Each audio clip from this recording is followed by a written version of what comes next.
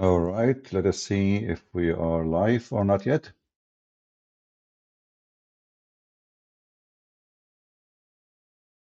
All right, let us see if we are live or not yet. Okay, I think you guys hear me. Peace of the Lord to all of you. I hope my voice coming good and clear. Please invite your friends and let us have some good time together. Today our topic is very important. But usually, when somebody have a program, let us say, you know, let us say a program about volcanoes. So what the program does, is he going to invite someone is a farmer or somebody is a specialist in a volcano study? Scientist, let us say. If the program is about ear infection, who we are going to invite? A mechanic guy or somebody is a doctor, he study ears and this is his specialty. Those shows are just a show of stupidity. And look at this guy. I don't know what his name. He looked like a monkey. Honestly, look at his face. Is that a look of someone he have little intelligence? I'm just being honest with you. Look at his face.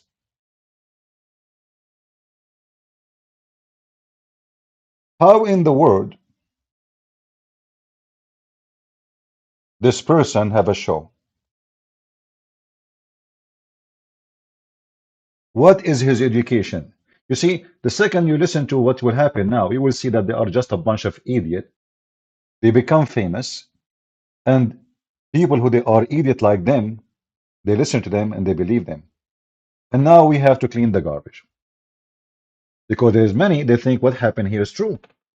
What is being said there is true. So let us examine what we heard. It'd be wild. Because I think that's at the top of their mind. I think that's at the top of their mind. Bassem, what do you think? Well, I want to get it back a little bit because since we were talking about Palestine and Israel, I think the most dangerous thing when you talk about this is you either called a terrorist or anti-Semitic and whatever, right? And people. The dangerous about this, if you talk about it, they will accuse you to be either a terrorist or anti-Semitic. If there's a third solution, so which one is you? We will find out in a few minutes. And I want anyone who listen to this, doesn't matter who you are. I don't care if you support this or that. Everything we will show you is based on evidence, not on speeches and opinion. Those people, they sell words. Here, we give evidence. Right away, he starts saying things which, you know what, the reason we cannot talk much about it, because if we do, we are either terrorists or anti-Semitic. But isn't it Islam is the religion of terrorists? And this guy, he is the one who will say soon that he is a Muslim. And later we will find out what Islam teach. So are you a Muslim? Are you a moderate Muslim with jeans? And then your Quran now wearing jeans like you? Do you have a moderate Quran? Do you have a moderate prophet? Do you Muslim replace your prophet like now he's gone and whatever he says is not there and you don't follow? So why you call yourself Muslim? So soon we will find out how they play games with words and how they try to fool people. So, the problem when you speak about this, you are either a terrorist or anti-Semitic. We will find out in a second. I would see the people who are the very pro-Israel, who really supported Israel in 7th of October, many of them are actually anti-Semitic. The one who support Israel, they support them because they are anti-Semitic. That must be true story. And now we will give you names, and if we check, we will find that they are anti-Semitic. So imagine what he did. He just switched it upside down. The one who support Israel, he hate the Jews. Like, what the heck? How he is anti-Semitic and he is supporting Israel? Explain to us, Dr. Bassem. Especially right-wing politicians, Matt Gaetz, Uh-huh. and MTJ and all of those people, they love Israel, but they hate the Really? Jews. They hate the Jews, They're huh? anti-Semite. Really? It is very obvious, and this is why you see this the dichotomy about how the Jewish Voices for Peace. These are Jewish people in New York. They come in and they take over the central station, and they're all Jewish, and they say, "Not in my name." Okay, you know what? Those are Jewish people. So those are the one you are supposedly you like them. Those are the Jews. But you know, I have a message for you, you idiot. Those are not Jews. How we can prove it? A Jew who betray Jews is not a Jew. Those are liberals. Those they vote for homosexuality, feminine. This is who they are. They are feminine and homo. What do you mean Jews? Same time, I have uh, someone want to explain to you a message. This is an Israeli soldier, and I hope you have patience to listen to what he will say. Maybe you can learn something, you idiot. Let us hear what he is going to say to us. Hello, Jews for Palestine. I see a lot of you online bragging about, like, my grandfather is a Holocaust survivor and what Israel is doing to the Palestinians. Shut up. Go to your grandpa, if he's still alive, and ask him, what is the name of those Jews that betrayed their brothers and sisters and neighbors in favor of the Nazi regime? He will say, capo. And that's Capo. exactly what you are. I'm a Jew and I support Palestine. Well, I don't care how many chickens support KFC. It doesn't make it right. No one in the slaughterhouse will go, oh, this chicken, this one is on our side. Don't kill him. No, never. The same thing here. They say they want to eradicate the Jews. Jews, not Israelis. Jews. That includes you, Yadam. Because many of you have never been to Israel before and have no idea what it's like to serve in the IDF, I want to share a short video with you. For those of you who didn't understand what's going on, that was an actual Israeli tank protecting people of Gaza that are going from the north to the south. Protecting from who, you might ask? From Hamas, because they kill their own people when they flee the war zone. I dare you to show me a quote-unquote enemy army protecting civilians from their own government. Please, if you care just a little bit about the people in Gaza, you should condemn Hamas and ask them to lay down their guns, bring back our hostages, and surrender. But you will never do that, so we will. And you go ahead and be a little chicken supporting the slaughterhouse. I'm Israel Chai. Guys, did he lie? This guy, he just said the whole story. Those who they are supporting Hamas and they claim to be Jews, they call them Kabul. What does that mean? Traitors. And they did that even in the time of Hitler. For a few dollars value, they used to deliver their own neighbor who is a Jew. And they are Jews too. They are Jews. They have no ethic. Those are always exist. So the Jews who have ethic, they've been delivered to be killed. The one who have no ethic, they live. They always live. And this is what Muhammad did actually. When Muhammad he slaughtered Bani Qurayza, he asked a Jew what I should do to them.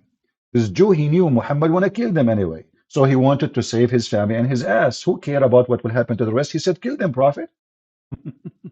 A Jew, he said, kill them. So when, you know, I told you 1,000 times, by the way, before we continue, I want to tell you, I'm not going to go to YouTube no more. I'm done with this program.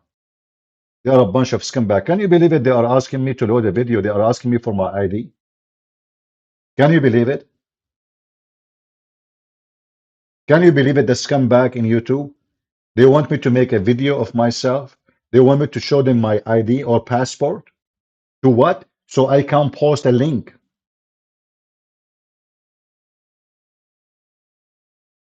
So tell everybody, please, especially those who load my videos in their channels. Tell everybody that Christian Prince can be found here.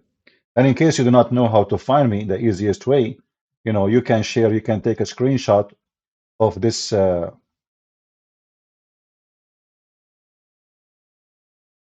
code. I will show it to you on the screen. You scan it, Let me be sure that the you can have the whole code appearing. Give me a second. Can you believe it? I wanted to post a link for Ramble. They are asking me to show my ID. I mean, in the state, you can refuse even to show your ID to a policeman. And those potatoes in YouTube, they are asking me to show them my ID so I can post a link. It's hard to believe, isn't it?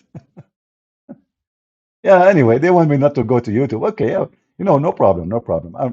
We are leaving YouTube. So let us see here. Let me zoom out. Give me a second. Here we go. So you guys can scan it and share it with your friends. You can take a screenshot.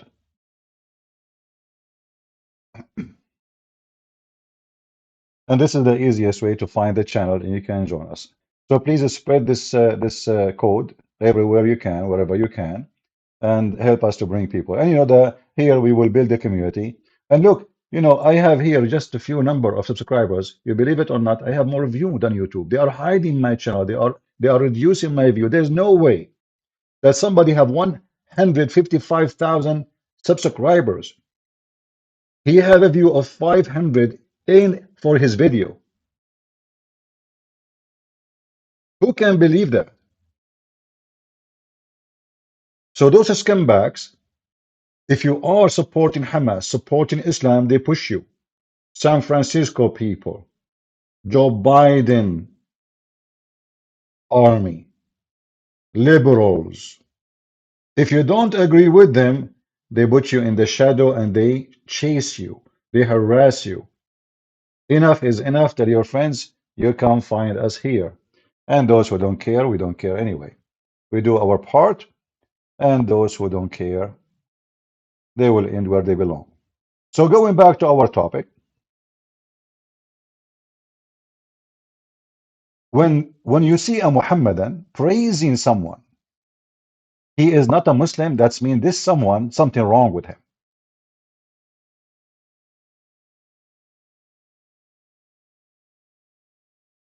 You have to be smarter. Why in the world a Muslim he praise a Jew? That doesn't make sense. If we open their Quran right now and see what Quran says about the Jews, you will not believe it, how ugly. And the Quran, by the way, bash everybody, Christian and Jews. And that's why the Muslims, this guy, he believe in Saturday first and Sundays a second, which means we kill the Jews first, we finish them, and then we go to Sunday. But when they speak, actually, I have a video of him in Arabic program. He was making fun of someone who invited the Jews to come back to Egypt. He said, what we will do with them? They kicked them out from Egypt. They are living there for centuries and centuries and centuries since the time of the Pharaoh. And they kicked them out without any of their money. And this guy was making fun. Why you are inviting them? What do you want to do with them? And now he is going to show you how much he loved the Jews. He's actually worried about them. So I will go back a little bit because we stop him, so you can, you can carry on with watching. It is very obvious, and this is why you see this the dichotomy about how the Jewish Voices for Peace. These are Jewish people in New York. They come in and they take over the central station, and they're all Jewish, and they say, "Not in my name." The whole idea is conflating Israel and with Judaism is wrong. And first, you idiot, you and them. The Israeli are not doing in the name of anybody. They are doing it in the name of Israel. So you are a certified donkey. He is a Jew. He live in Manhattan. What he have to do with the Israeli who live in Israel? So those are stupid like you. Not in my name. What does that mean? Do you see the stupidity? When Israel, they are going to war, in their army, there's a Christians, even there's Muslims. There's a Bedouin, there's Arab, there's the Druze. So those are stupid ones who say not in my name, who first using your name anyway? They think they own the, they own the title. That's it. Nobody, you cannot take it. It's our title. When those Jews in New York, they are just a group who support homosexuality and feminine party and growing hair under your arms, so you female, you can look like a man, and you supposedly now you are a man, and now you became equal. They are teaching girls that if you grow hair around your pubic area and you grow hair under your arm and you wear an underwear of a man, that will make you more powerful. Stop shaving your hair. Those are you yourself. You will die laughing at them. You will not even invite one of them to your house. Hypocrite. If those Jews who they are saying not in my name, they go to Gaza, what they will do to them? They will rape them. They will kill them. They will torture them, and they will kidnap them in the best scenario. Not in my name. Continue. And I think the most dangerous thing that can happen to the Jewish people of the world is to have Israel as their representative, because a lot of Jews. Ah, really? Okay, hold on. Are you threatening every Jew? Is that what he is saying? He is saying the most dangerous. Did you guys hear carefully what he is saying? The most dangerous, he's talking about dangerous to the Jews around the world to have Israel as their representative. So if you are a person who support Israel and you are a Jew who live somewhere, the Muslims will hunt you. This is what he just said. The most dangerous. But why is dangerous? Let us say this person, he have his own opinion and he live in Europe and he believe Israel have a right to exist. So why he is going to be facing danger? Are you going to kill them, Bassem Youssef? Are you encouraging the Muslim to go after the Jews? In fact, he just threatened the Jews. How come it is not the most dangerous for Muslims to support Hamas around the world? Oh, because nobody will kill them if you support Hamas. Do you see what? Do you see the snake? Do you see how he exposed himself? It is dangerous for you as a Jew if you support Israel and you take Israel as a representative to you. But it's not dangerous for you if you are a Muslim and you say, I support Hamas, and you walk in New York holding a flag and say, kill all the Jews. Did you see it? And the stupid host of the show, he did not get it. He is just as slow like a turtle. Are you with me? The host of the show, he is there like a turtle. You know, he's just a stupid idiot. But he didn't say, like, why hold on? Who's going? What will happen if somebody support the Jews and the Israel and he is a Jew? What you would do to them? He's just sitting there, you know. His mouth is open. He looked like an idiot and he act like one. Imagine if it's me who is the one doing this interview. I will wipe the floor with this guy. Jewish people don't like them to be their representatives, as many Muslims don't like some of those Islamic regimes representing them. This whole idea about Did you hear what he just said? He don't like those Islamic regime to represent them. He made Israel as a regime. But Israel is a state, have millions of people who live in the land, and this is their land. Even his stupid Quran said this is the land of the Jews. What do you mean as Muslims don't like some regime? What about you tell us what your prophet says about the Jews? Actually, I found a video of him. He's doing the same, you know, the same garbage. But I found only the part where he is it's translated. Sorry, not translated. It's in English. this. But you know, the somebody he did translate to Arabic subtitle. So let me play this for you, and you will see how we will die laughing at this corrupt man. How big he is, stupid. How and this is with the Morgan. You see, guys, why I don't respect those people. Morgan. When Morgan he have interview with this guy, and this guy he said what he said. Did Morgan he says to him, everything is absolutely false. Everything you said is absolutely false. Look what he said. Listen carefully. Youssef is placing for us now a map. What this map is about. Like what happened exactly? Well, Youssef, he really sad for the Jews. He cannot believe what happened to the Jews. It's really bad. And who did the bad stuff to the Jews? Well, he will tell you. Listen carefully. This is a map of all of the history of the expulsion of the Jews in Europe. They've been like, I have never seen a minority being kicked around this much, right? And of course, this comes back to the, the whole idea about the original sin, that you have betrayed Jesus Christ. What? What? Here you see that Morgan is a donkey. This guy not only is a big fat liar, he do not know what he's talking about. So we Christian, when we believe in original sin, this is about betrayal to Jesus Christ?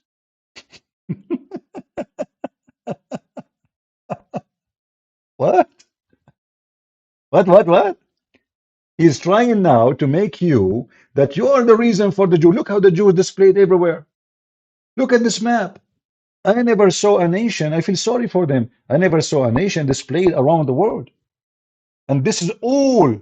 You have to blame only one thing for it. Why? Because you believe in the original of sin. The Jews killed Jesus. This is what the original sin is. The Jews killed Jesus, you donkey, son of Muta.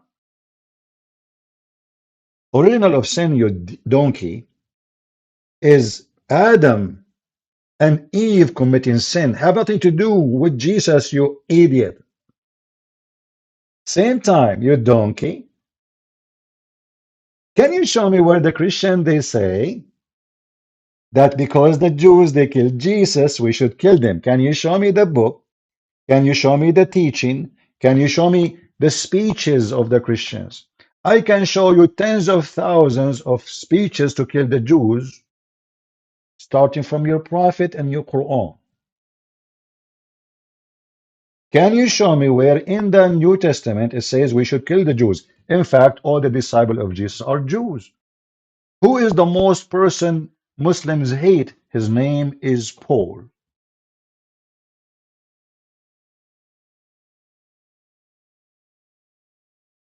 Who was Paul? He is a Jew. What about the rest of the disciples? They are Jews. So when the donkey he speak, and this Morgan, this is why I don't respect those hosts, and they bring those people just to make money. Shouldn't you say to him, what are you talking about? There's no Christian believe in what you say. The Christian, they don't believe that original sin is about the Jews. This is number one, you are stupid. Number two, the Christian don't teach in their churches that we should go and kill the Jews. And now he will say something even more. Listen carefully. Listen and love. Have betrayed Jesus Christ. The blood of Jesus is on your hands. Then comes the 11th century. At that time, Jewish people were not allowed to own land. Before they continue, first of all, isn't it Jesus in the cross? He says, Father, forgive them. They do not know what they are doing. Is that true? Isn't it Jesus? He forgave them for his own blood before he died in the cross. So in Christianity, it's so clear how we stand from what happened. Same time, we don't go after somebody he is a Jew because he's a grand 2,000 years ago he shouted, kill Jesus. Are you stupid or what? It's you Muslims who do that. It's you Muslims who believe in that. In fact, your prophet, he said he was going to place the sin of the Muslims, even if it is like mountains, on the Christians and the Jews. If we go in the hadith, you remember we said we don't mention things without proof, right? We don't make speeches here. They make speeches full of lies. Here we give proofs. We don't make speeches. Speeches is not our thing. Let us hope the site is. Here we go. This is your filthy prophet. And now I dare you to say, well, I don't believe my prophet And who, my prophet isn't easy. He's a person of hate. No, this is not the hate I want. Hold on. Let's search for it. Give me a second.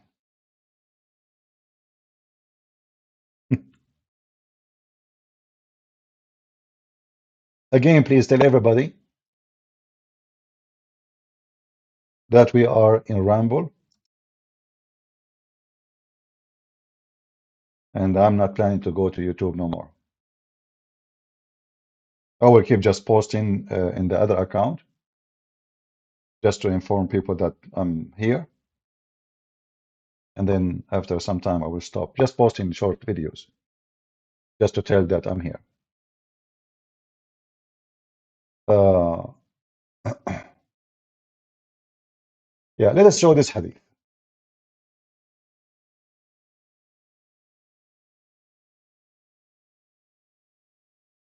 And here we will see that the most hateful religion and justified religion for their action is Islam. Because why Muhammad wanna put the sin of the Muslims on the Christians and the Jews? This is very authentic hadith. Read carefully. This is authentic. This is not a joke. This is what every Muslim believe in. So here it says, let us read together. And let me be sure that you see the whole text. Nothing is missing. I think you do. Muhammad, he said. Who? Muhammad. This is not a host. This is not Morgan and Potato and Tomato and those silly. This is their holy prophet who they literally they ate his shit and they drank his blood and they saved his booger and they have a museum for his holy hair. Go ask Erdogan. There would come people among the Muslims on the day of resurrection with as heavy sin as mountains, and Allah would forgive them and he would place their sin, or he placed instead of them the Jews and the Christians. Where? In hellfire. You see how many times the Muslim they say to you, oh, you say Jesus, he died for your sin. Is it fair? Is it fair that somebody else, he died for the sin of somebody else? Is that fair? We Christian, we don't believe it's fair too. It's not fair. It's not fair that Jesus, he died for our sin. Who said it's fair? That is the love of God. This is not about fair. Fair is you go to hell. Fair that you broke command, you commit sin, you don't deserve to be in the house of God. But here, is it fair? Is it fair that you filthy Muslims, you go commit sin and then your God, he will place me instead of you in hell? Is that justice? Yes, this is the justice of Muhammad. And why he is placing the Christian, why he don't mention the Hindus? Muhammad never heard of them, maybe. Why you don't mention the, I mean, there's a billion religion in the world. Muhammad, his God, never told him about them. Allah do not know about the Hindus. Allah, he never heard about the Buddhists. Even though they are very ancient, but he did not tell him. So those are the only one Allah will place the sin of the Muslims on them, and he will send them instead of Muslims to hell. So when those people they make up a lie, here we get them busted. Let us go back to this interview so we can laugh more. Let me see if we can make the quality higher, because it's really bad quality. Yeah, maximum maybe. Okay. So let us see here. Listen carefully and laugh. So what is what he will say to us? What he's trying to say to us? Listen. They were just peasants. Even some of the professions are not even allowed to participate in. But they were allowed to do one thing, usury, money lending, because it was prohibited by the Catholic Church to engage into that. So what happens when you work in money? You get richer, right? And those Jews lived in ghettos. Now, ghettos was not just like isolated neighborhoods in cities. Sometimes ghettos were outside the cities. This is like how isolated they were. And remember, this is what the Catholic did. This is what the Christian did, not his prophet. He was looking at the map. Actually, it looked like this video does not show everything, And this is not what I want, because I want to show the rest, because he spoke about the crusade. According to this donkey, the crusade, they went all the way to Jerusalem, and they killed only 2,000 Jews, and they came back. Looked like in Jerusalem, it looked like Jerusalem was controlled by the Jews. So the crusade, they came to kill, they killed only, he said, I will find the video. Just give me some time. I will find it. I thought this video have, because it's the same interview. He said there is a pope, his name is Urban II. He is the one who launched the crusade. What they did, they go and killed only Jews, not a single Muslim. It turned to be that the crusade, it was just to go there and kill the Jews, but there's no Jews there. Since when? Isn't it your prophet? He killed all the Jews and he displaced them, and most of them they went to Persia. This is your filthy prophet. I will try to find the video which I'm looking for.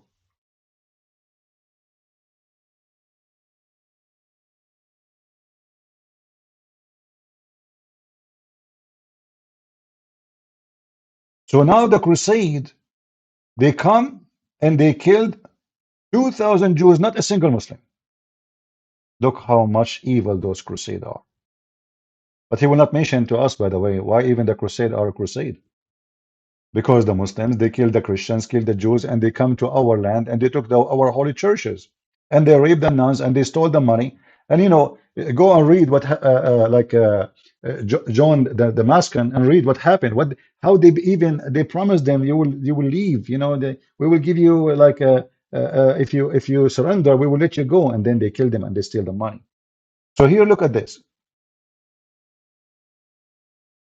Filthy Bassem Youssef claiming that the Jews are displaced around the world, treated so horribly. This is by the Catholic, not by Muslims. But he can't explain to us first why even the Jews, they want to the Christian land if they are discriminated by the Christians. Why they don't go to the Muslim land? Can you explain to us? What happened to the Jews in the Muslim land? How many Jews they used to be in Iraq? How many Jews used to be in Persia? How many Jews used to be in Egypt itself? He's from Egypt. By the way, he's not Egyptian. Have you ever heard of someone Egyptian have blue eyes? Yeah, God knows. Anyway, a lot of tourists coming to Egypt. So I will certainly expel the Jews and the Christians from the Arabian Peninsula. But when we hear this guy, he is so upset for what happened to the Jews. Do you see there anywhere it says the Israeli regime? Do you see anywhere it says those who establish Israel? It says Jews and Christians, any Jews, any Christian. And this is what Muhammad he did. And now this actor, comedian, by the way, he's the comedian maybe, but the kind who do bully. You know the bully? It's a bully business. It's a profession. Like, you know, there's many American, they call them stand-alone comedians, something. They are bully, you know. They bully everybody. The second you say something about them, they say to you, we will sue you. All their business is about bullying people. Like there's a guy, I forgot his name. Somebody, he said, I am sure his name is in the list of the, you know, this guy, the pimp, Epstein. So he said, I'm going to sue you unless you apologize. This guy, he make lies about everybody. He bully everybody. And now if somebody says something about him, he will sue you. And we know who is this guy. This guy is nothing but a bully. And now he is trying to bully the Christians, claiming that the Jews, they are suffering because of the Christians,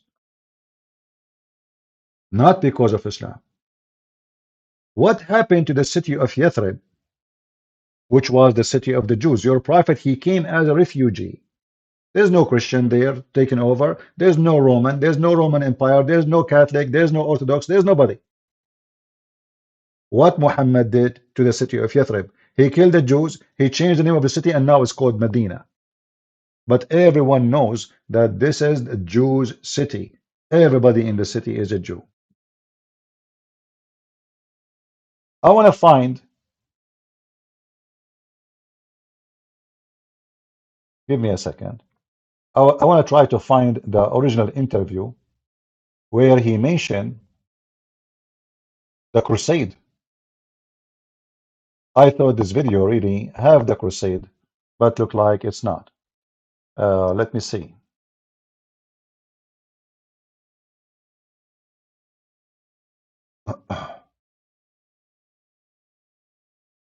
Minority being kicked around this much, right? And then Maybe go this one, I don't back know. to the, Let us see. the whole idea about the original sin that you have betrayed Jesus Christ. The blood of Jesus is on your hands. Let us see if this one will And then work. comes the 11th century. At Aha, that time, Jewish people were not allowed to own land. They were just guys, then it come the 11th century. At that time, Jewish people are not allowed to own a land. Are they allowed to own a land in the Middle East? Are they allowed to go back to their houses in the Middle East? Are they allowed to go back to Jerusalem? No. Suddenly, the Muslims are the one who defend the right of the Jews. This guy, he defended Jews. peasants. Even some of the professions are not even Is, allowed. is the sound good or the sound is very low? Guys, can you hear his voice? I don't know how to increase the voice here. This is the TikTok, stupid TikTok. I don't see any option to increase the sound. Can you hear it? It's very low, huh? Okay, maybe here. Here, hold on. Yeah. Okay, go. Allowed to participate in. But they were allowed to do one thing, usury, money lending, because it was prohibited by the Catholic Church to engage into that. So what happens when you work money? You get richer, right? And those Jews lived in ghettos. Now, ghettos was not just like isolated neighborhoods in cities. Sometimes ghettos were outside the city. This is like how isolated they were. And in those ghettos, they have to pay gold to the mayor or the governor or the prince or the noble.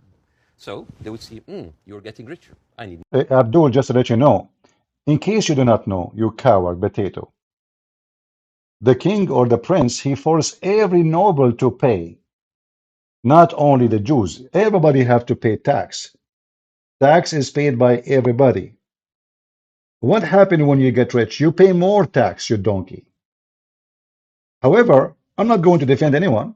I wasn't there. I don't know. Maybe there's someone who mistreated the Jews. Maybe. But what does this have to do with Christianity? And now he will go to something else. I hope he will speak about the crusade, because this is the part I wanted to hear. more taxes. So they pay tax. What happens when you have a business and they increase your rent? You increase your service, increase the tax. So what happened? What the Christians started to default. And suddenly the image of the greedy Jew was created. The greedy Jew image created by the Christians. Unbelievable. Listen carefully. The image of the greedy Jews created by the Christians. It must be true. So we made the Jews rich, and now we made them look greedy? Well, if you are not greedy, nobody will see you greedy anyway, you idiot. But let us go with this. According to Islam,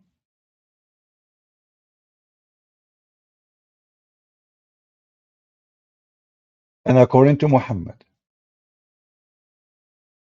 the Jews are the most ever greedy.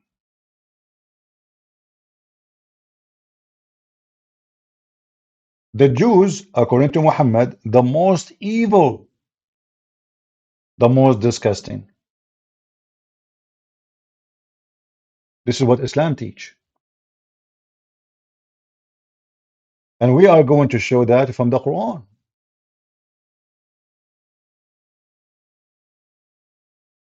We do not need to show it to you from somewhere else. We can show it to you. And now he is talking about the story of the two cities, about Shiloh, the Jewish guy. Well, he's talking about a Jewish guy, not the Jews. He's a Jewish guy in the story, and because they are the one who people borrow money from them, so the story is about this guy and the other guy, and the first one have no mercy. But isn't it what your prophet he said in the Quran? Let us see what the Quran says about the Jews. Because the Christian, obviously, they are the one who they created the Jews' image. So the Jews now became greedy, and now it is us who is behind the greedy Jews. That's what he's saying. But I will let him continue a little bit so we can show you the reference. Shylock, merchant of Venice. If it will feed nothing else, it will feed my revenge. Like never did I see a creature I can't remember that. Never did I saw a creature that looked like a man so keen and greedy. Confound of a man. English. I messed it up. Anyways, but this was the image, greedy Jew, the greedy Jew. This was created because of their conditions, and it became worse in 1095, when Pope Urban II called for the first crusade to go and save the birth of Jesus from the unbelievers Muslim. And this crusade did not kill a single Muslim. You know how many people? This crusade did not kill a single Muslim. We will go back to all those. Hold on. Don't think I skipped the greedy Jews. We will go back. We will show reference. The crusade did not kill a single Muslim. What? What they did then? They killed 2,000 Jews. They killed 2,000 Jews.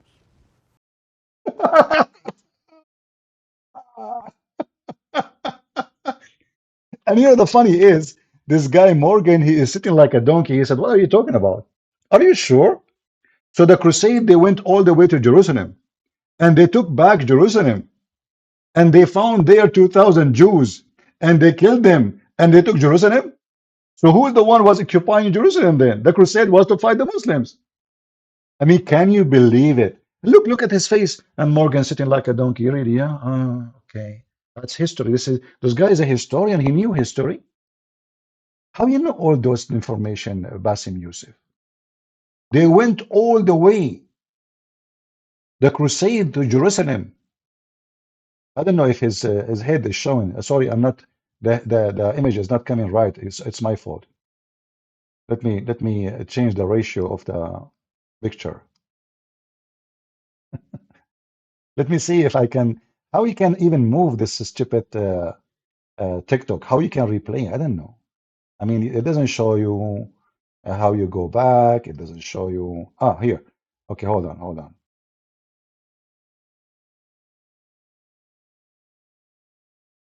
All right. Let us see. Okay, here we go. Let us play again so you can see him better. If we do it this way, is it going to show it? Let's see. I'm trying to see what is best for you to see, because this is a short video, so the image is not the way it is, Okay, let us hope now it's going to work. Listen carefully.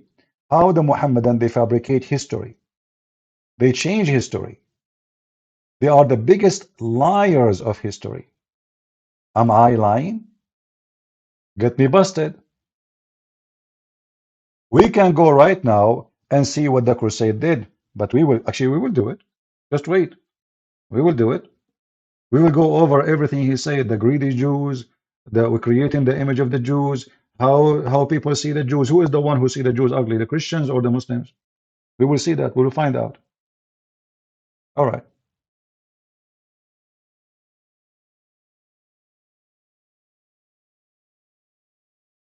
Play. And it became worse in 1095. 1095. When Pope Urban II called for the first crusade Oh, to go and save the birth of Jesus from the unbelievers Muslim. And you know, this crusade did not kill a single Muslim. You know how many people they killed? 2,000 Jews. True story. You know, so I decide to ask myself, who is going to teach us about what happened? The crusade, they killed 2,000 Jews and they got Jerusalem back. Uh-huh.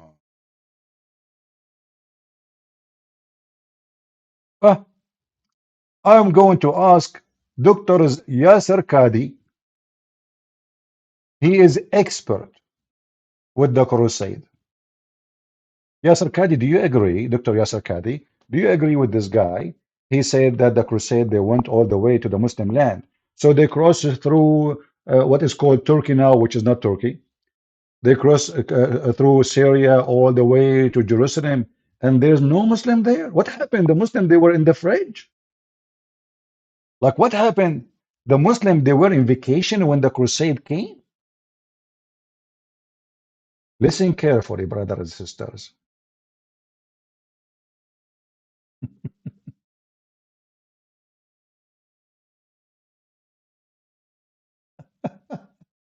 And you know, what make me really like wonder is how stupid this Morgan is. Shouldn't he ask him, like, listen, hold on. I mean, we are not a bunch of kids here. What are you talking about? Where do you get this from? So the crusade, when they went, they found no Muslim there. They crossed the land, and there's only Jews in their way, 2,000 only, and they killed them.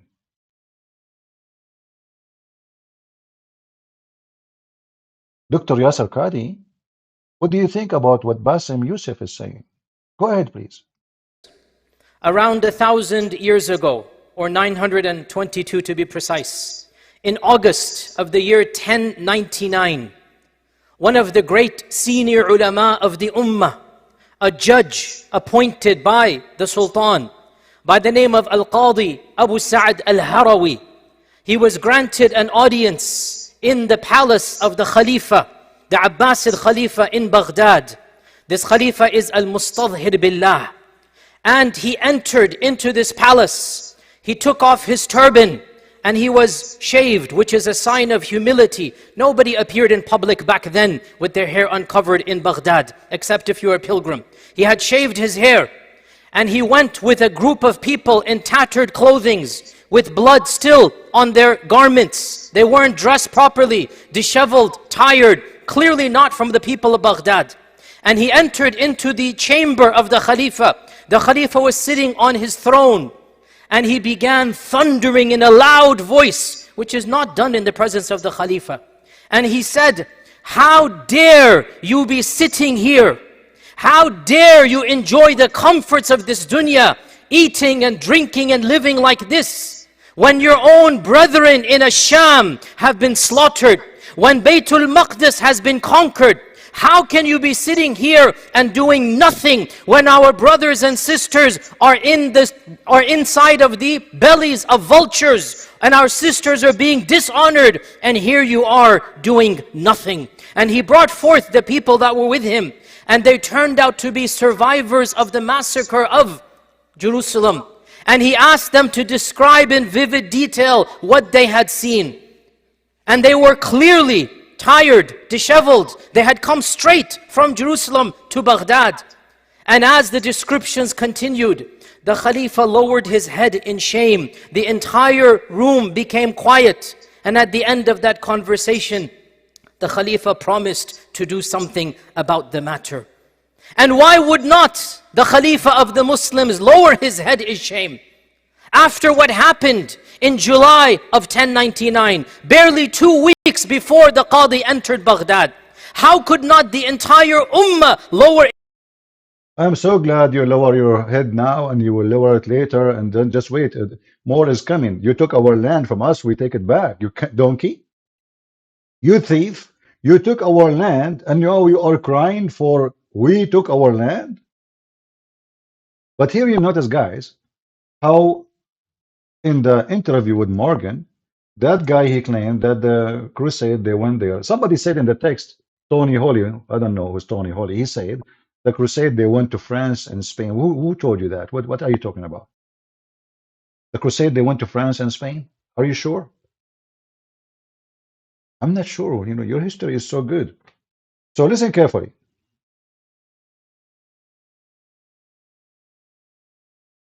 According to Bassem Youssef, the Holy Land in the 11th centuries was occupied by the Jews. And the crusade went there and they killed not a single Muslim. 2,000 Jews only, and not a single Muslim. I will tell you why. When the crusade came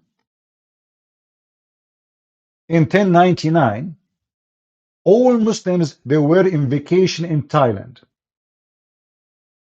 in a city called Phuket. Aisha, she was wearing bikini, and the caliphate was doing suntan. So when the crusade came to Jerusalem, there's no Muslims. The only one who was there is the Jews. So what the crusade did? They said, okay, there's no Muslims. So what we will do now? You potato. I mean, do you see why I don't respect those show, Morgan show, potato show? They are just a bunch of like, okay, how in the world this guy Morgan, he said, what are you talking about? What is the reference of what you are saying? So the crusade, they went all the way and they took Jerusalem and they took Syria and they took all the seaside, the Mediterranean. And there's not a single Muslim was there. So who was even there? So you Muslim, you occupy what exactly?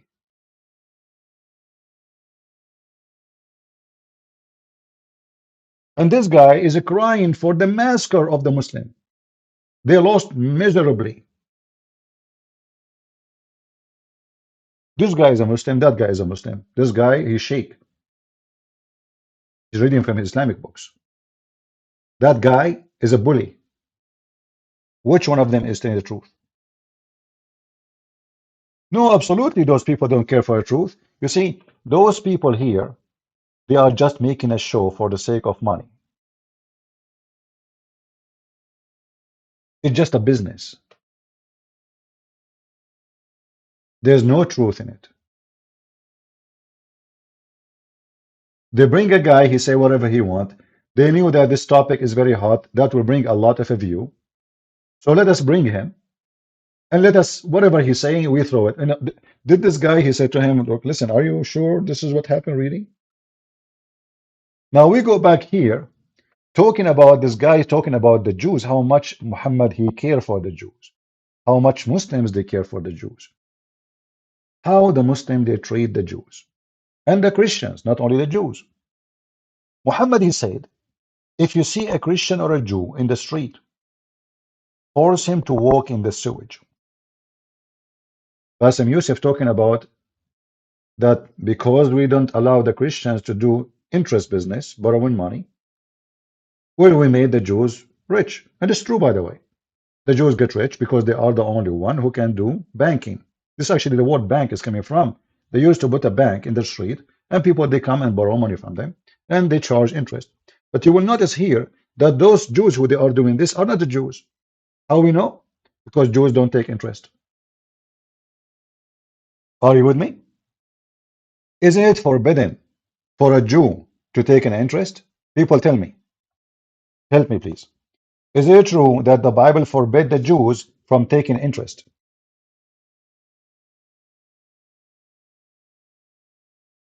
Is that correct?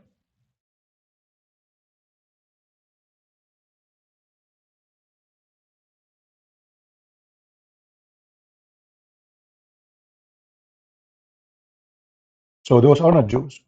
Those are false Jews. The Jews are not the one who's doing that.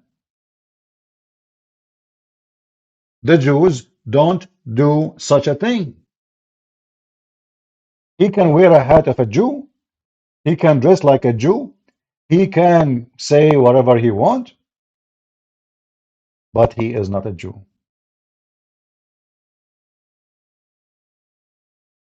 And as you see, the Christians in Europe, they are discriminating the Jews to the point they are the one who control the banking and get rich. Do you see how good this discrimination is? How your prophet, he treated the Jews and the Christians.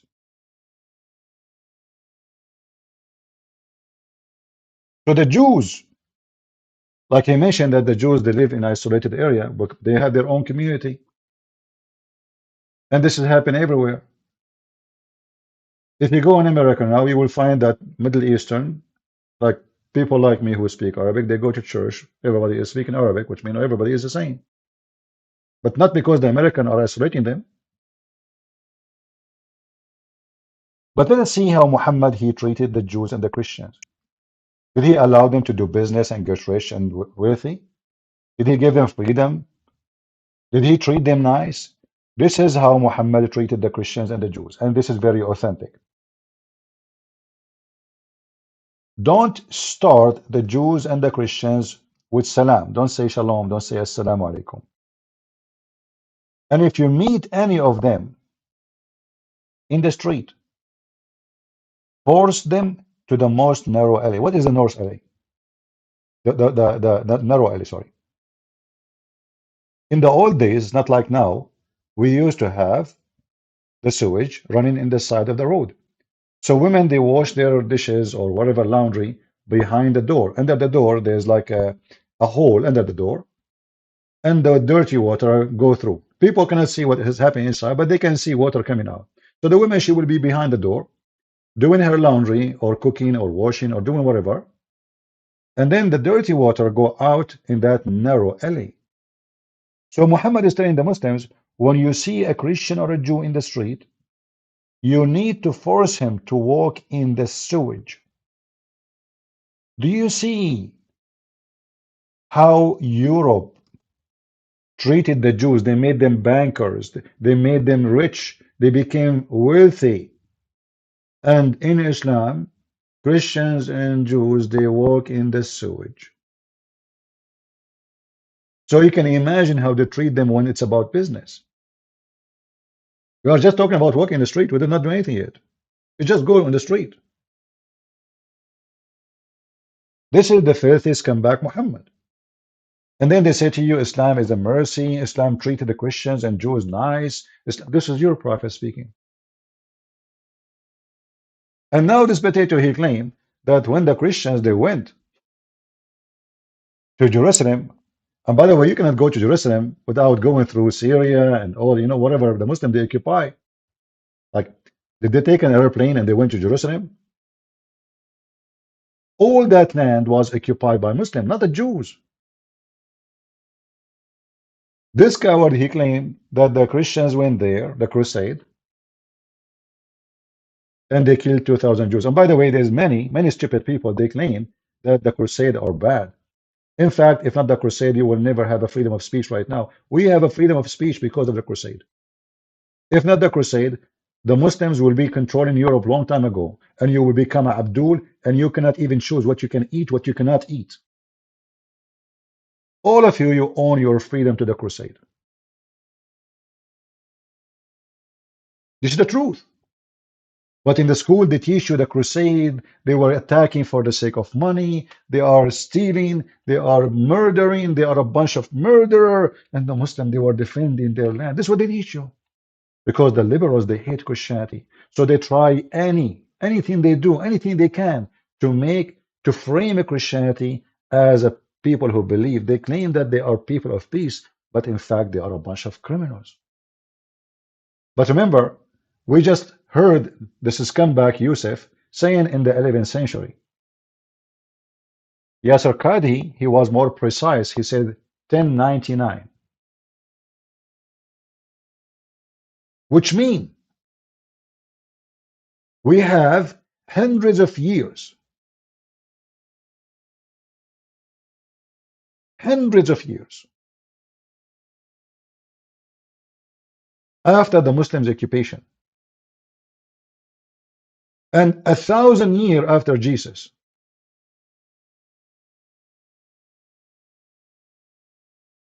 Actually, that will be, sorry.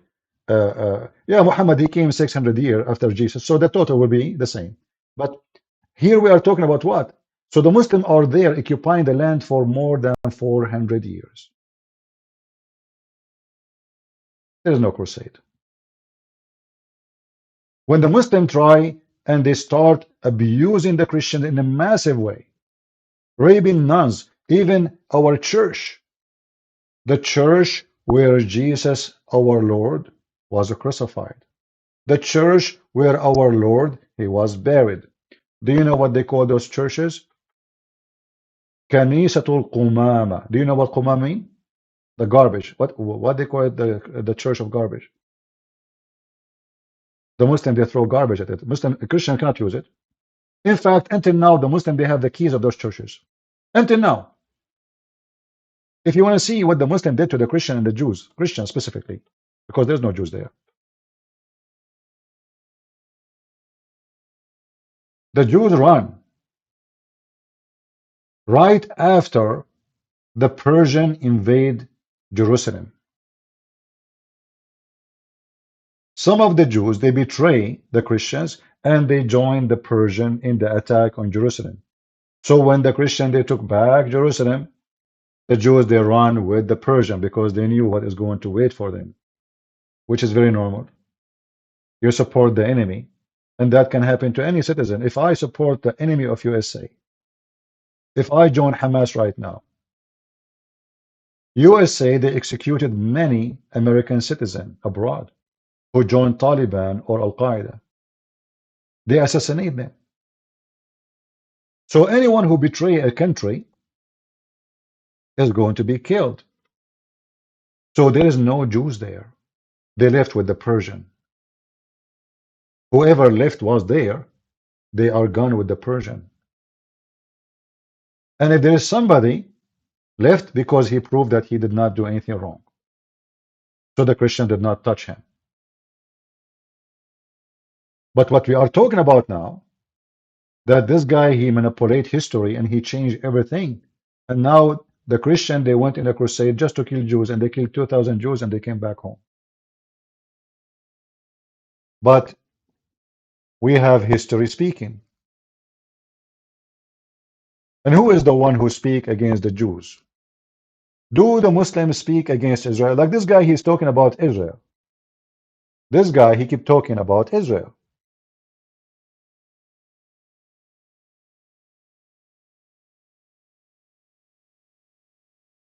It's dangerous to make Israel represent the Jews. Why? But making it's all or none now. Israel have actually done a lot of criminal activities that a lot of Jews do not Like what? Like what? Can you tell us like what? Tell us like exactly what happened. agree upon. And a lot of the people who go out in New York, in Brooklyn, in Los Angeles, these are Jewish people shouting, "Not in my name." Many Those are not Jewish. Those are people who support homosexuality, they support the feminine, and everybody knows that they are not Jews. Even you yourself, you don't consider them Jews. Even the Quran don't consider them Jews. Oh, we can prove it. But let us hear more.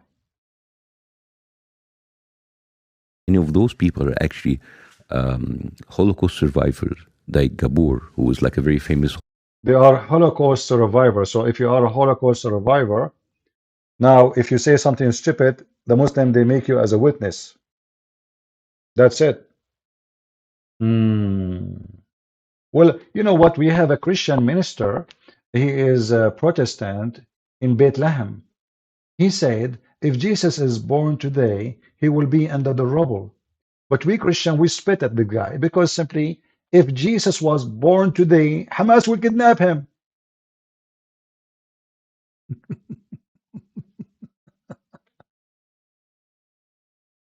I mean, it sounds stupid, right? I mean, you cannot kidnap Jesus if you are Hamas, but because he's born of a Jewish family, Hamas, they invade. Let us say Mary, she gave birth to Jesus in October 7.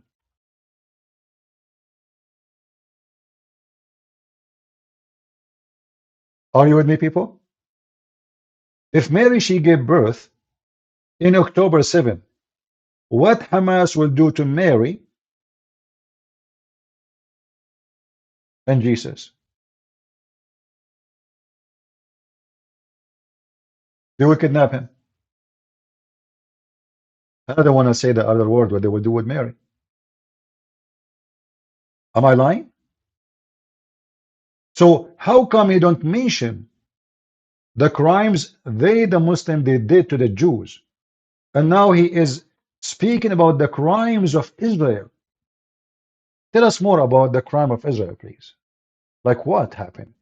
Himself, and you say Israel is a Zionist terrorist apartheid country. So if you think like I'm saying this because of my Muslim or Arab background, listen to the other Jews. They're saying, Oh, he is an. But supposedly the broadcast is still live.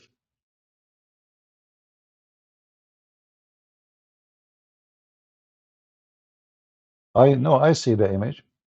I think it's fine. Jews for Palestine. I see a lot of you online bragging about, like, my grandfather is a Holocaust survivor and what Israel is doing to the Palestinians. Shut up, go to your grandpa, if he's still alive, and ask him, what is the name of those Jews that betrayed their brothers and sisters and neighbors in favor of the Nazi regime? He will say, capo. And that's exactly what you are. I'm a Jew and I support Palestine. Well, I don't care how many chickens support KFC. It doesn't make it right. No one in the slaughterhouse will go, oh, this chicken, this one is on our side. Don't kill him. No, never. The same thing here. They say they want to eradicate the Jews. Jews, not Israelis. The Jews in Egypt. What happened?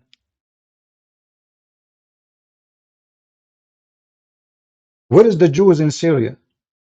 Where is the Jews in Iraq?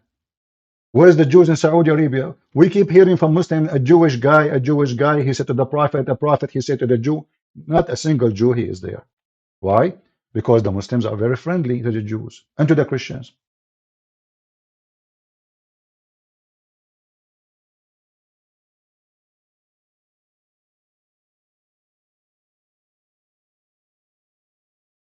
Guys, Ramble is a good program. I think it's my fault. I chose a low.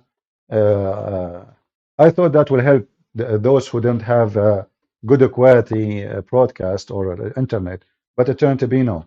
So next time, so don't think Ramble is a small program. All right.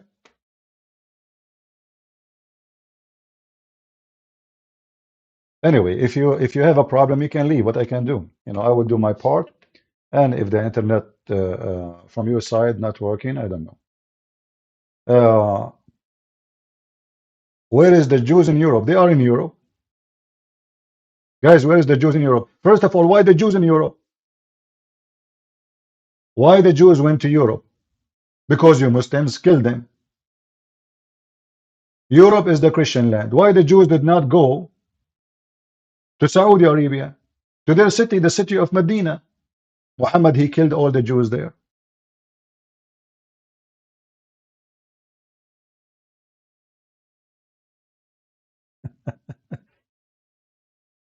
So here you see how stupid this religion is and how they lie. The Christian, they went in a crusade, they killed 2,000 Jews, and they did not kill a single Muslim, when the fact none of that is happening. The whole war was against the Muslims, who they invade our land and they took our churches. And the Jews, they seek refuge in Europe for a reason for sure. They found that they can be safe there, but they cannot be safe. Why they want to go to Europe if they are from Israel? Why they are scattered around the world? Who is the one who made them scattered? We showed you. Muhammad, he said, if I became victorious, I'm going to expel every single Christian, every single Jew from the Arabian Peninsula. Same time, those are your Muslim teaching in the mosque in London. By the way, what you will hear now, this guy, he is stupid. He don't know what to say. He says they are calling for destruction of Israel. That's false. They are not calling for destruction of Israel only. They are calling for killing the Jews. This is why, those who they work in TV station, the one who make the news for them, the article, it's just stupid. None of the speeches you will hear, they will play it for you, is about destruction of Israel, but it's about killing every single Jew, which means including Israel. Listen carefully. So Bassem, he is saying to you, well, the Jews, they've been mistreated by everybody, misdisplaced, but he will not tell you that the Muslims in Europe, they are chasing the Jews right now and they want to kill them. Listen carefully. TV investigation today reveals footage of preachers in several mosques calling for Jews to be killed and Israel to be destroyed. Now, we have handed the dossier of evidence to police, and officers from three forces are now actively investigating. Holly Hudson has this exclusive report, which comes with a warning that some viewers may find its content offensive. A sermon at the Redbridge Islamic Centre in Ilford. The speaker prays with his congregation in Arabic to curse the Jews and the children of Israel. Talk TV had the recording translated twice independently. It's voiced by an actor. Oh Allah, curse the Jews and the children of Israel. Oh Allah, curse the infidels and the polytheists. Oh Allah, break their words, shake their feet, disperse and tear apart their unity, and ruin their houses and destroy their homes. And from London to Liverpool. If the 2 billion just marched on Israel, it's all over.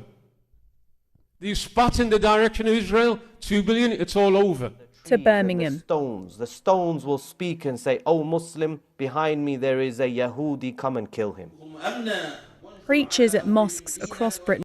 Did you hear what he said? Guys, just focus with my topic and stop talking about the broadcast and copyright. Otherwise, I will start blocking. I'm not here to hear from you about stupid things. Either you are here to focus with me on the topic, or you are here just to chat and entertain yourself. Focus. So, this guy, he said, the stone will tell you there's a Jew behind me, kill him. Who is the one who said, time will come and the stone will say there's a Jew behind me, kill him? That is Muhammad. At that time, there was no Israel.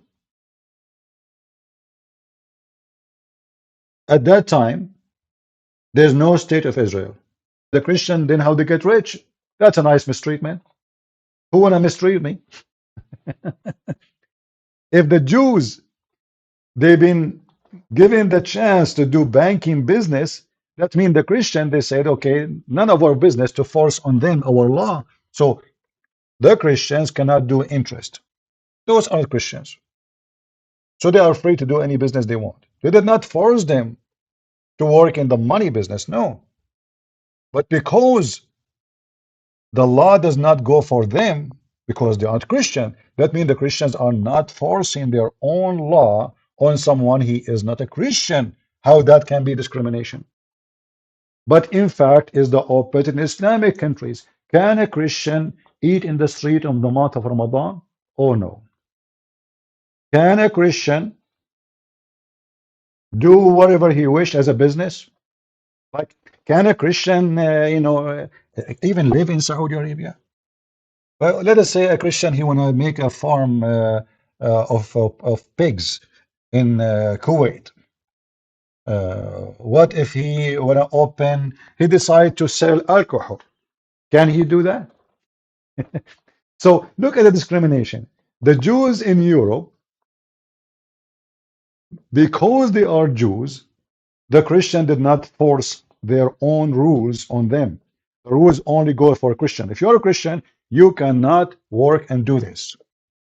You cannot give mortgage with interest. Because he's a Jew, well, he can do as he wish. Because simply, he is no Christian. He is not to be forced to do any business he don't like. Do you see how it's the opposite? Are you with me?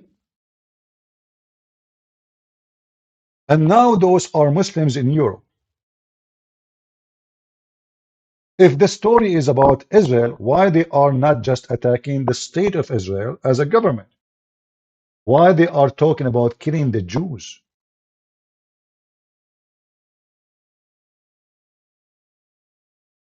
Have been filmed calling for victory for Hamas. Oh God, heal our hearts regarding the usurping Jews and in every enemy of you and the Muslims. Oh God, Limit their numbers, kill them indiscriminately, and do not leave any of them alive. O God, our Lord, disperse them, weaken their strength, shake the ground beneath their feet, and freeze the blood in their veins. Make them captive to the Muslims. And stoking hatred against Jews and Israel with alarming and You know, there's a guy, his name is Kevin, but his real name is Muhammad. He's saying, did you hear the rabbi who want to kill the Christian? You can say whatever you want, but they are not killing Christians. It is you who is killing Christians.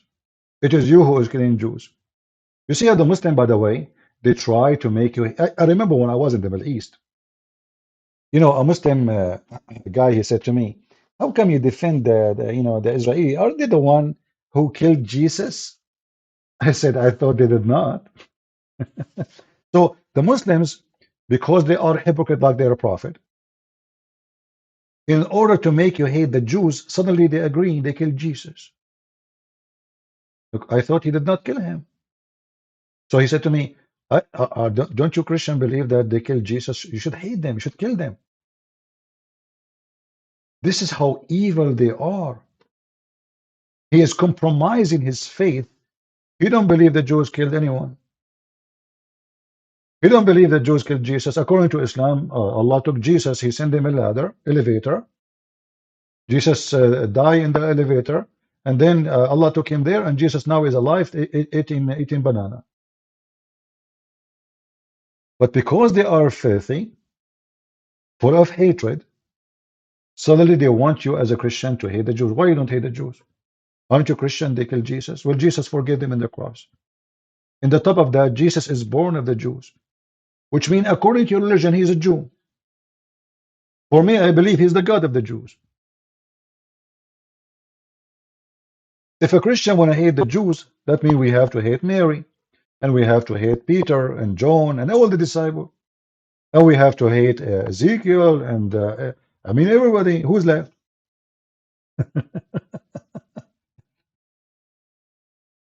Almost every single name in our book is a name of a Jew. Is that correct, people? Do you agree with me? Almost every single name in our Bible is a name of a Jew. Even the word Yeshua is a Jewish Hebrew word. Am I lying? Even the word Messiah, which the Muslim they use, is a Hebrew Jewish word. 47. And it says it clearly, children of Israel. Do you see it? Do you see it?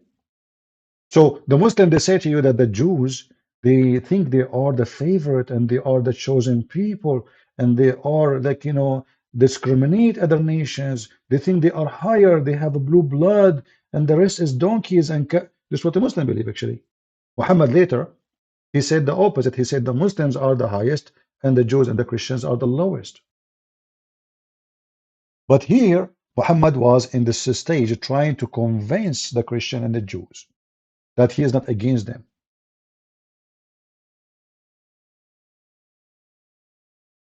So what he said, O children of Israel, remember my favor which I bestowed upon you, and I favored you over all nations. This is in the Quran, chapter 2, verse number 47. And there's tons of those verses.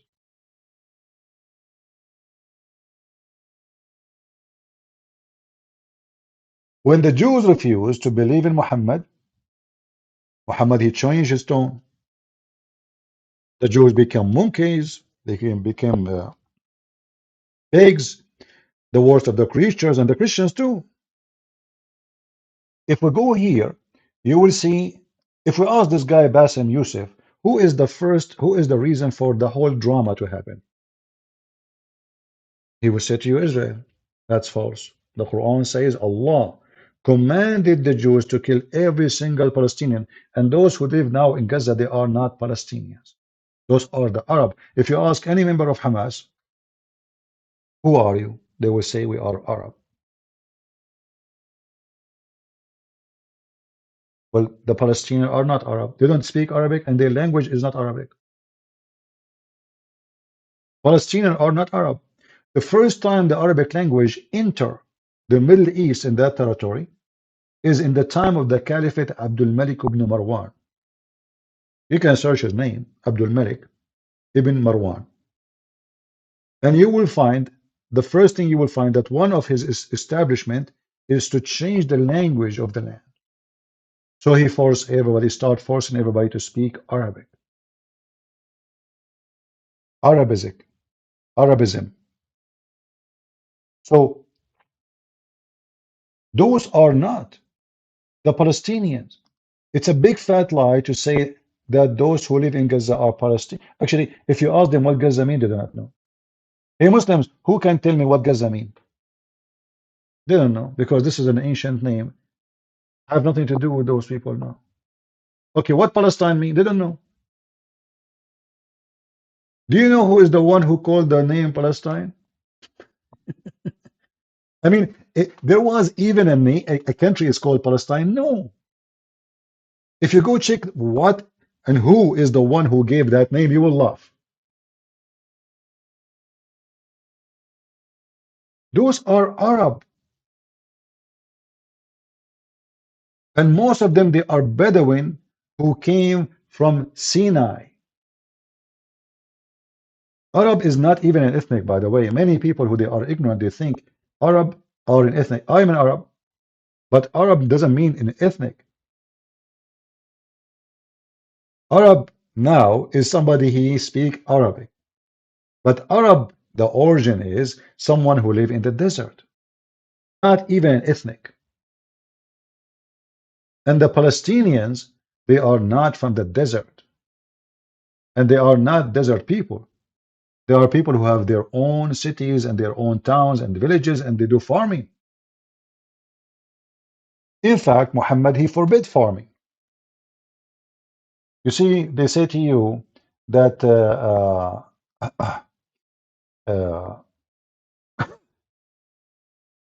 Palestinian, they own land, and they have olive trees and farms and etc. And the Jews, they are taking their land. But Muhammad, he forbid the Arab from farming. He said any house, a tool of farming or agriculture, enter it, Allah will enter humility and disaster into it.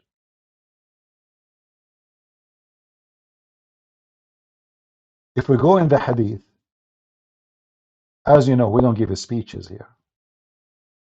We prove what we say.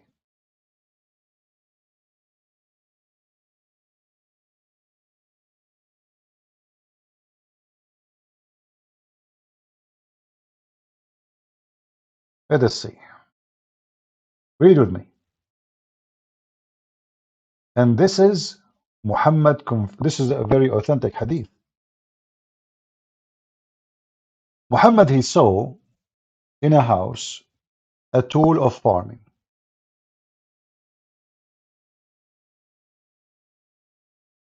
A tool of agriculture. Something, we do not know exactly what it is. They went in the story. And this is from Al-Bukhari, very authentic. Muhammad, he said, any house, those tools of agriculture, enter it, Allah will enter humility and disaster upon them. And ignore, it's in front of you. So what Muslim do for living? What the real Muslim Arab do for living exactly? Pirate. Attack the neighbor. Muhammad, he said to him, attack the Romans so you can get the blondie girls. They don't do farming. They are not even allowed to do farming. Muhammad don't want people to live in peace. He don't want a bunch of farmers who establish a house and live normally and have what? No, no, no, no. You don't do that. We want to attack. Keep attacking, bring in money. Otherwise, you need to ask yourself, if the Muslims don't farm, who feed the Muslims?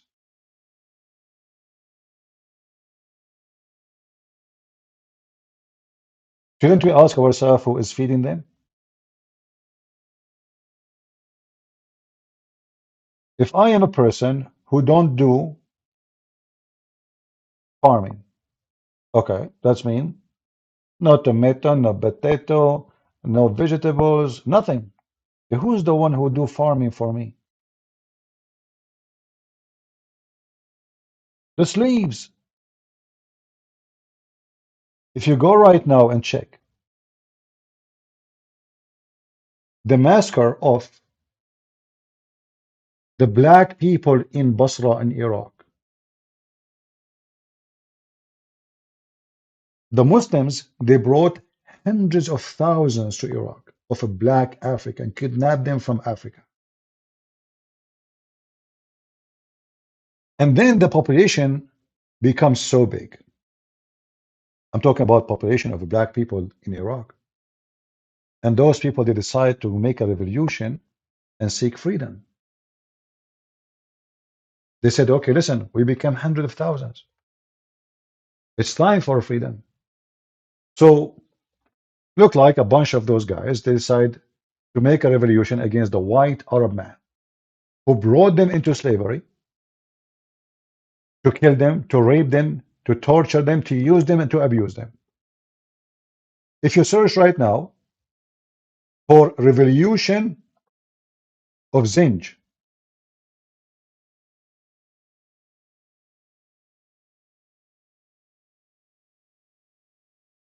let me see if I can find it.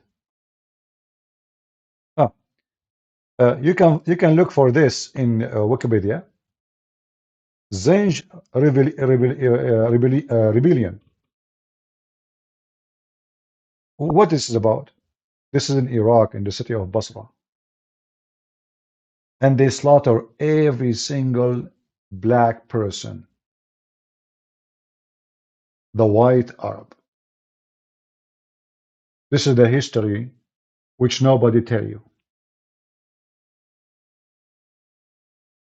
I saw a Muslim, he was making a speech in YouTube in a city hall, and he was telling them, in this very house, the one who built this house, he used to own slaves. A Muslim giving lectures about owning slaves. When he's a prophet, he have 13 wives. And each one of them, she have tons of black slaves. Even he have white slaves. But those are for sex. Married a Copt, even though suppose she's an Egyptian, but according to history, she was blonde. Why she is blonde? They claim that she is originally from Romania, which means she is a Roman. She's not really Coptic. That's why she is a blonde. Muhammad, he accepted her as a slave, as a gift. Look, Muhammad, he received gifts as a slaves. Not only he captured people, enslaving them, raping them, no. Like Safiya and many others. No. He received by mail. He go to his door, he opened from Amazon, he found a bunch of slaves in a box, and one of them, she is so pretty, he take her to bed. Am I lying, Muslims? So who is the one who feed the Muslims? Who is the one who grow vegetables, crops for them? What they do for a living exactly?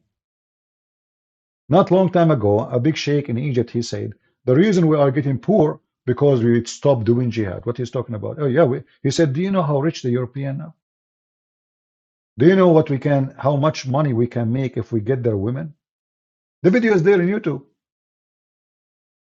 Al-Qaradawi, he is one of the biggest sheikhs of Muslims today. He said, if not the sword, Islam is gone long time ago. If not the sword, Islam is dead long time ago. And this is absolute. He is the biggest sheikh you have in history for them now. He is the head of the Islamic scholars in the world. And then those potatoes, they come and they give you a speech. And suddenly, a Muslim man from Egypt, who God knows who is his father, that's why he's blonde, claiming that he is the one who is worried about the future of the Jews because of Israel. Saying that Israel is the criminal here, and it's been supported time and time again by the EU, by American administration. I'm not asking for anything that is out of the box. I'm asking them to stop the killing, because let's say 7th of October, worst day ever. Okay. How many people are you going to continue to kill in order to get your revenge? You see, here you notice how this Morgan is the other guy, how stupid he is. What revenge? This is about revenge now? What do you mean? When your country, Egypt, and more than 25, 30 countries, Muslim countries, even from Pakistan, they come to attack Israel, you were seeking what, revenge or justice? You will say justice. So when they attack you, they say justice. When you attack them, they say revenge. Same time, give them their hostages. Israel, they gave Hamas 3 weeks. They did not attack right away. Release the hostages and surrender. What Hamas they do? Come to us. Well, they have to go and bring their babies. How many people you need to kill? Stop the killing. He said. They are killing Jews for the last 14 centuries. And Christians too. This guy, he live in a country he don't belong to it. This is the land of the Coptic Egyptian. How many Coptic are killed every year?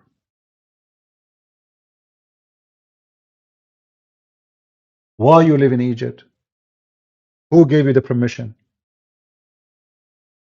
Isn't it this is the land of the Egyptian, and Egyptian are African and they don't speak Arabic and they are not Arab? How far Egypt is from Saudi Arabia? How come Egypt now is called the Arab Republic of Egypt? They hijack the land, they force people to speak the language, and then they change the name of the country. And now they claim it's an Arab land. But all of us, we knew that this is absolutely false. Only stupid people will believe in such a thing. History is there.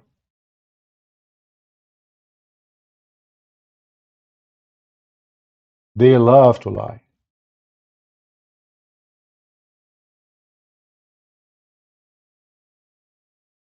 If we go right now and we search in Google, Prophet Google, peace be upon him, the description of the Jews, how Islam view the Jews. Can we do that? So I did, and you can do the same. But you know, always in English, you will find different stories. As we showed you, those scholars here or sheikhs, they don't see the same when they speak English. They are in London. They never speak as they speak in Arabic. In English, they don't say anything of this. In Arabic, they are making a speech to kill the Jews, all the Jews. Anti-Semitic rhetoric.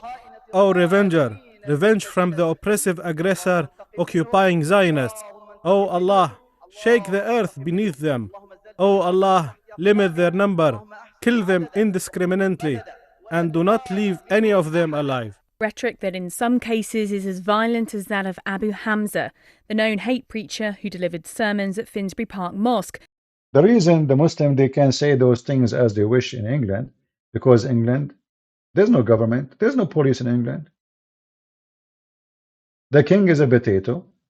The government is a scumbag. The police are even worried about their life. And the Muslims are taking over the street.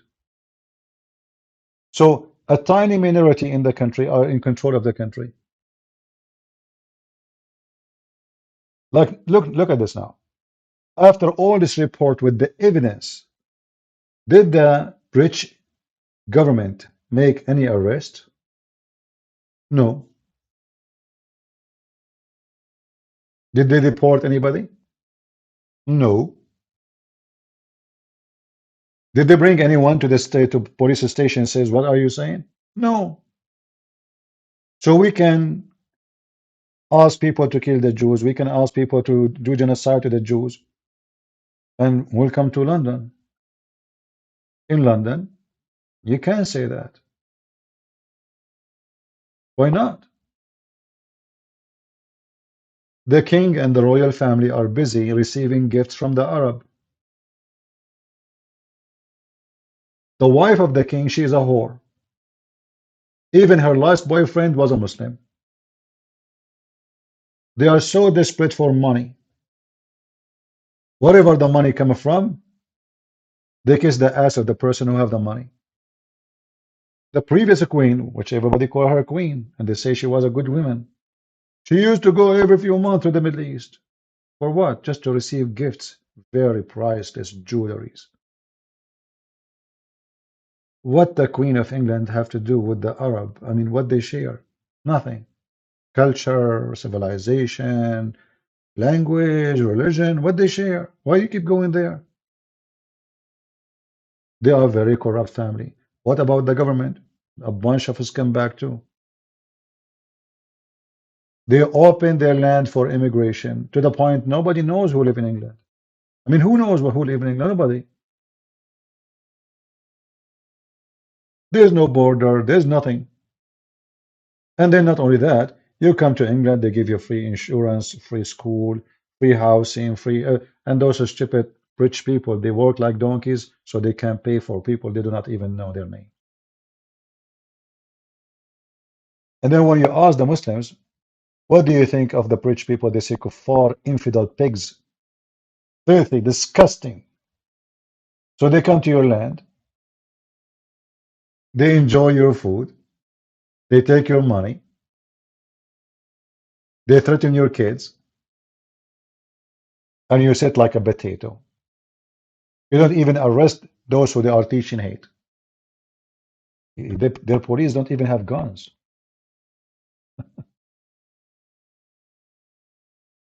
Their police don't even have guns. I mean, what kind of a police, what kind of a country we are talking about?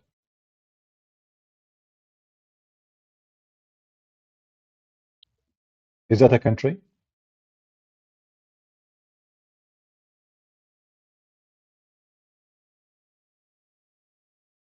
Is it really a country? And the rest of Europe is the same, like most of it.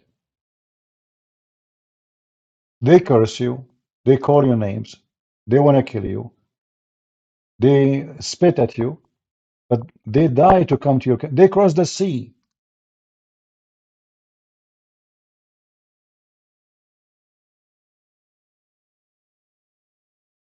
And if we go to any Islamic website to see how they describe the Jews, you will see all of them. They describe the Jews are the most evil people ever.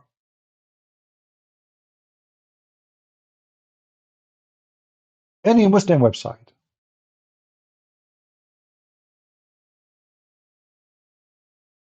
The Muslims in Iran, every morning they say death to America, death to Israel. Nobody speak about genocide. Well, Muslim can do that. Imagine if a Christian, they open a school somewhere, not a country, a school like a principal, he teach the kids, he says, say with me, death to Saudi Arabia, death to Pakistan, death, you know, it's you cannot do that. But the Muslims, they can. How the Quran describe the Jews? This is Ibn Kathir. And this is the Quran, not my words. I'm just showing you a little bit of what Islam teach about the Jews. Chapter 4, verse number 159. I will give you the link because it's in English. So you can read yourself and you can educate yourself if you are seeking education. You will see that the whole story is about how bad the Jews is. The crimes of the Jews. There's no Israel at that time. There's no Israel. What crime exactly we are talking about? Muhammad, he killed them. Muhammad, he took their land. Muhammad, he raped their women. Muhammad, he burned their trees. Muhammad, he tortured them, tortured them. And now here it says the crime of the Jews.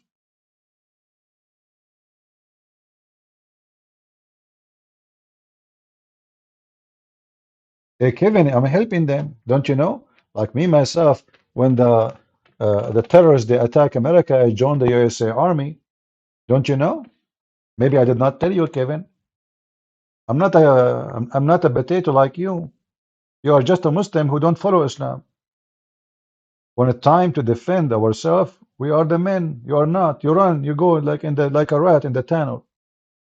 When you come to women and children, you are a hero and you record yourself, Allahu Akbar. When you meet the real army, you hide like a rat. All of you. When the Israeli army went to Beirut, all the way to Beirut, where is Yasser Arafat? You know, guys, in Lebanon, the Israeli army, they landed in the highway and they captured a big sheikh for Hezbollah. And even the Israeli army, they landed and they have dogs with them. I mean, they are coming for like a hunting trip. And you believe it or not a single terrorist from Hezbollah appeared. They got the guy. They got his bodyguard. They took everybody. They put them in the helicopter. They fly. They walk in the street before that to check around. Then they fly.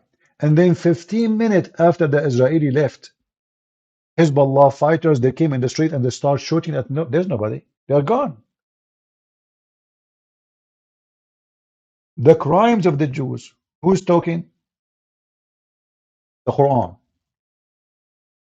The sin mentioned here among many sins that the Jews committed, which caused them to be cursed and removed far away from the right guidance. The Jews broke the promise and vows to Allah took from them, and also reject Allah ayat, mean his signs and his proofs and his miracle. They are talking about what? Muhammad. You see the crimes? Are you with me? There was no Israel at that time, but they are talking about the crimes of the Jews. And they killed prophets. If you ask Muslims, okay, who is the prophet they killed? They cannot give you a name. Hey, Kevin, you are the only Muslim here, maybe, properly. Can you give me the name of the prophet the Jews killed? I'm not saying according to our book. I'm saying according to your book. Give me the name of the prophet the Jews they killed. Go ahead. What Muhammad is talking about? According to Islam, even Jesus was not killed by them. So they killed who?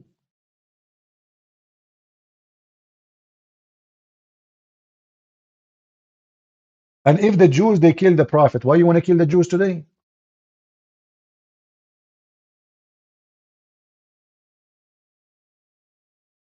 Isn't it the Arab? According to Muslim, they tried to kill Muhammad. So should we kill the Arab?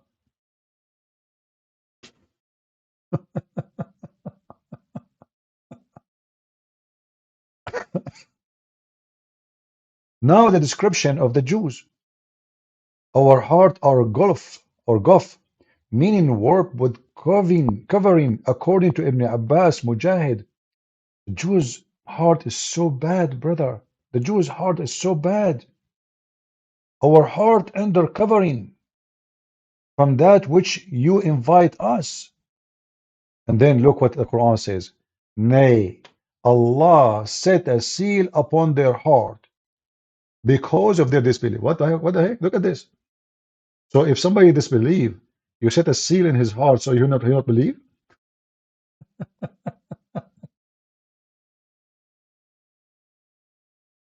Oh boy. Anyway, I'm not going to keep you longer. I hope we cover, and as you see, this is their books. You can read. The evil accusation of the Jews uttered against Maryam. Suddenly the Muslims, they defend Jesus now. The Muslims, they seek revenge for Jesus. They kill the Christian, they make fun of Jesus, and they spit at Jesus, and now they are the one who want to defend Jesus. The Jews, they say we killed Jesus. They are proud of it. Suddenly Muhammad now defending Jesus. Can you believe it?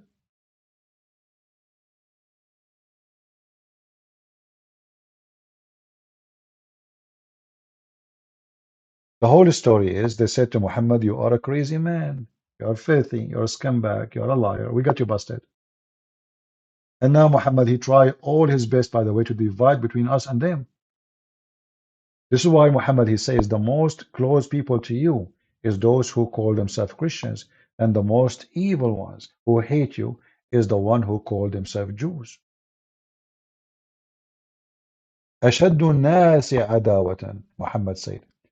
The most hateful people to you, Muslims, is those who call themselves Jews. And by the way, it's not true. Not true. There's a lot of Jews, they side with Muslims. And this is a proof that Muhammad is a liar. And he's a false prophet. How he gave a false prophecy. You can go right now and you will see many videos made by many rabbis siding with Muslims against Christianity. Like, not to forget to mention Tuiva Singer as an example. There's many Jewish rabbis that say, we as Muslims, we have no problem to pray in the mosque, but we will never pray in a church. Is that correct? A lot of them. So even here, Muhammad, he failed. There's many Jewish rabbis because they hate Christianity. Christianity took a lot of their children. Jews don't convert to Islam. It's a stupid cult. Nobody believes in it. So because those rabbis are really evil, they say to themselves, it's better for us to side with Islam against Christianity because Islam is not convincing. Our kids will not go there. And let us join with them forces against Christianity so our kids will not become Christians.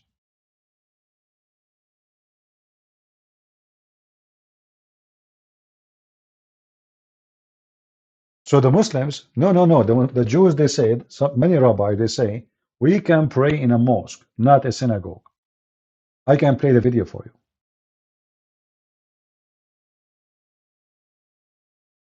Many Jewish rabbis, they claim that the Muslims' God is the same as their God, which is false because the Muslim God is, his name is not the same. He is not a spirit. And everything about him is different from the God of the Bible, you know? Even heaven, nature, everything.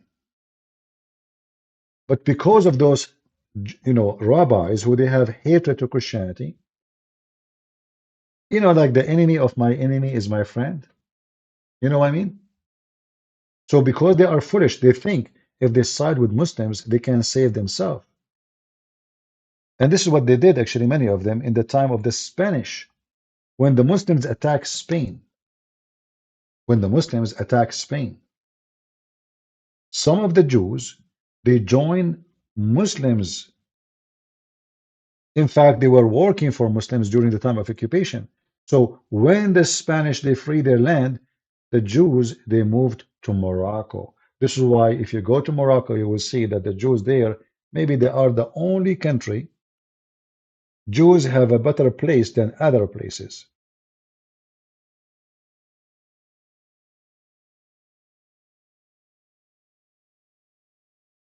So the Muslim, they use those Jews. This is why you see this man, Youssef, is using those Jews who say not in my name to attack the Jews. For us, we expose every liar. Doesn't matter. He is a Jew, he's a Christian, he is a Hindu, he is a Buddha. Doesn't matter. So yes, there's many rabbis who they are very evil, and they are willing to side even with Hamas against us. Like you see, this guy Tuiva Singer, not a single video he made after October 7 against Islam. Why? Every single video he made since then until now is the same as before against Christianity.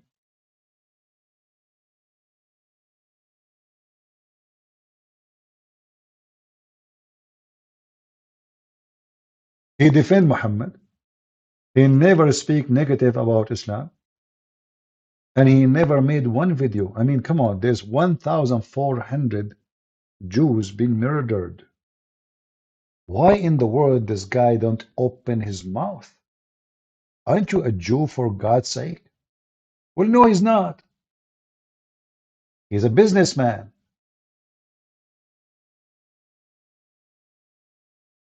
All his videos is about insulting Christianity and defending Islam.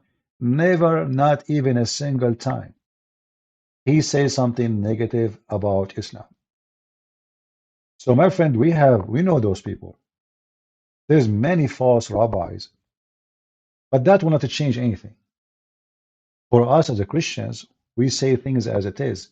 We will not hate the Jews because there's some filthy rabbis. No.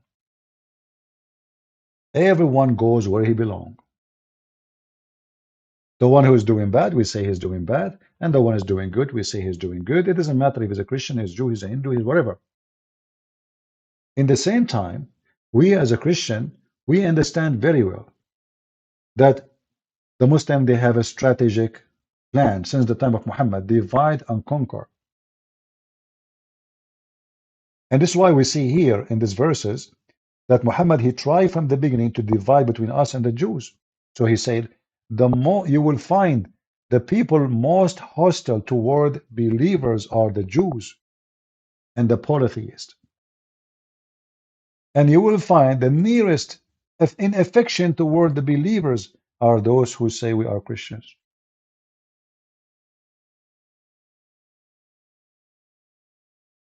But the Jews, after Muhammad, until now, they never have any. I mean, Israel is a new state. It's not the same old state of Israel. They never had a war with the Muslims. They never attacked the Muslims. So Muhammad talking about a false prophet. A false prophet is a false prophet. Reality says the Jews, they prefer to deal with Muslims over Christians. It's a fact.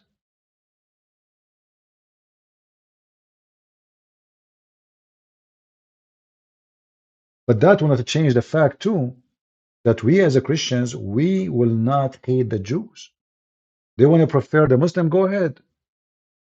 They defend Islam against Christianity, no problem.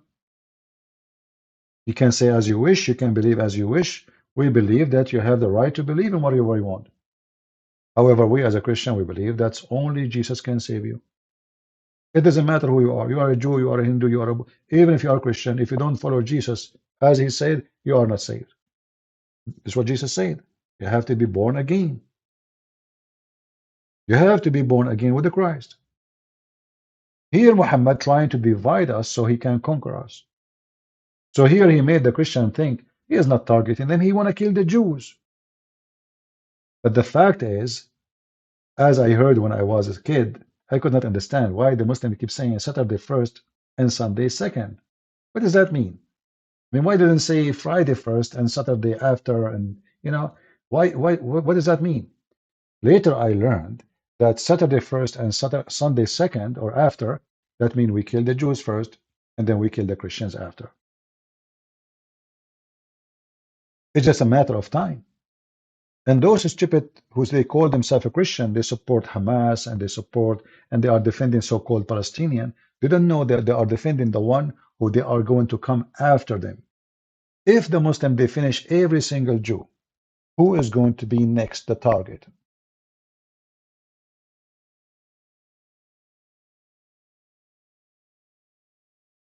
You know the answer.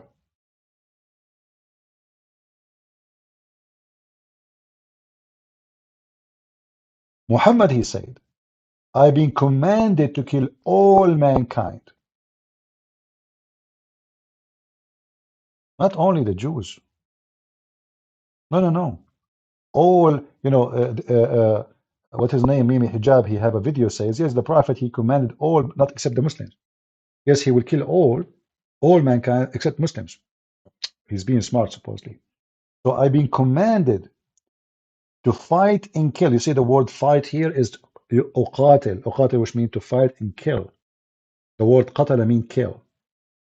This is what the word uqatil means. Uqatil is a verb of continue attack, of going to attack you. Until. So if you are a Hindu, Muslims being commanded to kill you. If you are an atheist, they will kill you. If you are a Buddhist, they will kill you. It doesn't matter. If you are not a Muslim, they will kill you. It's in front of you. Not only that, Muhammad, he made it clear that nothing can protect your blood and your money, which means they will rape your wife, they will take your kids, they will take your property. Nothing will protect you from my hand.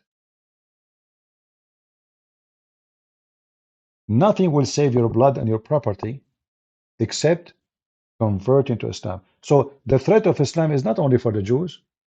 The threat of Islam is a global. This is a global terrorist, satanic belief. It's a gang belief. Not only that, Muhammad, he claimed that the best of mankind is the Muslims because they will bring you with the chain around your neck like a dog. You see, I am not a person who makes speeches. I show whatever I say. They make speeches, I don't. If any one of you can say I'm lying, get me busted, please. Is that your prophet saying that? You are the best of people ever raised for the benefit of mankind. This is the Muslim translation. This is the Muslim website. This is the Quran, chapter 3, verse 110. It's not Christian Prince. What does that mean? You know, it sounds good actually. The benefit of mankind. It doesn't say harm, it says benefit. But look what it says after. The best for mankind are those who bring them with the chain round their necks till they embrace Islam. Do you see it? Do you see it, people? Does it say the benefit of mankind? Which means who is the target? People tell me, who is the target? Is the target only the Jews? Or the target is every single human being?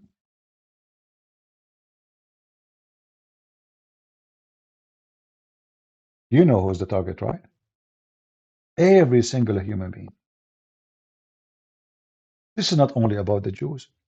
This is why, if you are a fool who think those Muslims, they are just hateful to the Jews, you are just stupid. Everyone will go by his turn. Islam killed 80 million Hindus. 80. You know what those 80? By now, they should be 8 billions.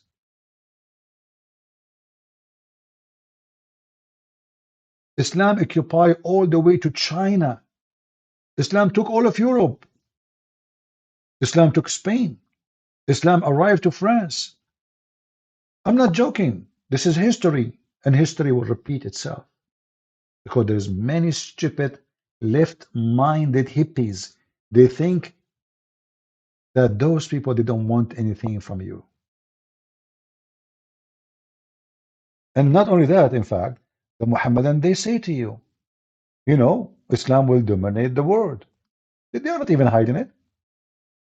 Dominate what? What does that mean? Like people will convert? No, we will control the world. And then what we do? Behead those who insult the Prophet.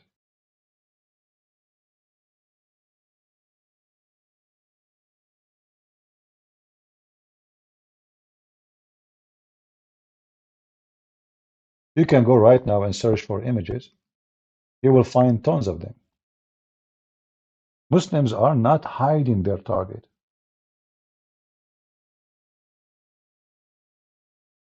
Those hippies, homosexual, left, atheist, Biden, those are mentally ill people. They don't know what they are seeking. They are not hiding it. Kill whoever insult Islam.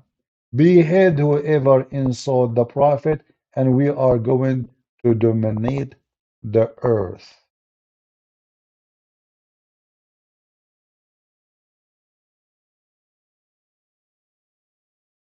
Jihad, Islam, kill, hate the Christians, hate the Jews, hate the atheists, hate the Hindus, and then the stupid left in America and in Europe, those hippie with colored hair and rings in their nose, ring in their toes.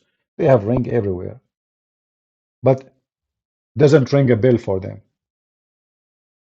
All the signs, all the act. I mean, just until now we have ISIS. We have thousands of video of beheading and killing and no, does not present Islam, but this is Muhammad teaching. Name for me one thing ISIS did and Muhammad did not do. Can you? It is one thing ISIS did and Muhammad did not do. Who is a Muslim can tell me? In fact, ISIS, they were nicer. I can prove it. You see, ISIS, none of their videos split a woman two pieces when she's alive. They did not do that. Muhammad, he did. A woman almost she is 90 years old. He tied her legs to two different camels, and he commanded the two camels to walk or run in different directions. So he split her two pieces when she's alive. And then the Muslim, they give you a speech about Islam is a mercy for mankind. And Muhammad, he raped her daughter. Not only he killed the mother, he raped the daughter. Muhammad, he put nails in the eyes of his enemies. He crucified them. He cut their hands and their feet. And he put nails. He put nails in the fire, and he put the nails in their eyes when they are alive. That is the evil Muhammad.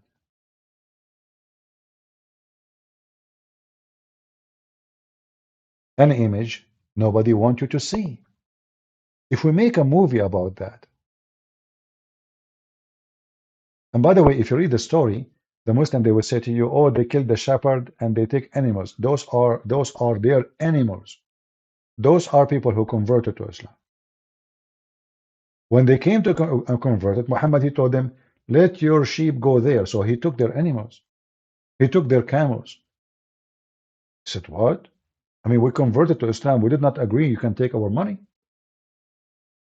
So they went to the shepherd, which Muhammad, he hired to guard those animals. They told him, give us our animals. He refused. They fought with him. They killed him, and they ran with their animals. What Muhammad, he did? Read it. He crucified them.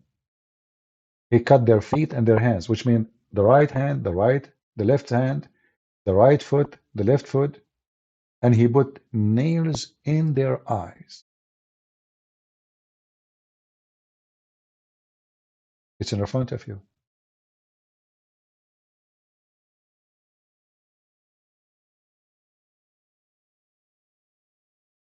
The prophet of mercy.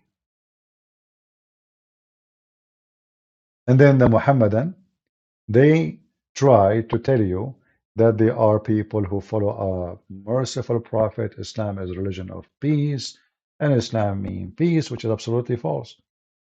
Islam means surrender. Do we have any Muslim would like to call me? My Skype is open. If you are new here, don't forget to subscribe. How is the sound going, guys? Is it good? Is the sound going good? As you see here, we don't make speeches like those people. Those people make speeches like those, those TV program, or they are deceiving.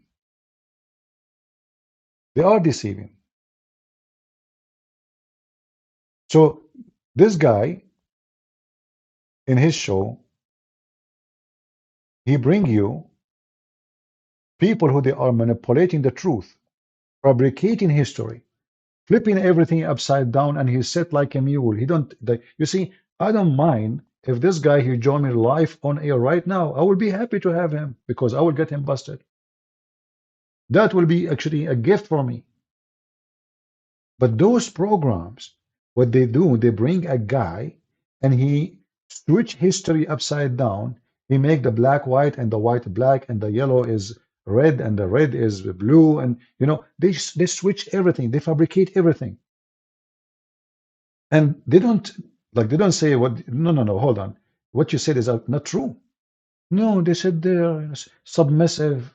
They have, I mean, if you go actually in the beginning of the video, the first thing, I do not know this guy. I never saw him before. I'm not talking about the Egyptian Muslim guy, the Arab. He's not Egyptian, actually. He's a Muslim Arab. Look at him. A clear sign of stupidity in his face.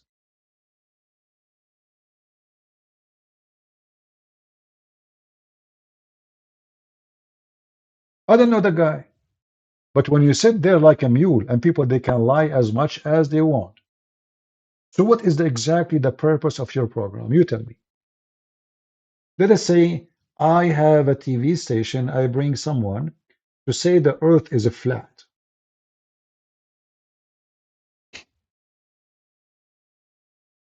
And he is trying his best to convince people that the earth is flat. So don't you think I'm trying to help him to convince more people that the earth is flat by having him? Especially if I don't oppose what he's saying?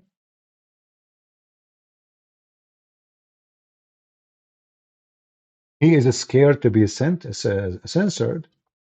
Well, I don't know, you are so famous and etc. And now you are scared to be censored. It doesn't sound right for me. Today, I tried to post a link in YouTube. YouTube is asking me to verification. What verification? They want me to make a video of myself or picture of my ID or passport. What is the third option? Hold on.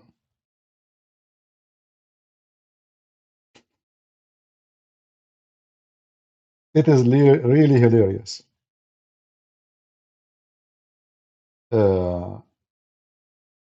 Use video verification. Approval time usually up to 1 day. We will help you to create 30-second video of yourself. Number 2 option. Use your valid ID. Approval time usually up to 1 day. Take a photo of your valid ID like a passport or a driving license. Imagine, I need to give my driver license to YouTube. No joking, guys. I'm serious.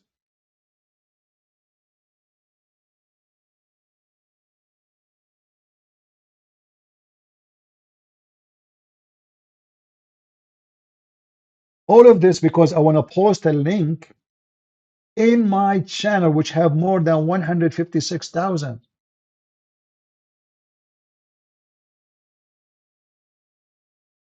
Can you believe it? They want my passport. Even the police will not ask you for it.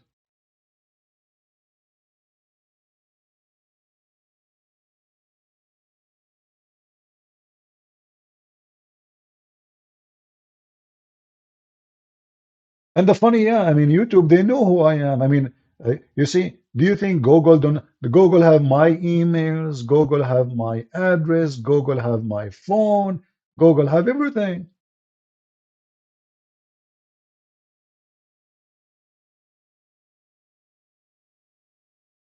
But it's okay.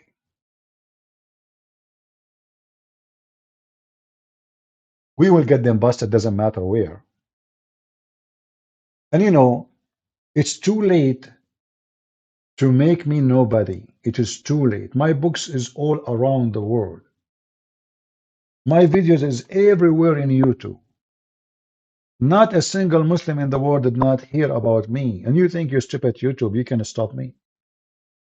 I can open a channel right now. And I will have many people, they are going to subscribe. I can start from scratch, so what? Who care? But we are here to get you busted anyway.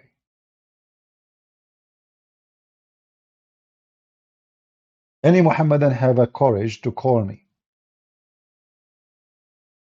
Any Muhammadan, he think he have the courage or the knowledge to call us?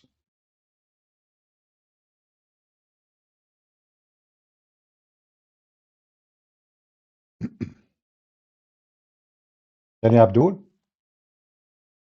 Who is a person, he is a Muslim, He lied to get me busted about something I said. Maybe I'm lying. Anyone? Don't you think you Muslims you can get me busted?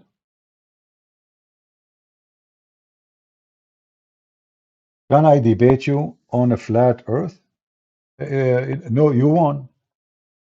How I can debate such a thing? Look, the earth, here we go. I'm looking here. The earth is flat. You won, my friend. I'm smarter than debating you about that.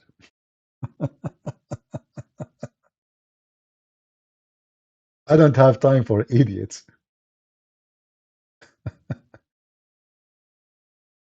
Do we have any Muhammadan here?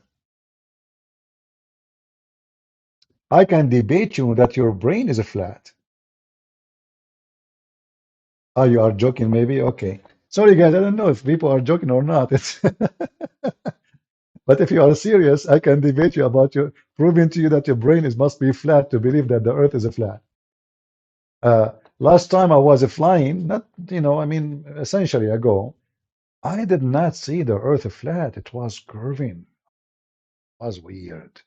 I think that was an illusion and delusion. Debris. Oh no, the Jews. The Jews, they put black magic on me. Yeah. Let us blame the Jews. All right. Like, the Muhammad, he blamed the Jews for anything. Even when his penis is not functioning, he blamed the Jews. I don't know if you remember that. Maybe for the new ones, let us show them. Muhammad, he cannot have sex no more. Muhammad, he is imagining things. He think things happening but never happen. Muhammad having sex with the pillow and the goat. Muhammad, he think he's having sex with his wives. Muhammad now need to find a solution. What he will tell his wife, why his penis is not working. He said, easy. The Jews. Who did that to me? The Jews. Even when Muhammad's penis is not working, he blamed the Jews. The Jews, brother. The Prophet continued for such and such period, imagining that he had sexual intercourse with his wives, but in fact he did not. He did it with his neighbor. His name is Abdul. Caliphate Umar. What happened? Well, brothers, sisters, with a breath. First of all, there is no read through.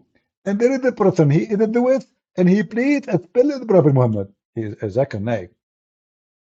How the Jewish guy, he was able to put a spell on your Prophet. Do you know? With a breath. At very easy. In the book of Hadith, it said, Hadith number 0002000. It said that the guy, he took some hair from the camp and he did it with the Prophet Muhammad. So, hold on.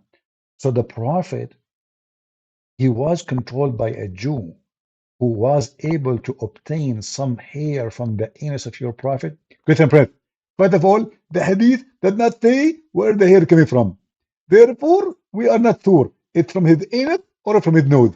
Okay, what anus or nose? Okay, where he get the hair from? Is like your Prophet, he used to go to a barber shop. There's no barber shop at that time. So how the Jewish guy he got the hair? Muslims, anyone can explain it to us? Hmm?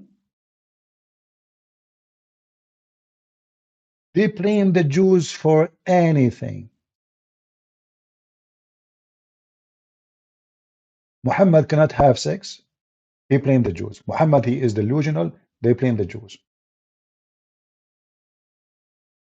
If we search right now in YouTube, you will find tons of videos. Black magic on the Prophet.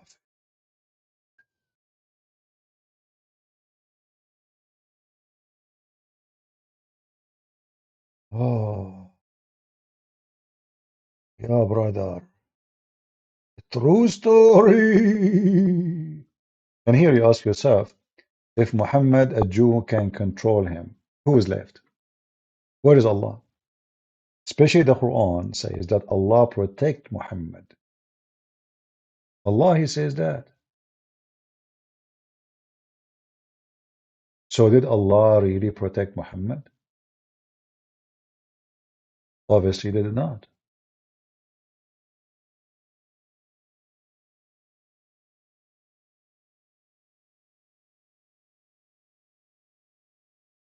Let's see if we can find you.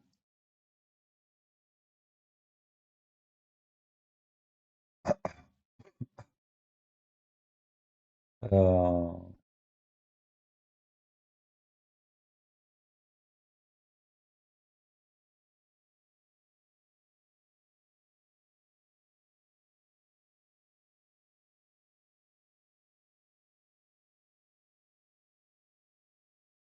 let us see.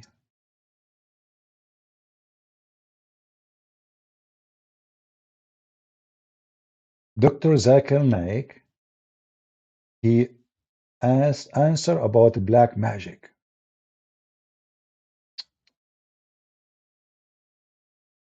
Let us see.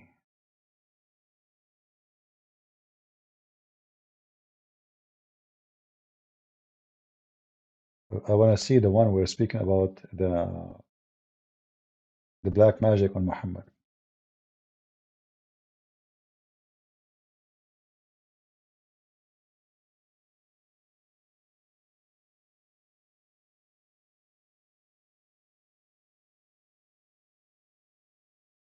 Let us see. It look like Zakir Naik don't have a video about it. Let us see a different one.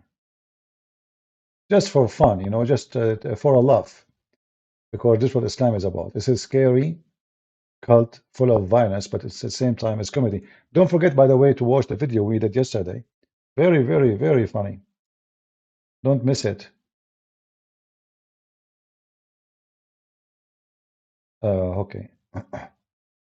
Did the Prophet Muhammad goes under the black magic? Let's see.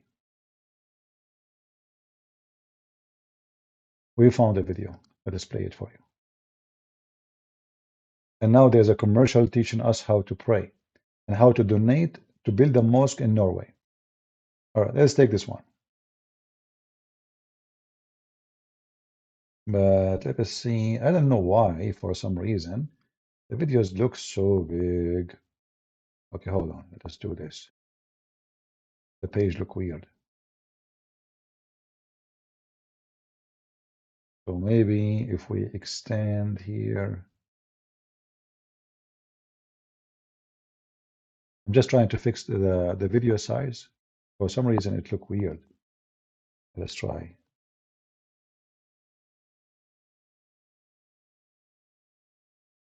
Ah, now it's getting better.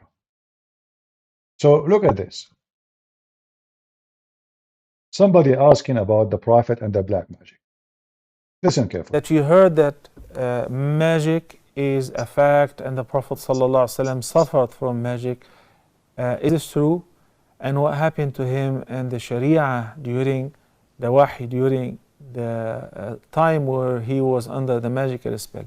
Number one, the hadith, which indicates that the Prophet ﷺ suffered from a magical spell, is a sound hadith. And it was for a whole month, and it affected him ﷺ, but it does. By the way, here the numbers is depend in the story, as Muslims they like to tell. So some they say to you 12 months because the guy he made the 12 knots on Muhammad. Took Allah 12 months to open the 12 knots, which means 1 month each. Here it's 1 month only. Other stories 6 months. Depend who's, you know, they can change the number as they wish. But it doesn't matter really. If this is what he is saying, 30 days, that means Muhammad is under the control of Satan for 30 days. And he was receiving command from Satan for 3. This is what black magic mean. What black magic mean? Who's the one in control? Does not affect, it did not affect his da'wah and his. It did not affect his da'wah, affect his penis only. Is the wahy that he received. Allah subhanahu wa ta'ala said in the Quran, Wallahu ya'asimuka minan nas. And Allah subhanahu wa ta'ala protects you and guards you from people. But for some reason, Allah subhanahu wa ta'ala allowed this to happen. So Allah promised him protection, but Allah, He allowed it to happen. Do you see the stupidity? How you say Allah, he said that he protect him from people, and then you say, for some reason Allah allowed it. But he promised him not to allow it. And you just mentioned that. So how he allow it and he promised not to allow it. So the Muslim, they could not explain. So what they say, for some reason he allowed it. This is not what happened. Allah promise is false. If God, he promised you something, do you think anyone, guys, can overcome God promise?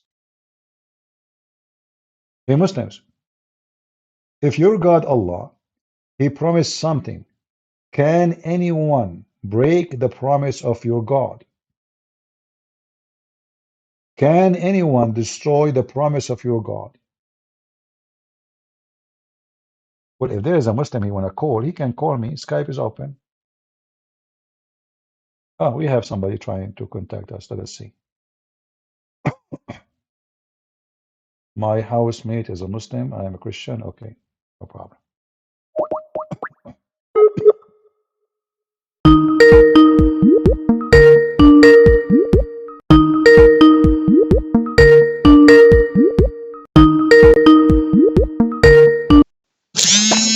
Hello? Hello? Yes, mute YouTube, please. Yeah, I I mean, just did it. sorry, mute Hello, Rumble, Christian sorry. Fritz, my friend. Let me Mute just call Rumble. my housemate. He told me to call him once you responded to my message, and I will call you back. Okay, sure. All right. Thank you. Yeah, he have a housemate. He said he's a Muslim, and he told him when he respond to you, let me know. I will come, which is good. So please invite your friends. We have a Muslim. He is going to defend Islam, which is very good. I like to hear Muslim defending the religion because always they end leaving Islam. So guys, what do you think? He will leave Islam or he will stay after he called me? Do you think he will be able to give any defense for anything we say? We will see. He will be the witness. I don't know who is this Muslim. I hope he have a good knowledge. Because the more knowledge he have, the better the conversation will be. Conversation with the foolish ignorant, it's not a conversation, right? I mean, a foolish man, he can say whatever he wants. You say to him chicken, he say duck. You say a goat, he say a camel. And he will be stubborn. Educated person, and he is serious about what he is going to say, is way more comfortable with speaking with someone ignorant. However, there's many of them, they are just liars, which means they knew you are saying the truth, but they try now to defend by lying, which is allowed in Islam. But for me, always, I prefer to speak with someone he have a great knowledge, for that will make the discussion better, even though he will try to deceive.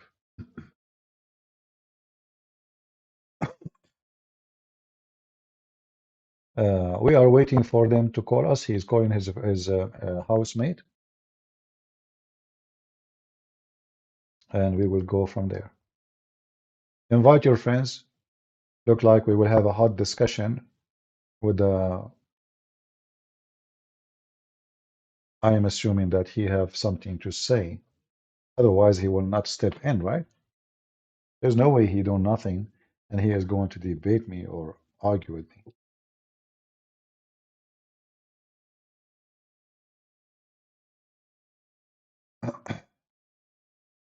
He will leave Islam, you think? Well, I don't know. I mean, sometimes things take time. Usually, Muslims, they argue with me.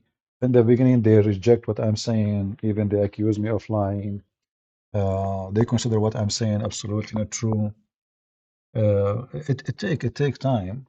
Unless the person who was listening to me for a long time and he decide to call now.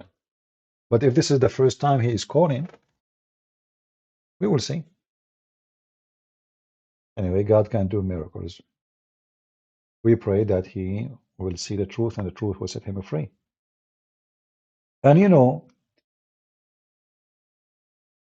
I wish people they will stop watching those programs. But keep pushing. Those programs never meant to give you any real education because people there, they can see, they can say whatever they want. No fact check. And any place there's no fact check of what people say, it's a rubbish.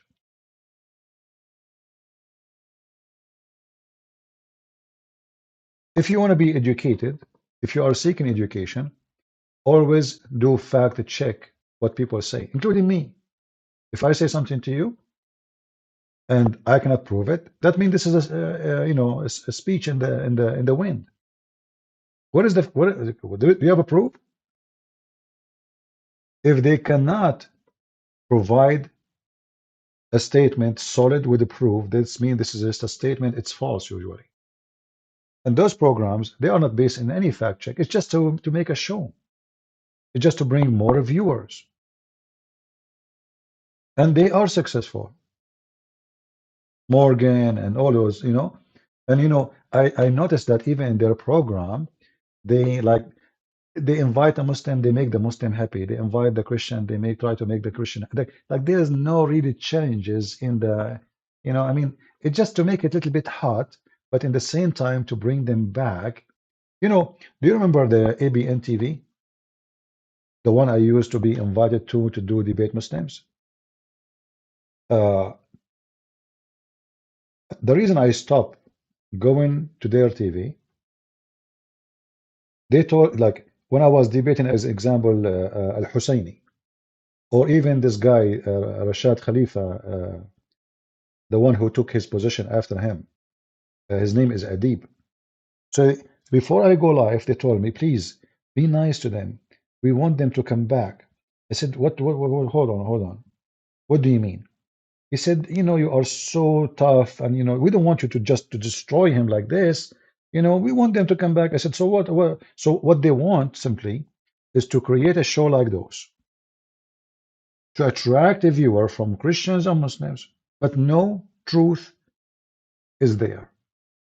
Like you see something, but don't hit in the head. Like you don't have to slaughter the liar. So little. So I said, I can, you invite me, you know who I am. I don't sugarcoat things. I say things as it is. And then I decide after that not to go. I send them a long email. I said, I'm not going to be. Don't please even invite me for once. Not even once. Don't think about it. When I debated Al Husseini, the owner of the TV, he spoke to me. He says, can you please, Christian, can you please speak in a nice way and don't be too much harsh? I said, but me is me. If I don't speak in this way, I will not be me. So don't invite me. Invite somebody else. And and actually, I tried my best, by the way, to be easy, like let us say, not insulting, but in the same time, I cannot be not saying the truth. And you know what happened in the debate. The guy was jumping like a monkey, and he started calling me Zionist. Yeah. I don't know what happened to our friend. Let us see. Is he texting me back? Until now, no. Oh, we have missed call. Hold on. Sorry, he's trying to call me.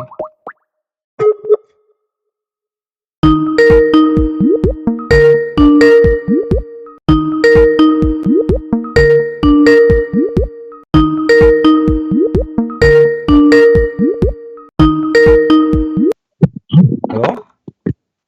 Hello? Yeah, sorry, I did not notice that you have a missed call. Yeah, sorry, let me just switch my camera off. I'm here with my housemate, yeah. All right.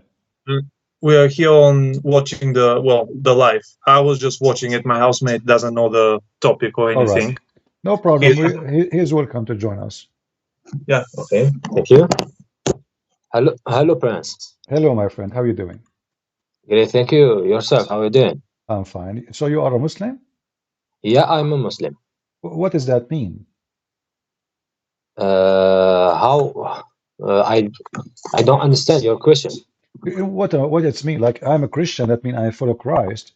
When you say you are a Muslim, you follow whom? I follow Allah. Who is Allah? Allah is our creator. How you know? Mhm. How you know he is the creator? Uh, be- I don't know that is his creator. I can't see him, but I know that there is a creator. Yeah, but how you know it's Allah? I know it's Allah because there is the most powerful creator than us, than humans. You know, he is more powerful than us. oh, okay. You see, did you go to school? Yeah, I have a master's degree. That's wonderful. That's mean you are very educated, not like me. I have high school only. So I want to ask you, like, as long you I have a couldn't master finish degree, high school.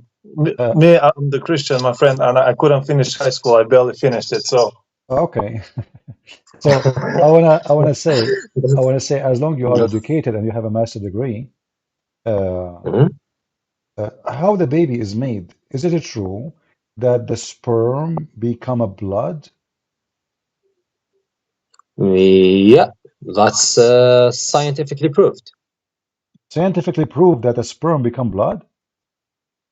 That's we were sperm before we. No. I'm not saying that you were okay, but is it what the science teach that a sperm become blood and then the blood become a meat and then the meat become a baby? Is that what science teach or this is false? Look, I'm not. This is not my field because I studied renewable energies, photovoltaic conversion. Oh, okay. But in cases I can search about that. I can search You how can this. search because the Quran said that when Allah created the child or the human being, the sperm became a blood, dead blood. And you know that dead blood, like you know that the clot simply is a dead blood will be hanging in your skin if you have a cut, if you injure yourself. So how Allah is the creator, yet he do not know how the baby is created? You know, this cannot be from God. This must be someone don't even have a high school. A person who have a high school, he knew better. But in the Quran, in chapter 23, verse number 14, it says that Chapter Allah he chapter made, 23. huh? You said chapter 23, Chapter 23, verse number 14. verse number 14. 14, Okay. yes. Yeah, it says that Allah, He created four from the zero, I from think you from the said. sperm, 40 or 14, sorry. chapter 23, verse number 14. 40. 40, okay. No, 14, 1 4. 14, 14. Sorry, my bad. okay, okay. Hmm. Hello? Yeah, I hear you. Okay. I'm hearing you. I'm following you. Huh? All Okay. right. So if this is scientifically proven to be false, that means the one who made the Quran cannot be God. What do you think? That means The one who made the Quran, which is supposedly Allah, is not God. It's a fabrication because there's no way God do not know how the baby is made. And why are you saying that God doesn't know how the baby is made? Because this is wrong. There's nobody in the world agree that the sperm become a thick dead blood because this dead blood is dead. And then he claimed that the dead blood become a lump and of a flesh, and then we made out of the lump bones, and then like this is how the baby is made. But this is always the process is always wrong. And this is in the chapter 23, verse number 14, yeah? 14, 1 4.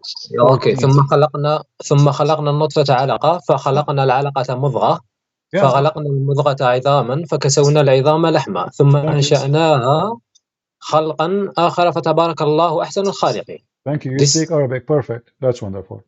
So So now, so do you agree? Do you agree with I'm this? Algerian, so I can speak Arabic very well. Huh? The Arabic is my native language. That's wonderful. So now, as long as you speak Arabic, you can teach us. So it's what it says there in Arabic. I heard you speak in Arabic, but I'm trying to understand what you say. What does that mean? Okay. In that ayah, could you show me the which chapter said that sperm will be blood, a dead blood? It's in front I of you. can The I can word, see it. I can see dead blood. in English it says, I'm reading the translation, it says we made the nutfa. Nutfa is a sperm, right? Yeah, exactly. Okay, so nutfa is made a thick blood, but you know that this is not true. But I can see a thick blood. I have here that The word, blood is dead. I don't know what translation you're reading. Can you give me the website, please, so I can open it? Because I just went to Quran.com. You can go to wow. Okay, let me 14. give you the link. You can open it from your side. Okay, give me a second. Thank you. So he can read it as we are reading. Okay. And here we go in a second. All right. This is the link. Please open it. Click on it, and you will see what I'm reading. Yeah, Quran wall. Okay, yeah, we have it. Verse number 14. Minun. 1-4. Yeah, verse 14. Yeah. So this is saying a cloth which is a piece of thick dead blood. A cloth. Yeah. It's a piece of thick blood. Yeah, this is dead blood. How that from God? Same time, that clot, which is the dead blood, will become a little lump, and then a lump, and then of a flesh, and then that thing will grow and become bones. But this is absolutely all of this is wrong. There's no way. And then we close the bones with the flesh. So the last thing is the flesh and the bones is, well, this is not true. So either the Quran is coming from the true God or the Quran is coming from somebody. You have no idea what he's saying. Okay. For now, to be honest with you, I'm not specialized in that case. You know what I mean. So I studied another thing. But but my friend, you can search it. It'll take you 2 minutes. You can search it, and you will find that this is not true. I mean, me myself, I'm not a doctor. Like I'm not. You know, the only medicine I know is aspirin. By the way, just because we're two Christians here with your Christian prince, and my friend is only one, to make it fair, I called a medical doctor from India. Excuse me, sir, would you like to introduce yourself? Christian Prince, I'm going to bat you. Now I'm going to expose you in front of everyone. I'm a medical doctor. Who's that? My name is Dr. Zakir Naik. You know me very well. He's talking about Zakir Naik, I think. Yeah, all right, no problem. Let us be serious now. So what do you think, my friend? I don't know what to call you. What's your name? My name is Moses. Moses, okay, Moses. You know your name is Moses. What Moses mean? Monsef. Monsef. Okay, Monsef. Yeah. شخبارك يا منصف؟ الحمد لله. وانت كيف حالك؟ نشكر الرب. So look with me, Monsef. Okay. So here, if God is God, God don't say wrong stuff. He don't say bad stuff. He don't speak false information. I'm going to, as long this is not your specialty, I'm going to ask you a very simple, especially you speak Arabic. I want you to translate for me. I will take advantage of having you here speaking Arabic because usually not everybody speak Arabic, as you know. So do you know how ice is made? Like hail, like a barad, you know, barad. How ice is made? Yeah, ice in the like when ice came down, like barad, hail. Yeah, of course. Okay, how it's made? Do you know?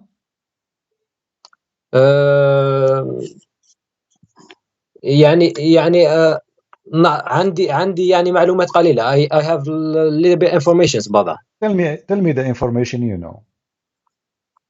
The cold air and the you are talking about the rain or the ice.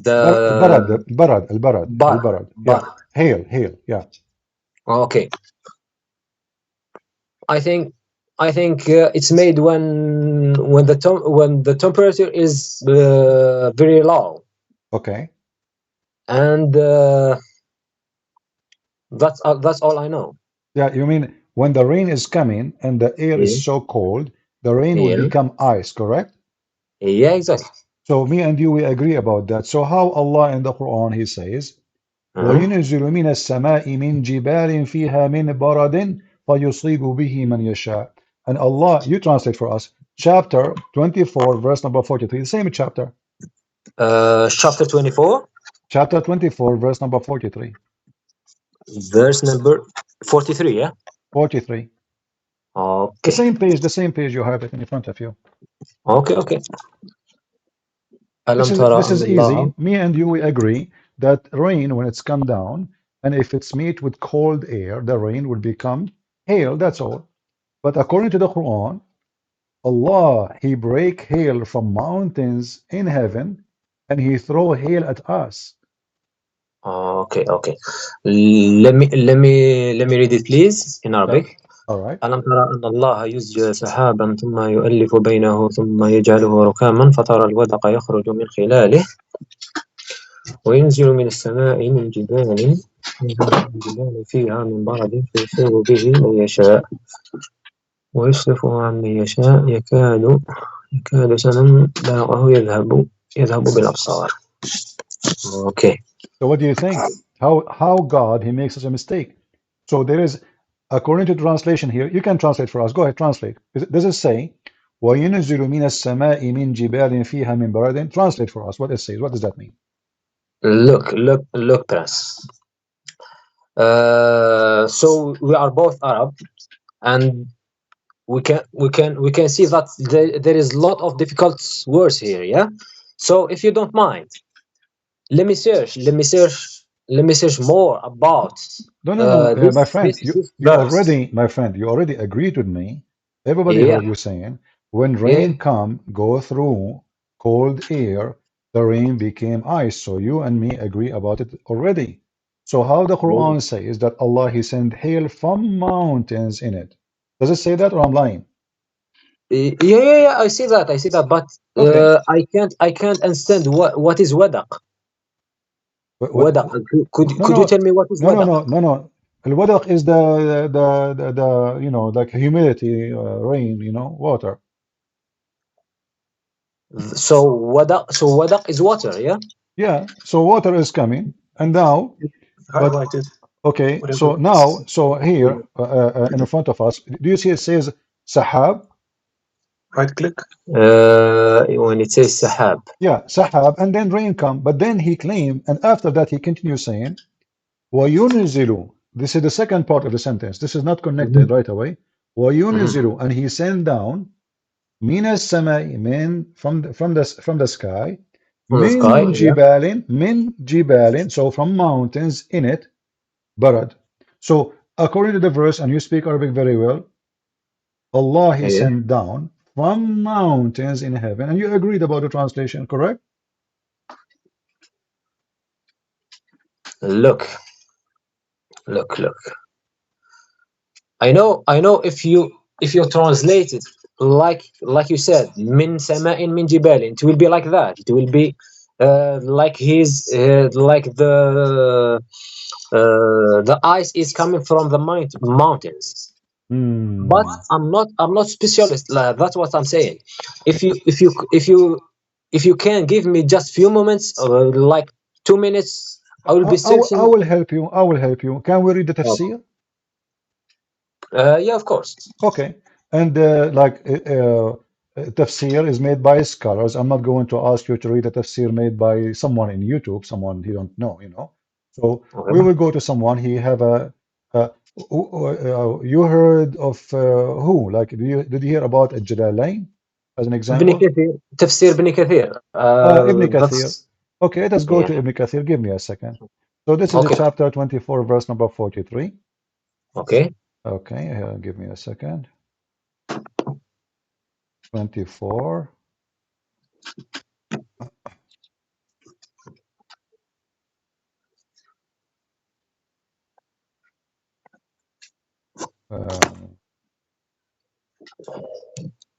You don't have Arabic here?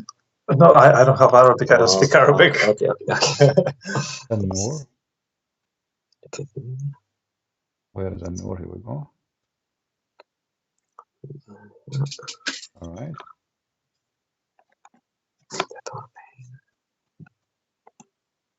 Oh, sorry. I think he might be showing it. He's showing it on the video. Yeah, yeah. Yeah, and I will give you the link too, you know, so he can read with us. All right. So here it says, and this is Ibn Kathir. I'm going to give you the link. Okay, okay. So you can open it from your side, so you can have a better view, in case, you know. Here we go. This is Ibn Kathir. This is not my website. This is a Muslim website. And you speak Arabic, you can open Ibn Kathir in Arabic. Okay, okay. Yeah, he sent us the link. Let's open it.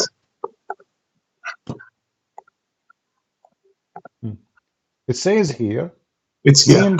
that there are mountains of hail in the sky, from which Allah sent down ice. Do you see it? 1 second, please.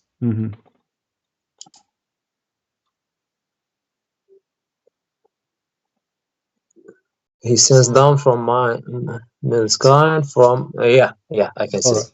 And now if we go to Al-Jalalain, just to show you more reference, or Al-Qurtubi or Al-Tabari or anything you wish, we will find that they agree that this is about sending hail from mountains in heaven. This is Tafsir Al-Jalalain. I think you heard about Al-Jalalain, right? Yeah, I heard about it. Yeah. All right. So here it says, read with me, Al-Jalalain. I can give you the link. It says here, from heaven, he sent down hail, and he submitted at the one he don't like. But he submitted from where? Let us see here. It says, he sent down from heaven out of mountains. Do you see it? 1 second. I think. Are you on the video? Let me send you the link. Give me a second. Hold on. Okay. Let me send you. Because we have several tabs open. That's why. It's all right. I will give you a link. This is Al-Jalalain. So Allah, he sent down from mountains in heaven hail. This is Tafsir Al-Jalalain. Yeah. This is not anyone, you know, Al-Jalalain is a big shot in Islam. It's not a joke, you know. Yeah, I see. Yeah. And you see there it says he sent down from mountains in heaven. So where is the hail is coming from? There is mountains, Jibalin, which is the same as you understand and the same as understand. It says it clearly. I mean, Arabic is so clear. He sent down from mountains in heaven, very clear. You know, he sent down from heaven out of mountains, min Jibalin. So where Allah sent hail from? From mountains, but you know that this is false. So Muhammad here is trying to make himself a prophet who claimed that he knew science, and God told him what we see. But there is no way God he says such a thing. There's no way God do not know how hail is made. What do you think? Look, let me read this in Arabic, please. And this is Tafsir Ibn Abbas. Let me show you the other one. This is Ibn Abbas, this is the one Muhammad he pray, may Allah make him the ink of scholarship, Hibrul Ummah, you know what I'm saying in Arabic. So your prophet he pray that Ibn Abbas will be the best of scholars for the Muslims. So there is no way Ibn Abbas too don't understand, and Ibn Abbas is the cousin of your prophet. So there is no way he don't speak Arabic too, right? Yeah. I see. I send you the link, open it. It says here, so he sent down from heaven mountain wherein is hail. He says he sent down hail from mountains in heaven. Do you see it? 1 second. Between clouds. Yeah. Okay. Down. How such a thing can be coming from God? If Allah is God, what is this?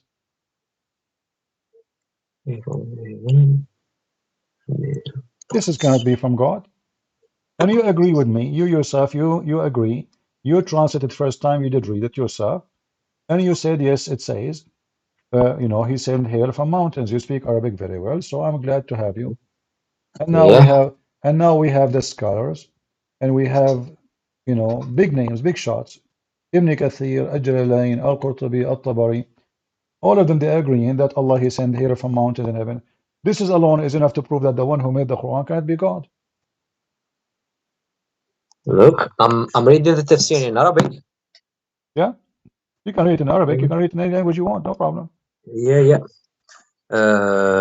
They said ومعناه أن في السماء جبال برد ينزل منها البرد. Thank you. Yeah. So, Yeah. Translate, please. Yeah. He said that, and there is in the sky mountains that came the rain came from, or the hail came from. Thank you. So how that can be from God? So let me continue, please. And وأما من جعل الجبال ها هنا عبارة عن سحاب. So he said, no. You see, it says here وَيُنْزِلُ مِنَ السَّمَاءِ مِنْ جِبَالٍ فِيهَا. Yeah. What I'm saying. Let me continue, please. Who is the one saying that? هذا أنا نقرأ في تفسير ابن كثير. تفسير ابن كثير وتفسير ابن كثير. Look what Ibn Kathir is saying. As long as you read Ibn Kathir, read carefully with me. Okay. This is Ibn Kathir. He's saying. Shall we go to the video? 1 second. Yeah. No, I gave you the link anyway. It says here.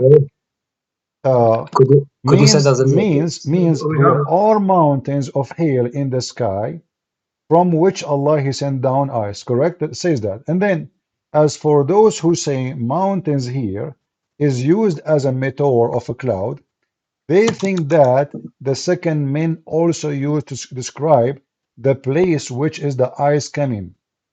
So he is saying they think. So he's saying they are wrong. He's not saying he agree.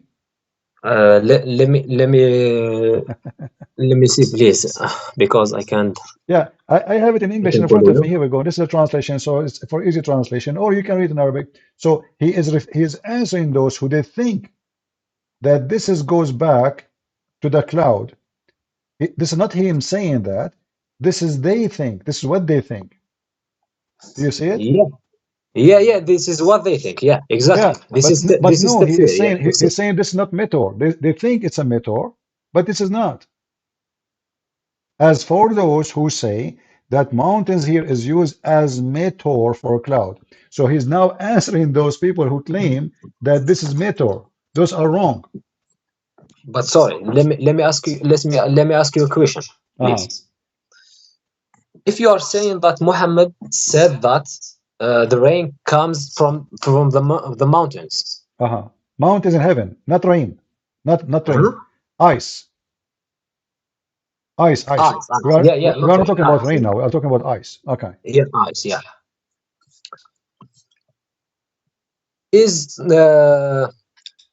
how is Muhammad? I can explain myself. Look, if Muhammad said that ice come from mountains in the heaven. Yeah. And this is wrong. Yourself, you told me this is wrong. So how Muhammad can be a prophet then?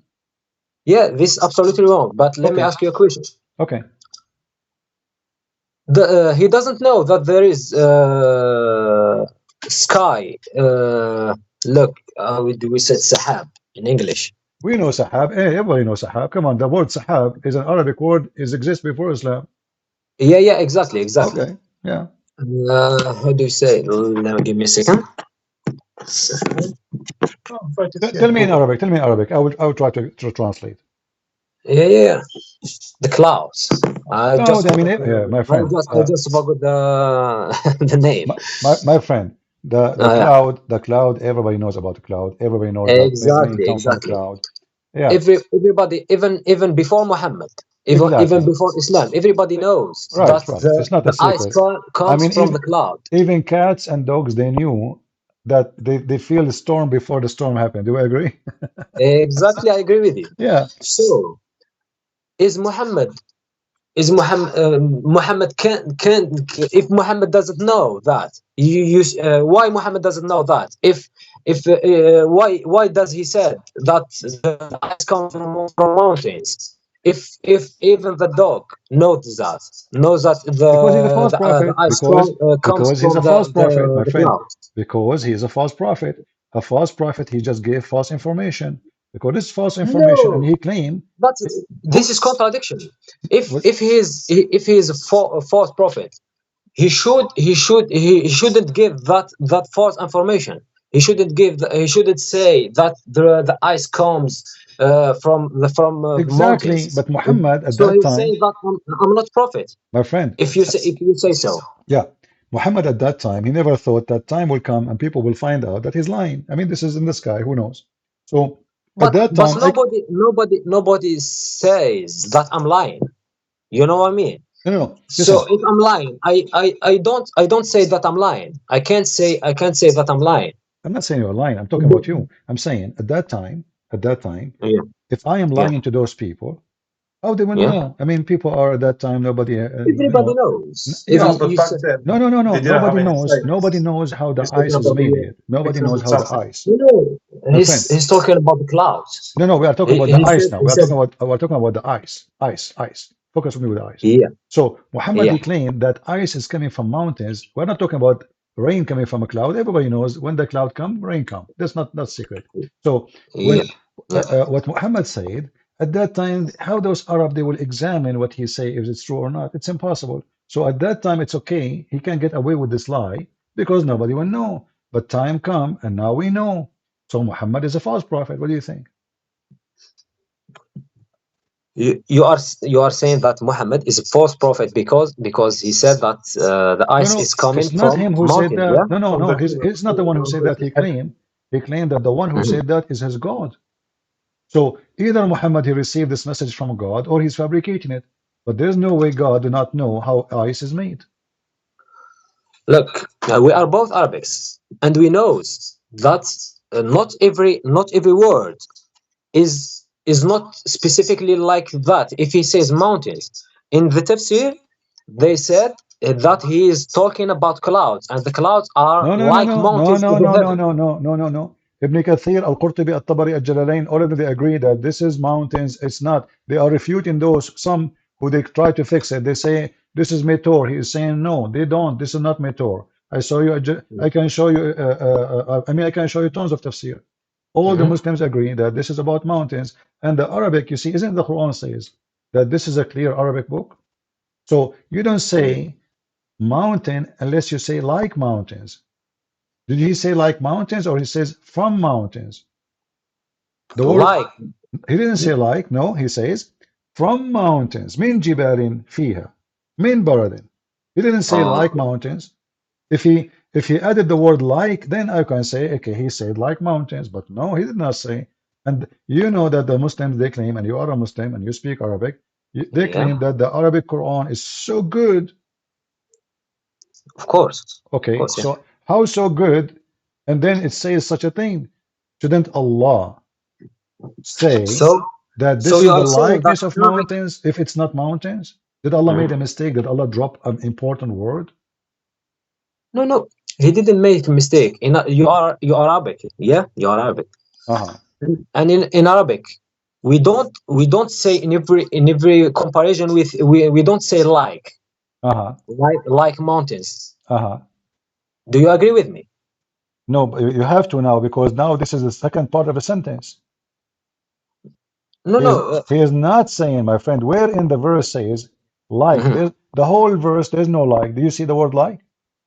No, I don't see the word like, Okay, but so did Allah forget the word like? If he wanted to say like, he will say like. Who's going to stop no, him? But he no, never he mentioned didn't. it. But now, because we need to fix the problem, so we add words is not there, so we can fix the mistake in the Quran. That's what you are doing. He didn't forget the word like in Arabic. So why it is not there? Yeah, he didn't forget it because in Arabic we are not obliged to say like. What do It's you not mean? like No, English. It's not like English. no. Here we go. You speak Arabic and I speak Arabic, and this is the Quran. We have tons of example about Allah saying the likeness. Kamathali Adam, don't you know? The likeness of Adam. So he can use the same word. This is a parable or this is a likeness. So we do not need, to now to say that Arabic is short of words. Arabic language is very huge, and Okay. your God Allah, He keeps saying that the word. مثله كما could you my give friend me like 2 minutes to give you an example of sentence without the word like, if you okay, don't mind. go ahead. Okay.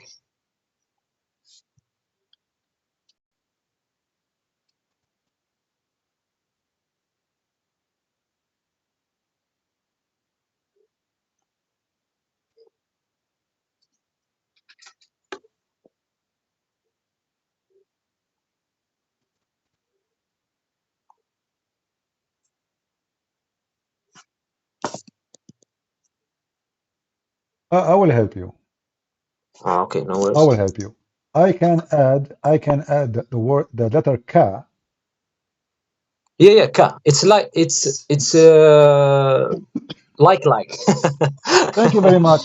But do you Yeah. see the word K there, the letter K? No. Okay, so in order to make it like, we have to add either a word or to add the letter K. كمثل, كجبل, كماء. So K, you add it before the description, and that will make it the likeness. It's very easy. You know, this is my first job I did when I was in university, correcting the grammar of newspapers before they printed. So I know very well what I'm saying. I add K before the description, that will make it the likeness. Allah never added there. Even the interpretation says it clearly, it is from mountains in heaven. So why we have to look for a solution? Because simply that hurt your feeling, you are a believer, and now you are finding that Muhammad cannot be prophet. That's the whole story. Okay. I'm searching for the word, for the ayats without the word ka and without the word مثل. There's no In the kara, there's no Quran. method. Allah never said that, so it cannot be likeness. Could you give me a minute, please?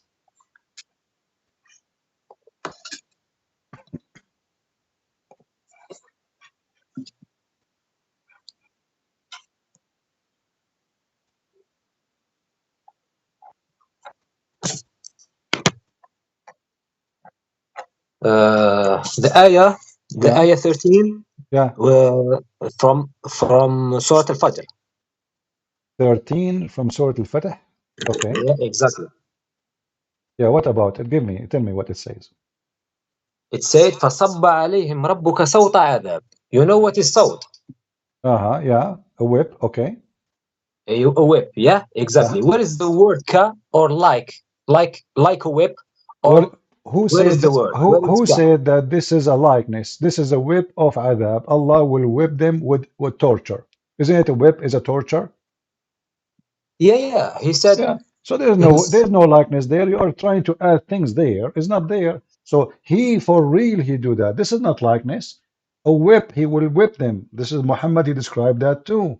So according to your prophet, when the angels of death they come to you, and to take your soul, you can search it, they will whip you. This is not likeness of whip. They will whip you for real. They will whip you, they will torture you when they are taking your soul. So this is what it's meant, and you can read the interpretation, you can read your prophet hadith. They will rip. Actually, I played a video just 2 days ago in the previous video. If you watch it, you will see the Muslim was explaining the same verse, that when the angels of death they come to you, they will whip you with the whip of torture. This is real. This is not likeness or fiction or description of something is not exactly. No, it is. They will whip you.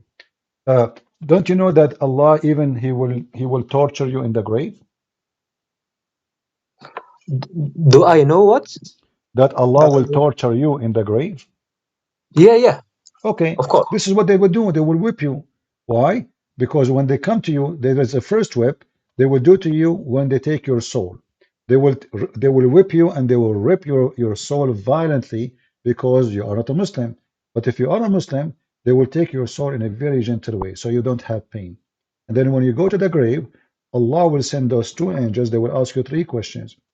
Do you really believe that you are dead and now you are going to answer questions? Yeah, of course. Why, of course? Aren't you dead? I believe there is difference between what I believe and if I already experienced that. Experienced that. Okay. And you know what? I will make it easier for you. Okay. I will give you a verse in the Quran, and I will, you give me the answer you like. It's very simple. You do not need to be a scholar. And that will lead us, me and you, into a conclusion. Okay, of course. All right. And because you speak Arabic, that is a great. Not like somebody don't speak Arabic, he can say maybe you are in chapter 2, and I will give you the link. Chapter 2, verse number 29. This is the chapter of the cow. Okay. It says, I will let you read. Let me give you the link. Which verse? Sorry. I just gave the link. He can open it. Okay.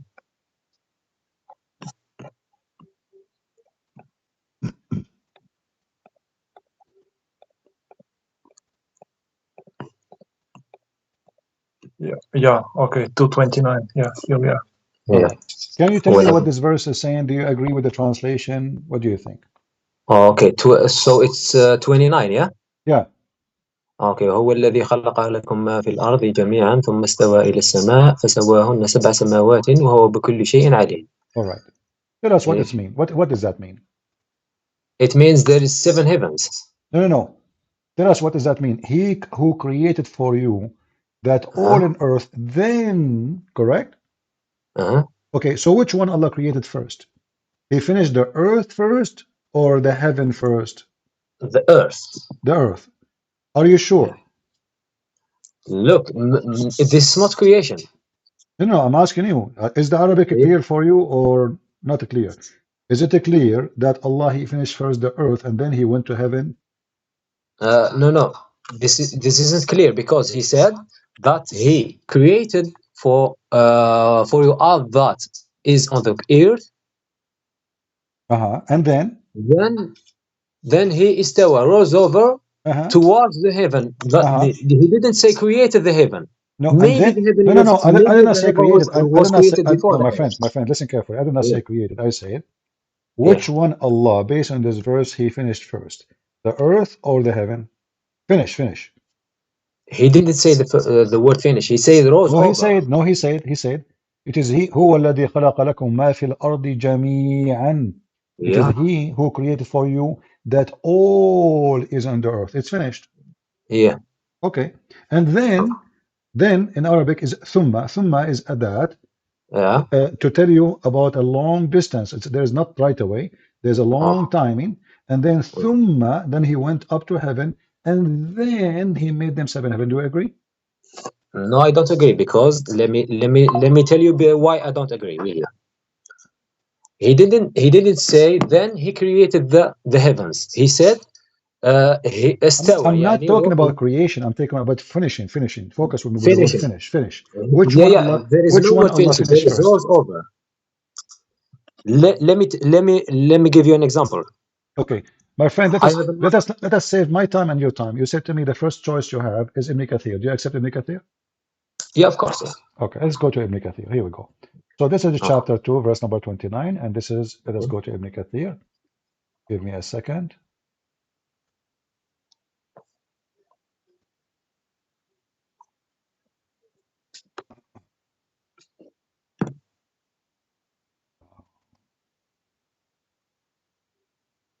I will give you the link. Okay. And you can read if you want in Arabic, English, whatever you want. I mean, you can search. You don't have to open my link. You can open anything you want. Okay. Ibn Kathir is a very well-known person. And here, this is Ibn Kathir. Yeah. All right. So let us see what Ibn Kathir is saying. Ibn Kathir is saying here, it is He who created for you that all on earth. Then He stawa to the heaven, and He made them 7 heaven. فَسَوَّاهُنَّ سَبْعُ سَمَوَاتٍ. All right. Okay. The beginning of the creation. The beginning of the creation. Which one Allah He created first according to Ibn Kathir? قُلْ فَإِنَّكُمْ لِتَكْفُرُونَ بِالَّذِي خَلَقَ الْأَرْضَ فِي يَوْمَيْنِ وَتَجْعَلُونَ لَهُ أَنْدَادًا. So Ibn Kathir is quoting you for you some verses about the order of a creation. Do you verily disbelieve in Him who created the earth for you in 2 days, and you set up rivals in worship with him. That is the Lord. So now Allah created the earth in 2 days. Yeah, Which days are they after he finished the sky or in the beginning? we don't know. What do you mean? Then it says then in the front of your Mikathir, then it says here, he placed therein high earth mountains from above it, and he blessed it and measured therein the sustenance for its dwellers in 4 days, i.e., all or 4 days were equal length of time. For those who ask about its creation, then he istawa to the sky. Then he went to the sky, and it was a smoke. Do you see The it? only thing is about the word istawa. Istawa, it doesn't mean it's created. No, no, no. You know, No, we stawa mean both he we rose both up. know that. Stawa, it's mean he went up and he sat in the chair. Yeah. Stawa is not our point. But then he went to the heaven, and then he made them 7. Correct? Okay. Okay. So which one is he made first, done first? Is it the earth, verse and the verse, or the heaven? The verse is saying, and this is Ibn Kathir says, then he finished them as 7. Do you see it? This is Ibn Kathir. Then Yeah. he finished them as 7. So which one finished first? The earth, correct? He finished the earth. After And that, he made the 7 heavens. wonderful. Now let us focus together. Is it Okay. possible that Allah, you do not know, he don't remember what he said yesterday? So in those verses, as you see, this is a chapter 41, verse number 9, 12, and the other verse, Okay. chapter 2, verse number 29, saying that Allah, he created first the earth, finish it, everything in the top of it, and then he start working in the heaven. Now let us go to the chapter number 79. In chapter 79, Allah said the opposite.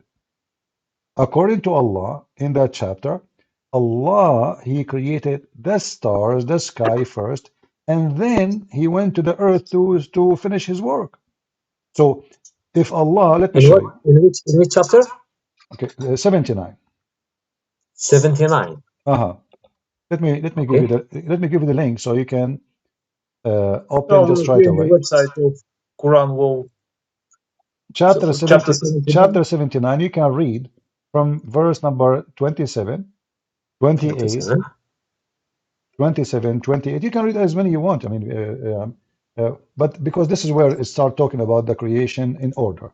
So in chapter 79, verse number 27, it says, أأنتم أشد خلقا أم السماء بناها رفع سمكها فسواها وأعطش ليلها وأخرج ضحاها والأرض بعد ذلك دحاها وأخرج منها ماءها ومرعاها والجبال أرساها. Okay.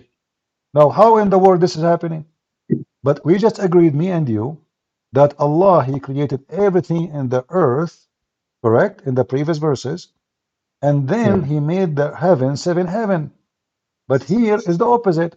Allah, he made the heavens.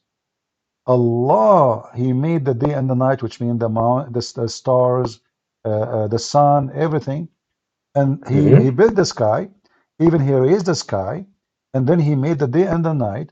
And after that, he started working in the earth. And after that, he made the produced the water and pasture for the earth. And after that, he made mountains. So what is the last thing Allah he finished here? Mountains. But this is totally the opposite of what chapter 2, 29, and chapter 41, verse number 9, 10, etc. saying. So how Allah can say the opposite of what Allah he just said? No, it's not the opposite. It is. I'm Okay, which one? Okay, I hold on. just Okay, went okay, back. okay, I okay, just went back. okay, focus with me. He said, Focus with me. okay, okay. Focus with In me. the chapter 29. If you go to chapter 41, chapter 41, which one Yeah. Allah he created at the end, the last thing. Let us go to chapter 41. If we go Yeah. here, I will show you. Go to chapter 1, Okay. chapter 41, and you can start reading from, if you want, from verse number 9, 10, Okay. 11, 12.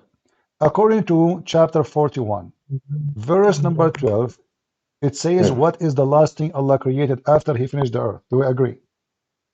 Okay. قل هل ننبئكم No. قل أئنكم Read it from verse لتكفرون number. بالذي Yeah. خلق الأرض في يومين Okay. وتجعلون له أندادا Okay. ذلك رب العالمين وجعل فيها رواسي من فوقها وبارك فيها وقدر فيها قوتها في 4 أيام سواء للسائلين. ثم استوى إلى السماء. And then what is the second thing He did? Then He made mountains. Do we agree? Yeah. Okay. Then number 11. And then He went to heaven. Do we agree? ثم let me read it please. ثم استوى إلى السماء وهي دخان فقال لها وللأرض آتيا طوعا كرها. Okay. So which one Allah, let us focus, me and you, if you can make a note please, if you have a pen. Allah, He placed the mountains in verse number 10 before the heaven is finished or after? In those verses. Huh? وجعل فيها the mountains before. Okay, wonderful. So now it's clear, guys. So the mountains finished, made before He finished the sky. But in the other verse is the opposite. If you go to the other chapter we just opened, chapter 79, it says that Allah, He finished the sky, and then after that He spread the earth, make it flat, and after that He created water, and then the last thing He placed mountains. So chapter 79 verse? You can read it from verse number 27, 28, 29, 30, 31. You will see in verse number 32, the last thing Allah did after He finished the sky, now He started working in the earth, and the last thing He did, He placed mountains. But the other chapter, and you agreed with me already, that based on that chapter, chapter number 41, Allah, He placed the mountains before He went to heaven, and He made them and He finished them. You agreed already? Yeah. But let me tell you one thing. In that chapter 79, He said, أنتم أشد خلقا أم السماء بناها رفع سمكها وسواها واغطش الليل وخرج ضحاها والأرض بعد ذلك دها أخرج منها ماء والجبال أرساها. So he said in that chapter that the mountains are made before. No. After. Okay, after the sky, correct? Yeah. Okay, but you just told me in the previous chapter, chapter 41, the mountains is made before the sky. Yeah, I see. Okay, so how this is going to be from God? I mean, God, He forgot what He did? It's very clear, it's so very obvious. Not only just the mountain, I just choose the mountain, so just to make the confusion less, you know, because there's water, there's even order, and then not only that, and then He made the earth flat. Your God, Allah, He think the earth is flat. The ha mean flat. Yeah. So everything is wrong. How this is going to be from God, my friend Monsef? Let me see, please. I mean, if I wrote many books, I will not make such a mistake. People will laugh at me. In one page you say something, the other page you say the opposite, and now you claim that you are the creator. Oh, sorry, by the way, Christian Prince, I have 2 of your books, Sex and Allah and The Deception of Allah. Okay. I finished The Deception of Allah, and I gave it to Monsef, and because he told me that there are no mistakes in the Quran, and I don't speak Arabic. Well, now he agree. Now he cannot say there's no mistake. Obviously, this is a big mistake. Not only that, you see, the Quran confirm that in order to know if the Quran is from God or not, you will find in it contradiction. Correct, Monsef? I'm just reading. Could you give me, please, just few moments, please, and I'm comparing the two chapters. Yeah, compare. Take your time. Take your time. Okay, thank you so much.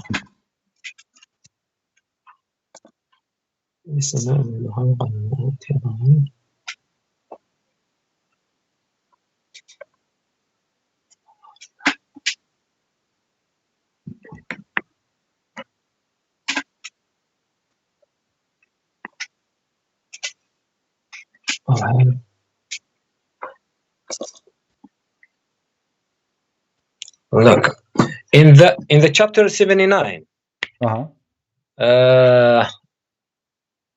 the ayah from the ayah 27. All right. He said that the earth was made after the heavens. Yeah. In chapter 79, it says no. It says actually here.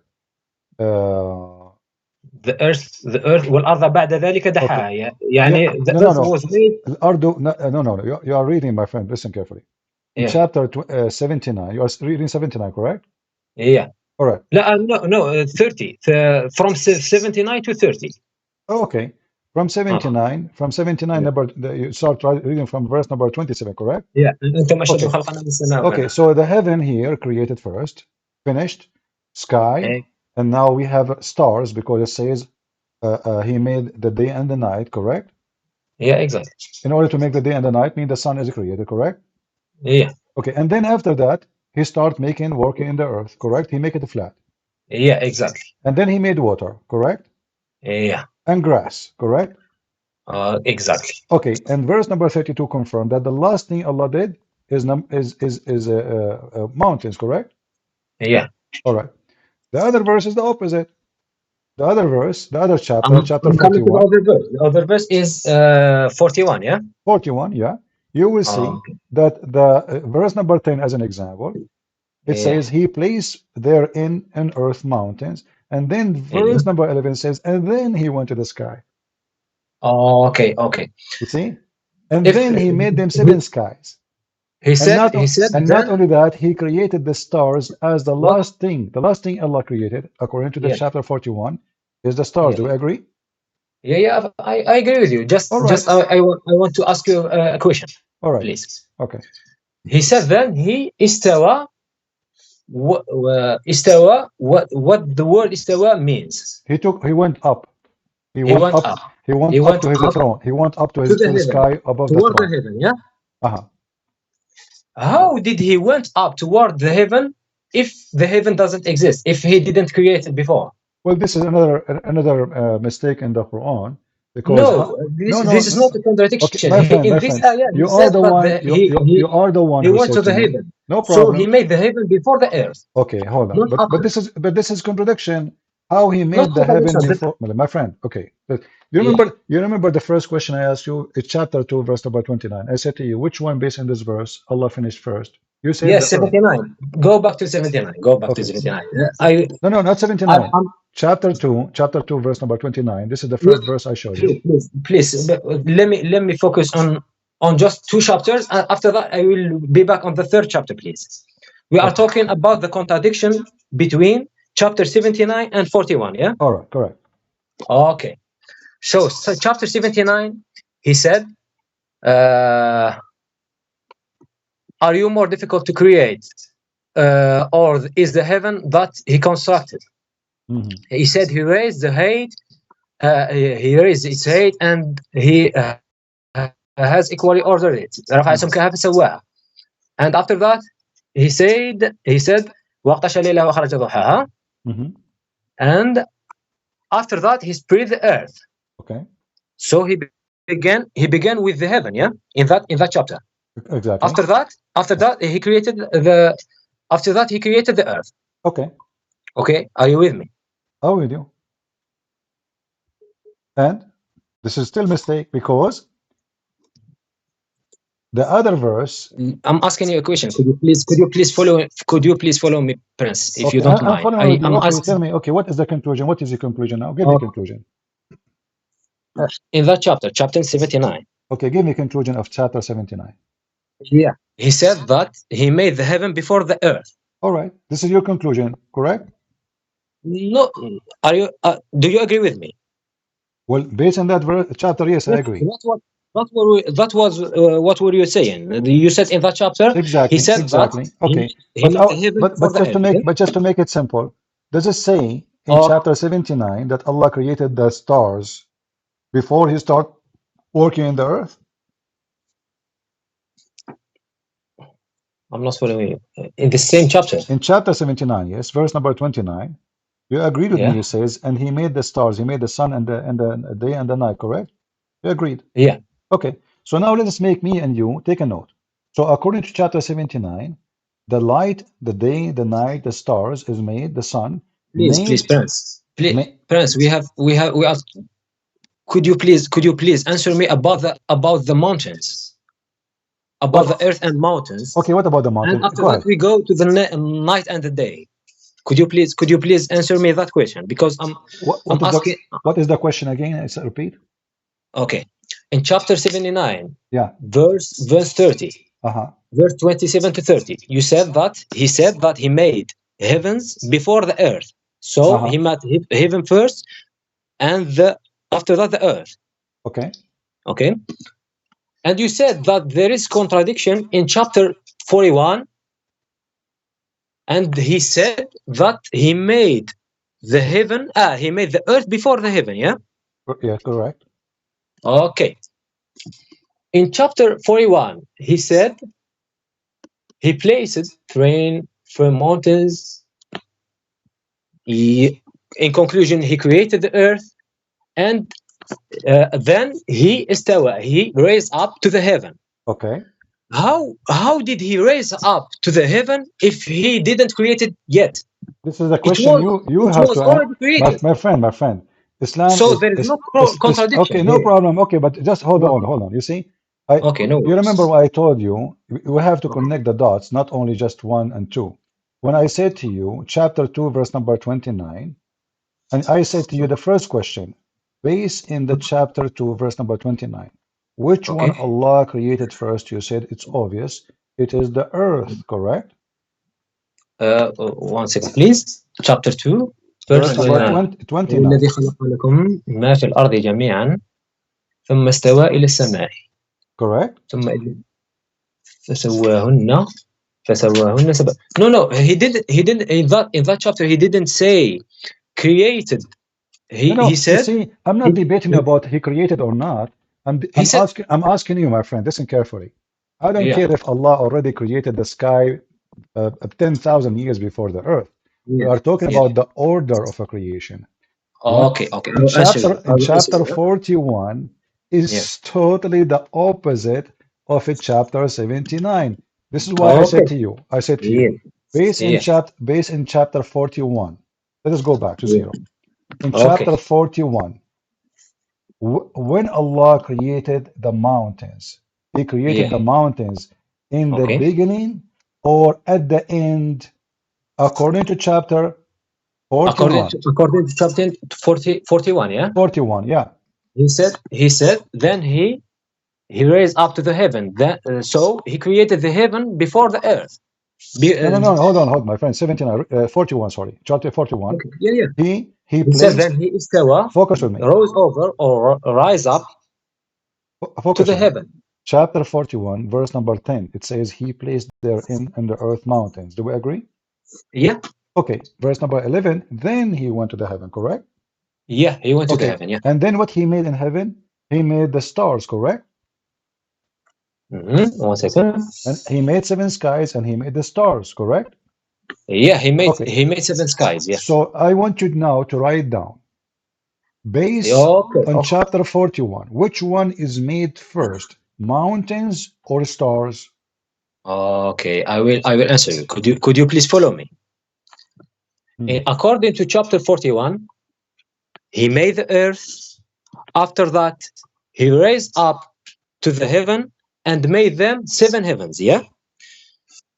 No. He didn't say he created the heaven. No, focus with me. I'm not talking about creation the heaven, my friend. Focus with me, please. We are talking about the order, yeah? No, my question is, based in chapter 41, forget about creating the heaven. I'm not talking about the creation of the heaven.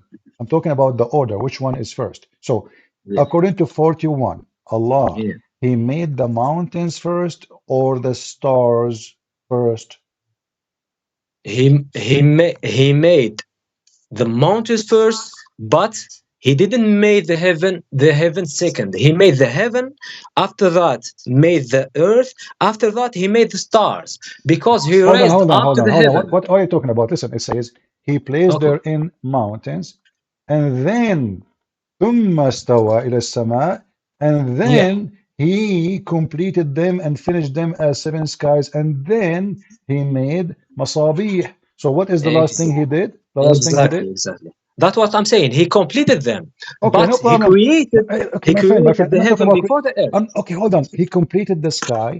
Okay, based in verse number 12, what is the last thing Allah did? Is it is true that He made the stars? Yes or no? Yeah. You agree that Yes, the I last agree. thing? Okay, thank you very much. Wonderful. So in chapter 41, the last thing Allah He did, and now the earth is made, correct? Yeah. Everything is made. The last thing He did, He created the stars. Wonderful. Let us go to chapter now. Focus with me and please take a note what you said. One second, please. Take a note. So now we go to chapter 79. In chapter 79, the stars is made before the mountains or after the mountain. Read with me carefully. Which one is made before? Here it says in chapter 79 that Allah, when He's talking about it, he created the sky, and then He made the sky, and Where then is stars? You he are lift talking about the up the stars. sky. No, he's talking about, yes, the stars, yeah. And now Yeah, we arrive to the stars. And then in verse number 29, now He made the stars, correct? Verse number 29. 29. Okay.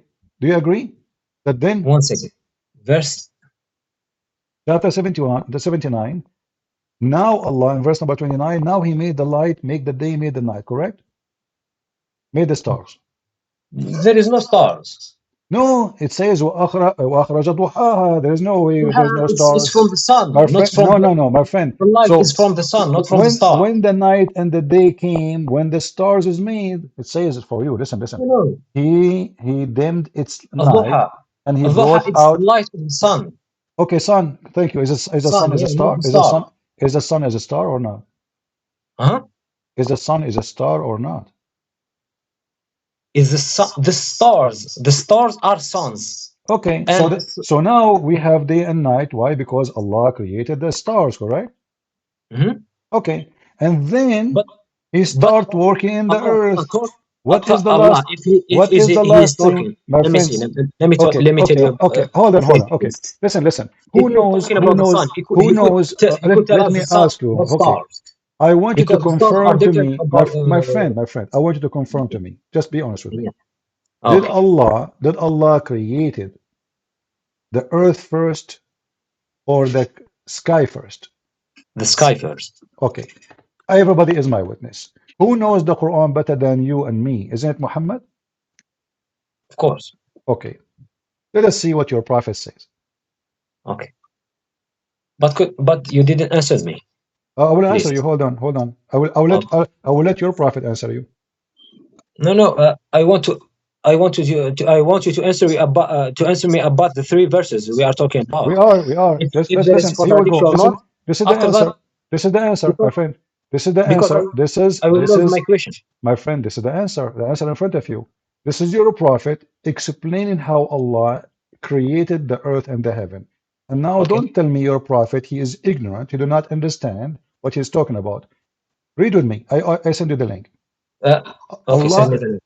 I send you the link, and this is Sahih, very authentic. Allah, the exalted, the glorious, created the clay on Saturday. He created the mountains on Sunday. He created the trees on Monday. He created things entirely in labor in Tuesday. He created the light on Wednesday. Do you see it? One second, please. خلق الله. Could I read it in Arabic, please? Sure. Okay. خلق الله عز وجل تربة ثم يوم السبت وخلق فيها الجبال يوم الأحد وخلق الشجر ثم الاثنين وخلق المكروه ثم يوم الثلاثاء وخلق النور يوم الأربعاء وبث فيها الدواب يوم الخميس وخلق آدم عليه السلام بعد العصر من يوم الجمعة في آخر الخلق وفي آخر ساعة من ساعات الجمعة فيما بين العصر إلى الليل. So which one Allah created first? Is it the light or the mountains and the earth? Where is the light? Where is the light in the hadith? It says in front of you, Nur. Yeah, no. Okay. I can see. I All can right. see. So the Nur is for the earth. This is the sun, the stars, correct? 1 second. النور. Yeah, this is the sun. I think this is not, but because the light is from the sun. Yeah. So now, who is created first, the mountains or the sun? Based on what you see in front of you, you're a prophet talking, not me. Okay, the mountains. The mountain created before the light. Okay, wonderful. So now let's go back to the Quran. So now you're a prophet. He helped me and you to clear things up, what it's meant. So now we go back to the Quran. So the mountain created before the light. Wonderful. Okay. But according to the Quran, as you see, the mountains in chapter 79, here we go, let's go, chapter 79. It says here that after he created the light in verse number 29, and you are the one who says, well, it says a star, correct? And then he says, and then after the last thing he did, he created the mountains. 1 second. Where is the mountains here? Chapter 79, verse number 32. Okay. But remember, your prophet, he said, the mountains was first, and the Nur, the sun, and you agree this is the sun, was created in Wednesday. Here, the last thing created is the mountains, and that contradicts totally what chapter 41 is saying. According to 41, Allah created the mountains in verse number 10, and then he went to the sky, and the sky was a smoke, and then he made 7 skies, and then he created the stars. So in chapter 41, the last thing is made is the stars, and the mountain made first. But in chapter 79, the last thing is made is the mountains, and the stars made before them. But you are saying the stars and the Nur, the light and the stars, they are different things. No, you are the one who agreed. You see, now you are biting your tongue. It is you who agreed with me. A second ago, it's recorded. You agreed with me that the Nur is the sun. The Nur is coming from the sun. Yeah, I agree with you. No, he did not say the Nur is coming from the sun. He said he created the Nur at Wednesday. That is the sun, my friend. There's no other Nur. Is there a Nur? Yeah, the Nur is coming from the sun, and he might comes from sun, from the stars, from anything who gives us light. No, yeah, he he's created talking the light. about creating what we see, my friend. You know, you wanna duct tape. It's up to you, but it's obvious that the order. And not only that, you can open the interpretation. Okay, you are the one who said to me you accept Ibn Kathir, correct? Yeah. Okay, Ibn Kathir, he said when Allah went to the sky was a smoke, and that is smoke is from the earth. There's no sky. You are the one who said you agree with Ibn Kathir, correct? Yeah, I do. All right. I do. So either we agree or we don't. So if we go right now to Ibn Kathir to see what Ibn Kathir is saying, let us go to read together. Let us see here. Verse number 11. Your Ibn Brother Kathir friends, chapter 41, chapter 41, verse number 11. If you are talking like that from many things, if you are talking about many things, I can't answer you and you can't answer me. No, I can. Could you please answer me about? You did already, and you are trying to escape. No, I'm not trying to escape anything. I will answer you step by step, please, because you are moving from a chapter to chapter. I can't. No, we are not. We are just reading, my friend. We are not moving from chapter. The same chapter we are reading from. We are just saying. Let us read. I will be back to Muhammad's hadith. My friend, let us read the interpretation. Let us read the interpretation. Why you don't want to read the interpretation? Those are your scholars. Does your scholars agree with me or not? Yeah, they agree. If we go right now to the scholars, not to you, not to anyone, your scholars, not my scholars. I don't agree. I don't believe in them. But your scholars, they say clearly that Allah created the earth first. Allah, he did not create the heaven first. I didn't say that. I said that he created the heaven first, and I'm giving you my arguments. My friend, the scholars, what they say. Do the scholars, they say Allah created the heaven first or the earth first? The scholars. Yeah. With scholars. Your scholars. Now you do not know Ibn Kathir, Al-Qurtubi, Al-Tabari, Al-Jalalain. Now you do not know them? They are not our prophets. I believe in Quran. So now they are stupid. They do not know Islam. No, They no, understood they the are not Quran stupid. false. I don't have even what they said. I'm talking about the Quran, and How come I you, will be back how to. come you don't? What do you mean you don't have? We are showing it to you. I gave you the link. Allah created the earth first. Mr. Prince, could you please understand me what I'm saying? I'm not escaping, but I want you to just go step by step. We were talking about the contradiction in our three verses in the Quran. The verse 41 and the verse 79 and the verse 2. The chapter 41, the chapter 79, the chapter 2. Could you please talk about these three chapters? After that, we move on the Muhammad hadith. After that, we move on the what the I want you to read with me what I show you in the screen. what they said. I wanted to show you. I want you to read with me Ibn Kathir. You are the one who asked me, by the way, to open Ibn Kathir. Now you don't want it. It says, But could you please answer it says in my Ibn question? Kathir. Look. If I'm willing to be a Christian, you need to answer my questions. I am to be answering a your Christian, question. if you need me, if you want me to be a Does it Christian. say in Ibn Kathir the earth was created before the heaven? Yes or no? Or I'm lying? He's showing it here on the Does video. it say in Ibn Kathir the earth was created before the heaven? Yes or no? Let me see. The earth was created before the heaven. This is the title. This is what it says. This is the title. This is what it says. No, this is what it says. It says, and when he read carefully with me, my friend, please, read with me. Allah, listen, read with me. This is the interpretation now. This is not the verse. Allah created the earth before the heaven, and when He created the earth, smoke burst out of it. And this is why Allah He said, ثُمَّ اسْتَوَى إِلَى السَّمَاءِ وَهِيَ دُخَانٌ. And this is why Allah He said He went to the sky and it was heaven. There's no sky. So the sky is a smoke, and the smoke is not a sky. This is a smoke coming from the earth. This is your scholars. Let me see. Could you please send me the link if you don't mind? I did already. You forgot? Here we go. Let me send it to you again.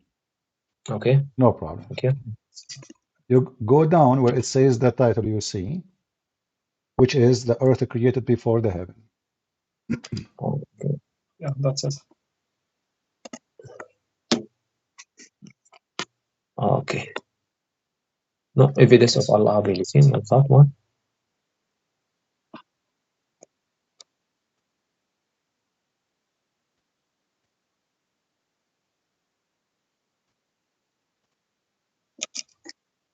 Read for us, please, so we can hear you, all of us.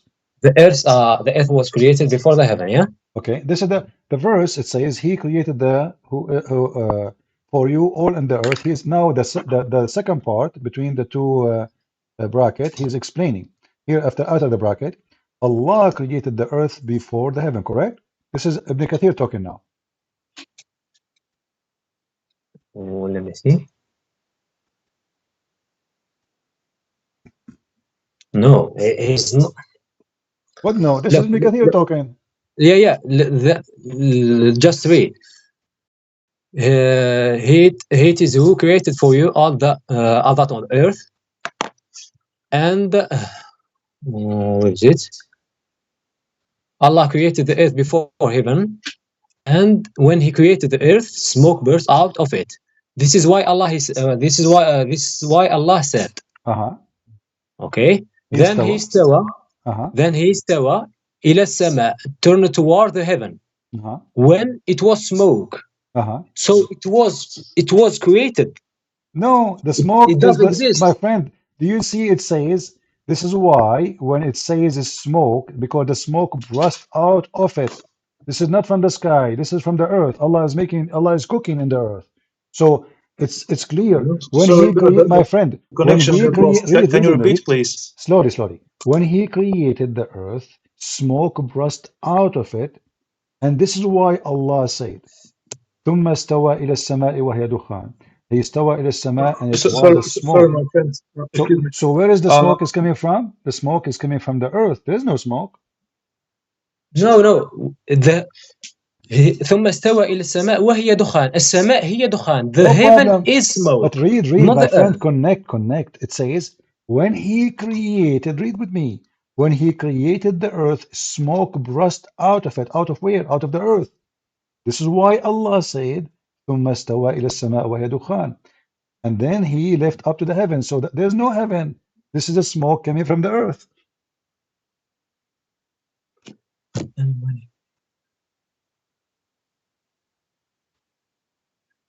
Allah created the earth before heaven, and when He created the earth, smoke burst out.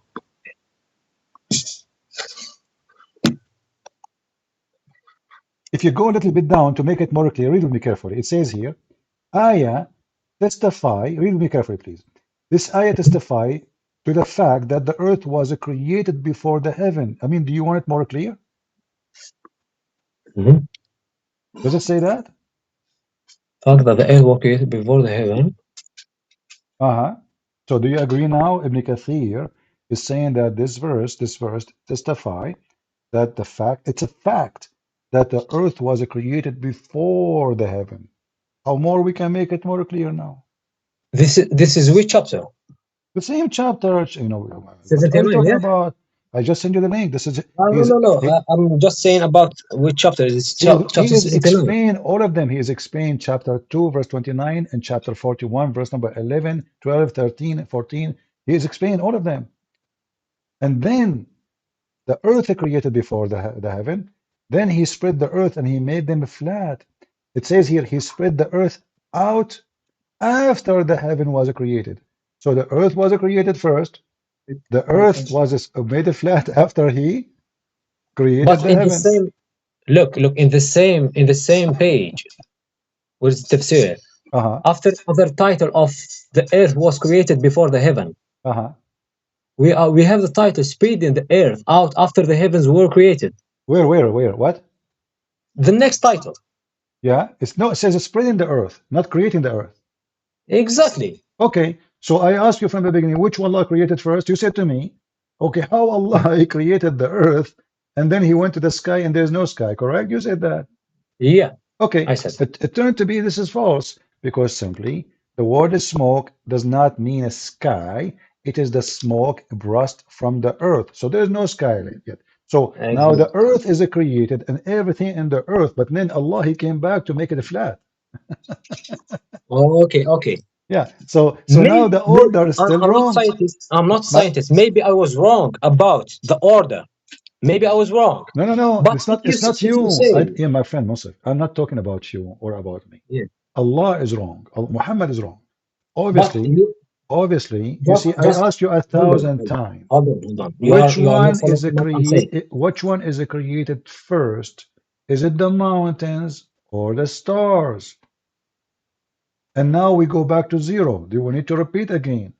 So obviously the order is wrong, because one verse says that the mountain created. I'm talking about the mountain to make it specific so we can understand better.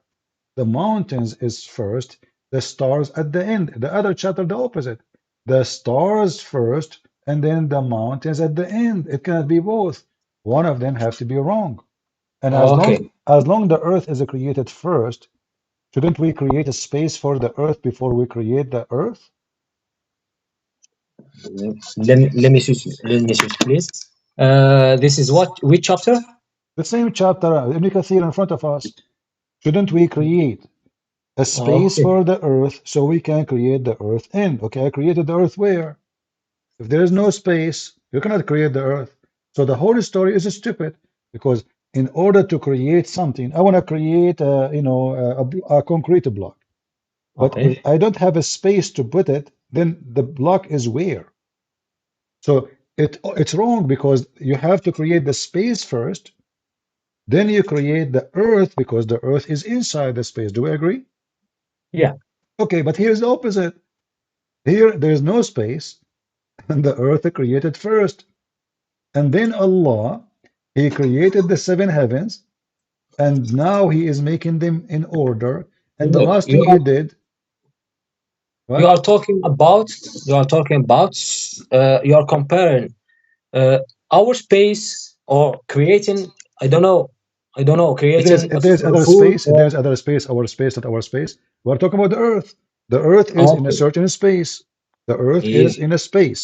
So now the Yeah. earth, okay, if we don't have a space for the earth, where we created the earth? Look, It's you you. are you are It's you. asking It's you you are who said to asking me. me It's you who you said to are me asking me. how Allah created the earth if there is no sky. You said that to me, you yourself. It's you. This is your question. I'm repeating your question. You said to Yeah. me how Allah will create the earth if there's no sky. And now I'm saying the same question to you.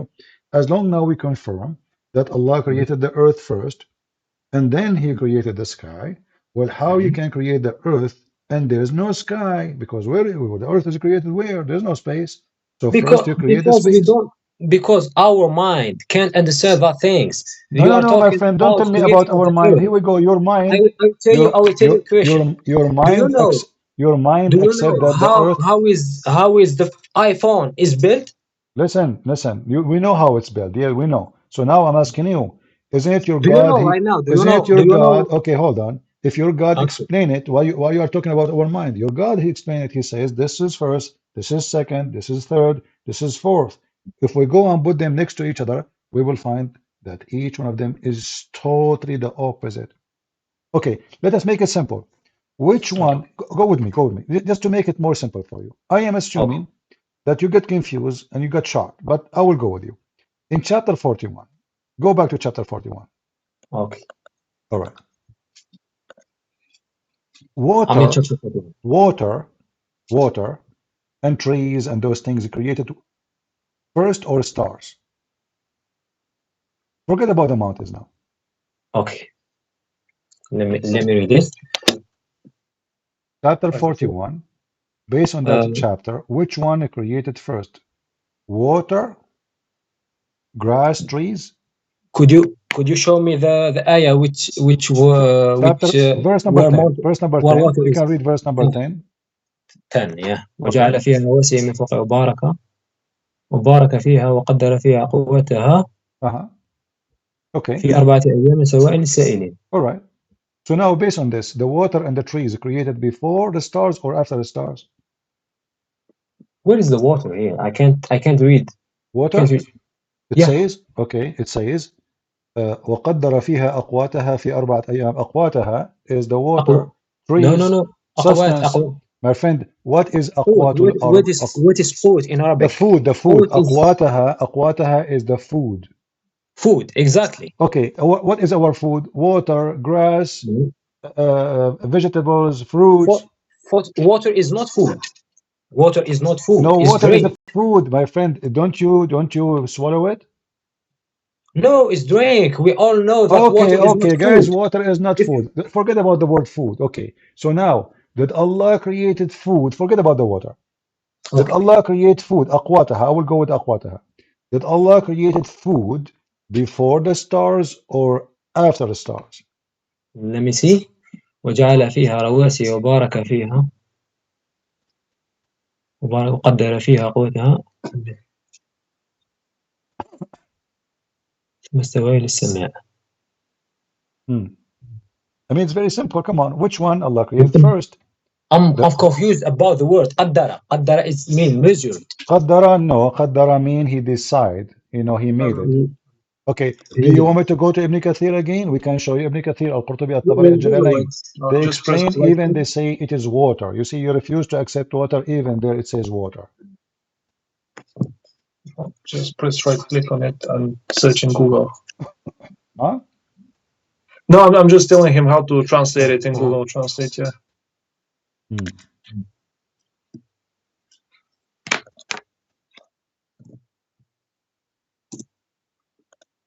Copy paste.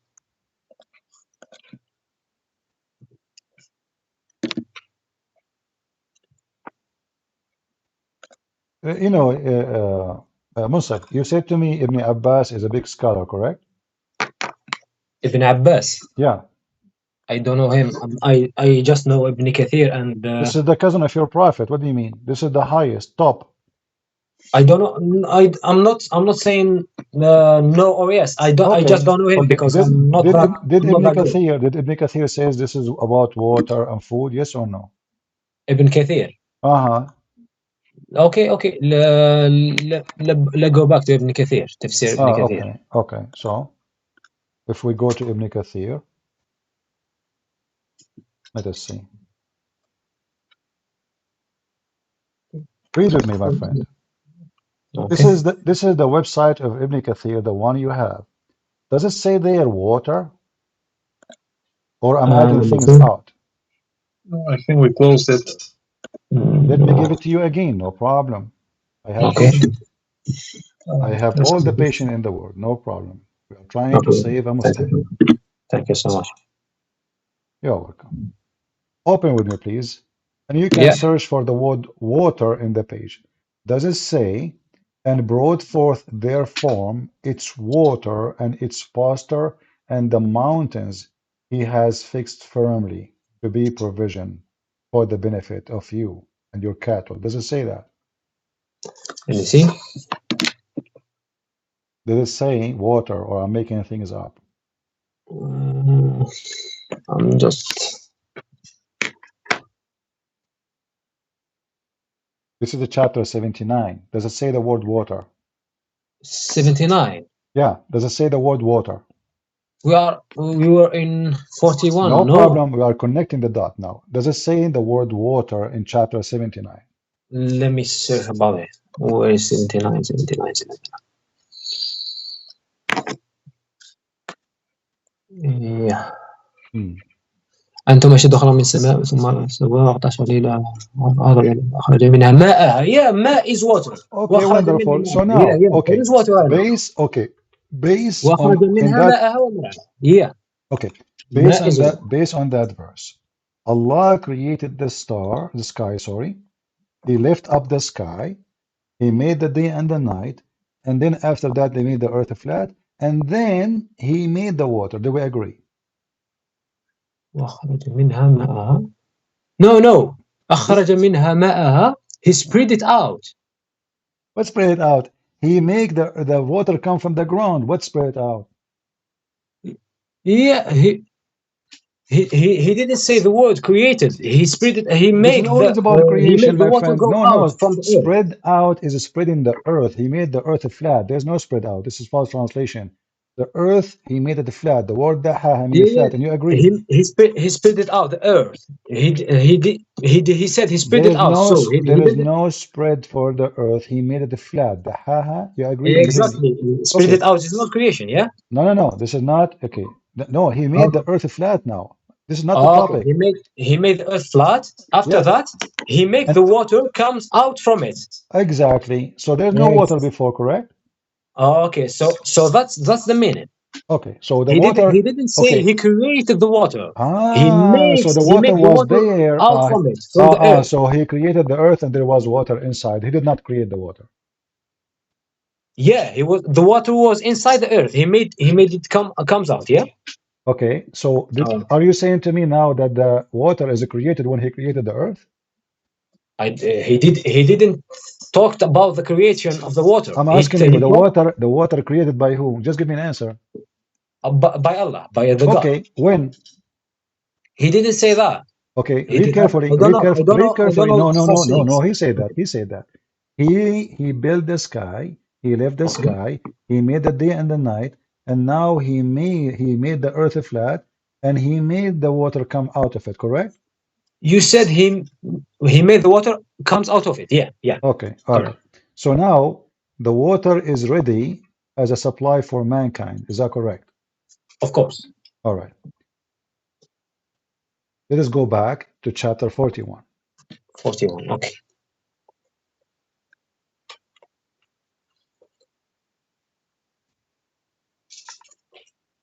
In chapter 41, you said that the word aqwat is not about water, correct? Yeah. Where do you get this from? I'm getting this from the Arabic. Qut is food. Qut. And you agree with me, I think. Aqwataha is all kind of let us say things to consume, maybe? Substance, like, all what we need, correct? We are talking about language. Language. We're talking about language. Yes, you we're talking agree about with me language. that qut is food? Is the word aqwat mean all the substance a human being he need, correct? No, I'm not saying that. I'm What he saying says, another okay, thing. okay. So what aqwataha mean? What I know is food is food. Tell me what aqwataha mean. Huh? Tell me what aqwataha mean. أقواتهم, according to my knowledge, my small knowledge, is food. أقواتهم is their food. Can you have food? Yeah. Without water? There's water in the food. No. There's no water in the food. No, I don't agree. So meat does not have water inside it. Ah, you mean inside the food? Ah, okay. Ah, So I now, don't know. okay, no, hold on, no. There is some So food without trees, they are exist, but there's no water. Mm-hmm. Trees, they are exist, but there's no water. Grass are exist, but there's no water. Animals are exist, but there's no water. Correct? I don't know. This is What do you mean you don't know? supernatural. This is more than my Okay. knowledge. Okay. If you told me what's happening next to you, I don't know. Okay, you know the knowledge. But you are trying to escape. Okay. If we go to Ibn Kathir and we try to see if the water is included, do you agree? The water is included. Uh-huh. Where the water is included? In chapter 41. Okay. What do you think? Can we go there and check if it is exist or not? Yeah, of course. All right. So if we go to Ibn Kathir to see, here we go. Let me open it. Chapter 41. Mm-hmm. And I hope now we will not, play more because, we have to be mature, right? I mean, there's no point of repeating ourselves. If we want to be stubborn, you can be stubborn. It's up to you. So this is Ibn Kathir. I will put it for you. I will give you the link again. Verse number 9, 10. All right, here we go. And let us see what Ibn Kathir he say. All right. This is Ibn Kathir. 41, yeah? Yeah. 41. I will give you the link. You open it from your side, please. Okay. All right. I'm already in the chapter. All right. You open Ibn Kathir on your side? Yeah. 41 verses 9 to 12. All right. So Is in Ibn Kathir, when he speak about verse number 41, he is connecting it to chapter 79. Do we agree? Yeah. And this is why he mentioned the water. Do we agree? Chapter 79. Yeah. So now he is explaining what Allah created. So in order to explain chapter 41, verse number 10, he is quoting chapter 79, verse 27, 33. Do we agree? Yeah. Did he use the word water there? Yeah, I do. Thank you very much. Welcome. So in order to explain 41, Ibn Kathir, he had to use that chapter to show you that this is about water. So why you keep saying to me, there's no water there? I will tell you why. Because it is an embarrassing, and I understand you are a Muslim trying to defend. But No, I'm not trying to defend. I'm not trying to yes, you defend. are trying to defend. It's okay. I mean, this is it's all right. Mhm. But as you see, your scholars, they are explaining that the word aqwat is including water. I mean, it's really weird that you can say to me, it's food. It's food. The food for mankind, including water, because we cannot live. Isn't it the Quran says, وَجَعَلْنَا مِنَ الْمَاءِ كُلَّ شَيْءٍ حَيٍّ? Yeah, of course. Okay, so every living thing have to be from water. So if there's no water, there's all those living things cannot be exist. Yeah, I do agree with that. All right. So now the water is exist. So now let us go back to zero. Wonderful. So now in chapter 41. No, we are not going back to zero. Why? Why is that? Because simply you keep going around in a circle. So now we go back to zero. In chapter 41, I want you to give me the answer. Now we agree that this is water, correct? Yeah. All right. Okay. So in chapter 41, verse number 10 and verse number 11, which one Allah created first? The water or the stars? So 41, yeah? Uh-huh. This is 41. Yeah, the same thing. I want to read all the...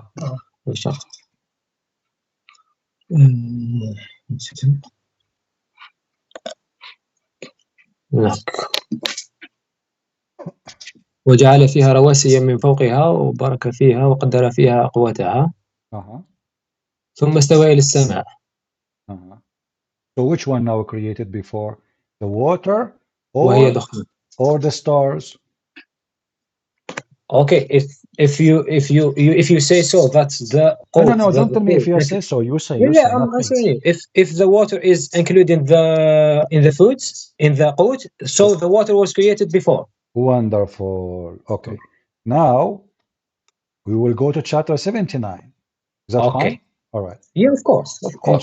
In chapter 79, it says in verse number 31, and he وأخرج منها ماءها ومرعاها. Yeah. Okay. And then he made the mountains, correct? Mountains. Okay. So now the last two things Allah created. The mountains here? The last two things Allah created is the water and the mountain. Now, if you go a little bit, you will see in the same chapter that the heaven is created first.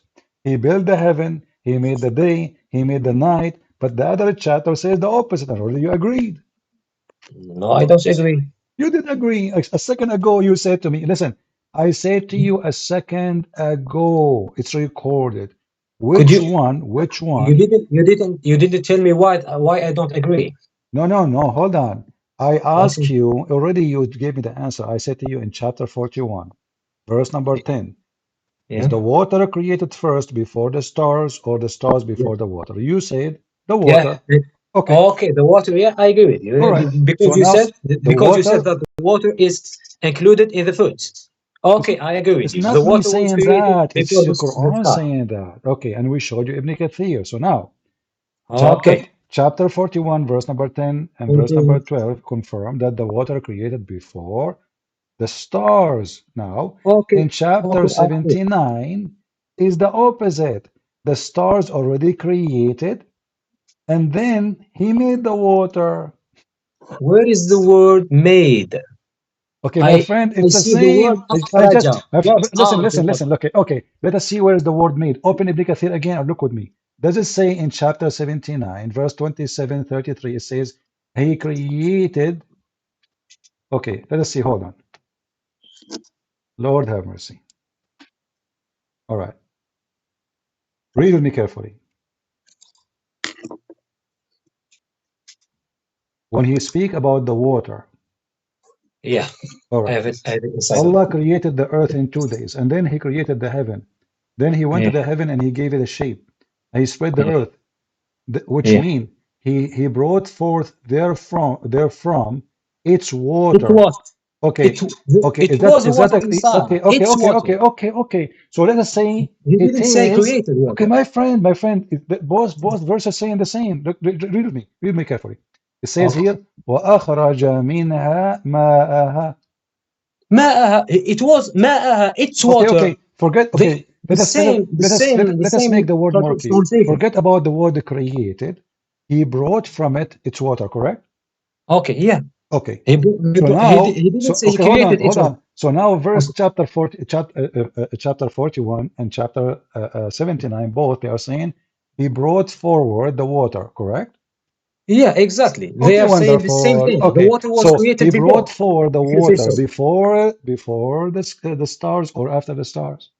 Before the stars. Wonderful. Yeah. So how come here in chapter 79 the water brought forth after the stars? No, where is brought? Yeah, brought forth after the stars. Okay, Not created after let me repeat the question. This is different things. Repeat the question. It was already created. He brought forth. I'm not talking about creation now. Forget the creation. Okay. You are talking about the order. Allah he brought forth the water before he created the stars or after he created the stars. Give me the answer. After creating the star, he brought forth, not created. Brought forth. He means he made the oceans. No problem. He made the oceans. This is why brought forth. No problem. Wonderful. So Allah he brought out the water after he created the star. Please confirm. Exactly. Yeah, that's what I'm reading. Yeah. Thank you very much. Now we go to chapter 41. Okay. Allah he here, read with me carefully. let me Allah. see. All right. Which one? قل أئنكم تكفرون بالذي خلق الأرض في يومين وتجعلوا له أندادا ذلك رب العالمين وجعل فيها رواسي من فوقها وبارك فيها وقدر فيها أقواتها في 4 أيام. Which one is coming first? The stars or the water? In chapter 79, which one coming first? In chapter the water. 41, which one coming first? The water. Water coming before the stars, correct? Yeah, وقدر فيها أقواتها. If you say you said that أقوات including water, so he made inside the okay, water. so why in chapter 79 it says the opposite? No, he is not saying the opposite. It says the opposite. It says he made the sky, he finished the sky, and he created the day and the night and the light. Before the water. Look. Okay, don't look. Let us go. Okay, hold on, my friend. Okay, listen. Okay. I will ask you a question. Listen. I mean, it's really embarrassing. My friend, people are laughing. What are you doing? So let us make it simple. Okay. Can you read for me? Can you read for me? Can you read for me? Chapter 79. Can you read for me? Hold on. Can you please do me a favor? In Ibn Kathir, chapter 79. Chapter 79. Verse number 28, 29, 30, 31, 32. Can you read for me what Ibn Kathir he says about them? He said, are you more difficult to create, or is the heaven that he constructed, he raised, is high, and he has perfected it? It's night, he covers with darkness, and it's forenoon, he brings out with light. That's it? Correct? Okay. So this is Ibn Kathir now? This is Ibn Kathir? Yeah.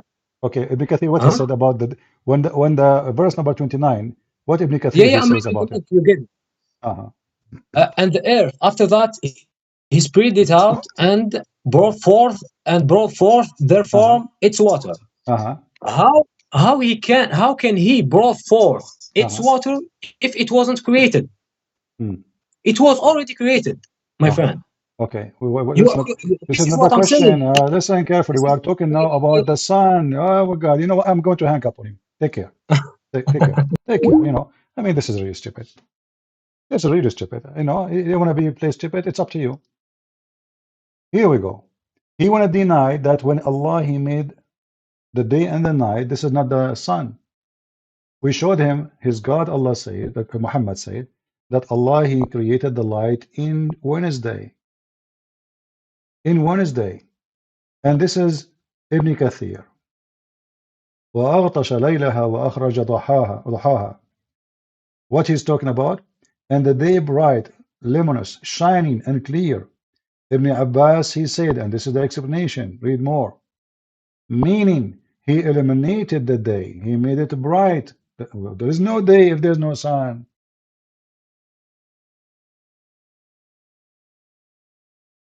You can have the night without having the sun, but you cannot have a day without having the light.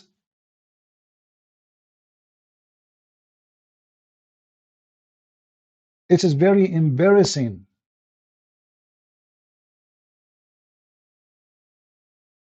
He don't want to admit that he's a prophet making a big poo-poo. As simple as that. And this is an example how Muslims, they try to escape the humility. It doesn't matter what you show him. He will never agree because it's an embarrassment. I say to him, Ibn Abbas, he never heard of Ibn Abbas. This is the biggest top guy ever in history. This is the companion of Muhammad. This is the cousin of Muhammad. And Muhammad, he named him, the only one he named him as the scholars of Islam. He don't know who is Ibn Abbas. He never heard of Ibn Abbas. This gentleman, he reminded me of one of my cousins. Two of them, they went to do hunting. One of them, he said, do you see the thing behind the bushes? He said, this is a bird. The other guy, he says, no, this is a goat. He said, no, this is a bird. He said, okay, let us shoot. If it does a fly, then it is a bird. If it does not, it is a goat. So they shot a bullet, and then the bird fly. The other cousin, who is stubborn like this guy, he said, you know what? It is a goat even if it does fly. Don't even try with someone he want to play games. Everybody is watching, is laughing. How come only you don't see what it says?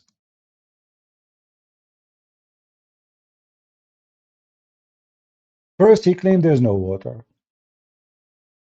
but every single Islamic interpretation says water. Chapter 41, chapter 79, both are saying the same. Then he said in chapter 41, it doesn't say star. It says the day and night.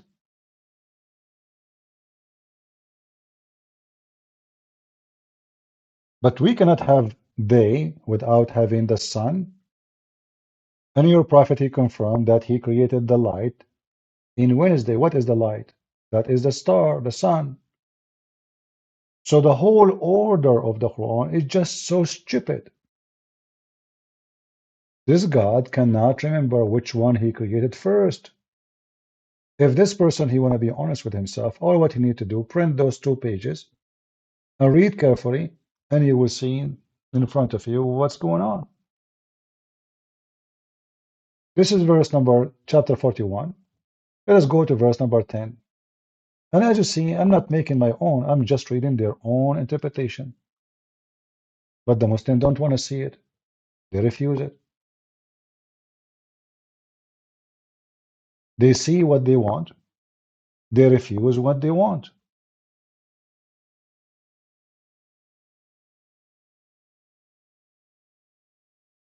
It's very funny to say to me, it doesn't say day and night.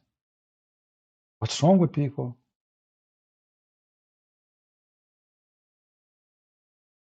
So how the day and the night is created? How we can create day without sun? In the Bible, it says God, he said, let be light. And light was. And he called the light day, which means the time of the light. Muhammad is copying the Bible, actually. As simple as that. And this person, he don't want to accept. So in chapter 79, if we go now back, and then we go to verse 29, look what it says. It looked like all the Muslim scholars understand something, and our friend here understands something else. This is Tafsir al-Jalalain. And darkened its night, and brought forth the day. He exposed the light of its sun. Night has begun. Let us see, let me expand so you guys can read. Has been anxed to its heaven. Does it say sun? Not for this guy. For this guy, there's no sun. It doesn't matter. Don't try. Don't even try it. This is a Jalalain. Let us see different interpretation. Maybe a Jalalain is a donkey. Maybe a Jalalain, he is making things up. Oh, this is Ibn Abbas, the day and the sun. So the sun is clear for every Muslim except this person. So you be the witness who is trying to escape the reality that the Quran is made by a fool. Why the scholars agree with the Christian prince? Do they work for him? I think they do. Obviously, Christian prince, he hired Ibn Kathir. Ibn Kathir, he is just a potato. He say whatever Christian prince he want. Ibn Kathir, hey Ibn Kathir, do you dare even to disagree with the Christian prince? No way. Ibn Kathir immediately he adopt what Christian Prince he says. Very normal. Suddenly Ibn Kathir, Al-Qurtubi, Al-Tabari, Al-Jalalain, or Muslim potato scholars, they agree with me and they are working for me. I don't know what to say.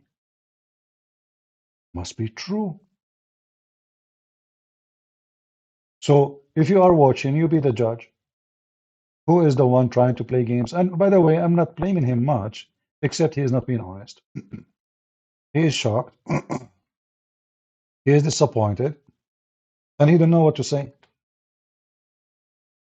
But I cannot really stay with you until tomorrow. You want to lie? You can lie. You cannot debate a liar. You cannot. Never think you can debate a liar. Not even a judge in a court can debate a liar. Even though he has the authority to put you in jail. Still he can deny. Even if you get him in camera, if you get him busted, even if you have witnesses, still he will deny it. He's a liar.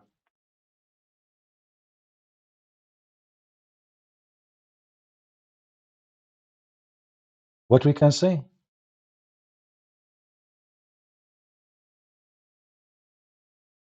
We showed him Ibn Kathir. I mean, how we can have afternoon if we don't have sun?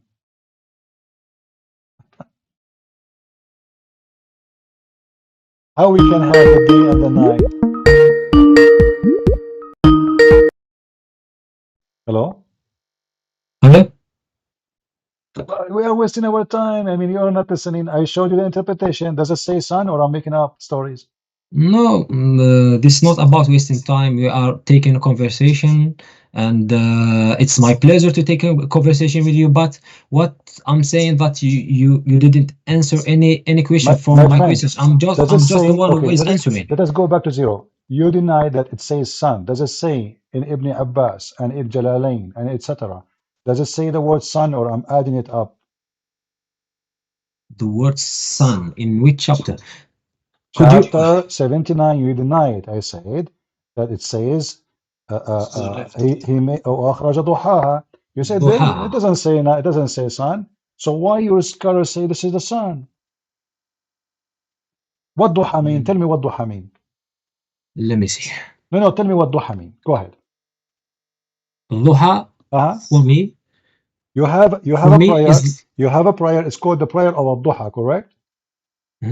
Okay, what does that mean? Duha is the light. Okay. Okay. So you pray to the light?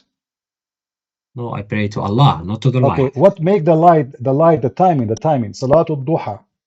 Yeah. What is a duha? I'm not scientist or so yeah. isn't it okay? Yeah, I'm telling you what I know. Hold on. The word duha. My friend, what time is Salatul Duha usually?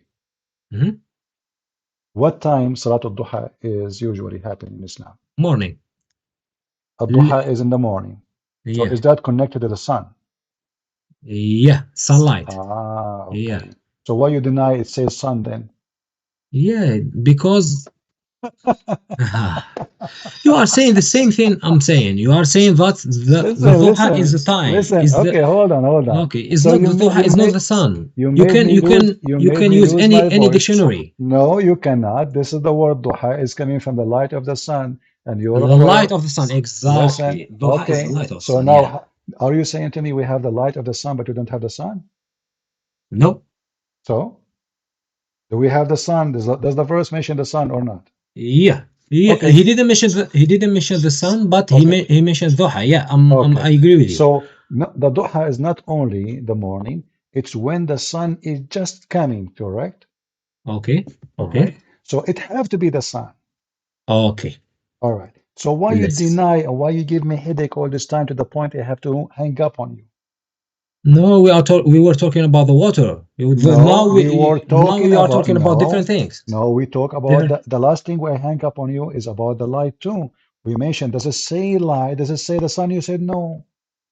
So we ask you. I said listen. The yeah. last question was which one was the water or the stars? The stars is the sun too. Correct? Sun is a star. It's just another star. It's just near. Okay. So now, let me see. Let me follow you. So now focus with me. So Okay. if now if we agree that it's chapter 79, Okay. verse number 29, Okay. meaning Allah created the sun. Do we agree now? Yeah, of course. All right. So now the sun is created in chapter 79, verse number 29. Okay. Wonderful. I agree with you. I agree with you. Wonderful. Okay. So now in chapter 79, I want you to read it again. Does it say? Okay, of course. Okay, in verse number 30, Allah, He made, it says here, verse number 29, sorry. We agree that this is about the sun.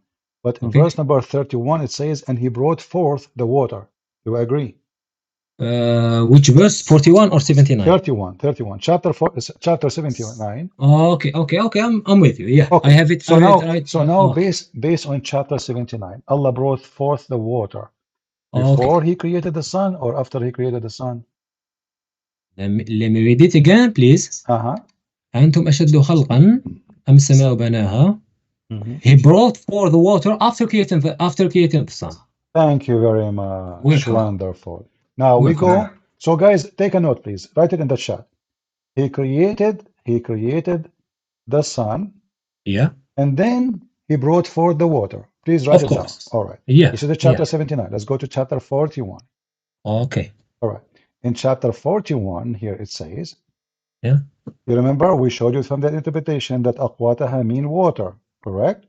Yeah, correct. Yeah. All right. I agree with you. Okay. Now, in verse number 12, it says, and then He made the stars. 1 second.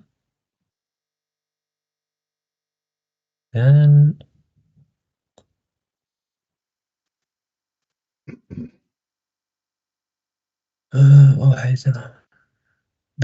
yeah, so okay. So here is the opposite. Here with the lumps, water yeah, first. with lumps. So masabih is stars, yeah. Okay. So here the water first, the stars next. The other one you just agreed is the opposite. Okay. Now, just now, I'm answering you about two questions. I'm about to answer you. Okay? Could you please? You answered me already. You answered me already. No. I'm about to answer you. No, my friend. You are telling me that there is a contradiction. Already you answered me. You said in chapter 79. Everybody, we have it written down in the chat. Yeah. I asked you which one first, the sun or the water brought forth. You said the sun first. The water brought the sun forth before the water brought forth. Yeah. Okay. In chapter 79 is the opposite. Allah, He brought forth the water. No, he don't brought forth. Yes, He did. No, in this chapter 41. Yeah. He said. You forgot. I showed you the interpretation. And then you agreed that this is about water. You are not allowing me to talk. Please, can you allow me to talk to answer you? Did you agree? Did you agree with me? Just when I showed you the interpretation that yes, yeah, I agree. Water. I agree. But let me just tell you one thing. In the chapter 41, he said he created the water before the stars. Yeah. And in the chapter 79, he said that he created the stars. After that, he brought forth the water. Yeah. This is not about. We're talking about brought forth. Yeah. So how can he brought forth the water if he didn't created it before? The word brought forth. Just take a hike. Guys, how he's asking me now how he can brought forth if he did not create it. We don't care which one he brought. This is not about creation now. Listen, don't waste my time. Why are you hanging on me? Listen, I asked you in verse number 10 because you are not being honest. I asked I'm being honest. I'm telling you, how can he brought for water, get it out if it wasn't being created before? My friend, for this, I don't want to be rude with you. I don't want to call you. No, we are not being rude. We are having a conversation. If you are here to be rude, listen. There is no reason. Listen. So Allah, when He brought forth the water, did He brought it before the sun or after He created the sun? After he created the sun. Wonderful. In verse number 10, did Allah bring water out? You agreed. I showed you the interpretation. Yeah. Okay, so he brought the water forth. I'm not talking about creation now. He brought the water forth before the sun or after the sun, verse number 41. After the sun. Okay, so how that work? That works because the water was already created. He brought forth, he get it out. Okay, but I'm not asking you about the you are saying the word brought forth. My friend, I did not forget the word created. Forget it. Allah, when He brought the water to a human being, to the animals, in chapter 41, did He brought the water before He created the stars or after? After he created the stars. It's in 41. In 41. Uh-huh. You are saying the word brought forth. There is no the word brought forth in the No, chapter it says 41. that. No, it says, I'm going with you. You see, it says here, وَقَدَّرَ فِيهَا أَقْوَاتَهَا فِي أَرْبَعَةِ أَيَّامٍ. وَقَدَّرَ فِيهَا inside. It was inside. فيها. It's inside. When Allah, what the word قدر mean? قدر, it was created. Okay. Look at this. Guys, look at this. A second ago, he refused to accept this as a creation. Now he just agreed this is a creation. No, I'm talking about the word. Okay, hold on. So أخرج is brought forth is not creation. Brought forth is not creation. Look what you did. Look what you did. Okay. Okay. When the water came to exist for the dwellers of the earth, before the heaven, the sky, stars, or after? You mean focus. Available. Okay. I'm just going to use different word. When the water became available for those animals, creatures, whatever they are, in the earth, before Allah created the stars or after? You said in the earth, inside, yeah? Available. I don't care where it is. When the water became available, it was available in the earth before. My friend, available for them to drink. No, we don't know that. He didn't say the word drink. Okay, hold on. Let us go to chapter 41, verse number 10, interpretation. Can we do that? Okay. Is that okay? Do you allow me, please? Okay, yeah. Okay, but do you promise me whatever your interpretation says you will agree? Or you of course, absolutely, yeah. Okay, wonderful. So that will solve the problem between you and me. All right. So we go to chapter 41 and we go to verse number 10. And give me a second. Here we go. All right. Let us see what it says. All right. I want you to read for me, please. Okay. He placed therein three mountains. No, hold on. I will show you the interpretation. This is not interpretation yet. All right. Okay. Which interpretation you want me to show you? I'm reading the interpretation in your video. No, that's Quran. Oh, all right. Okay. So let us go. Yeah, that's the Quran. That's not the interpretation. You said you never heard. Okay. Yeah. You see here he created and he talked about vegetation, etc. All right.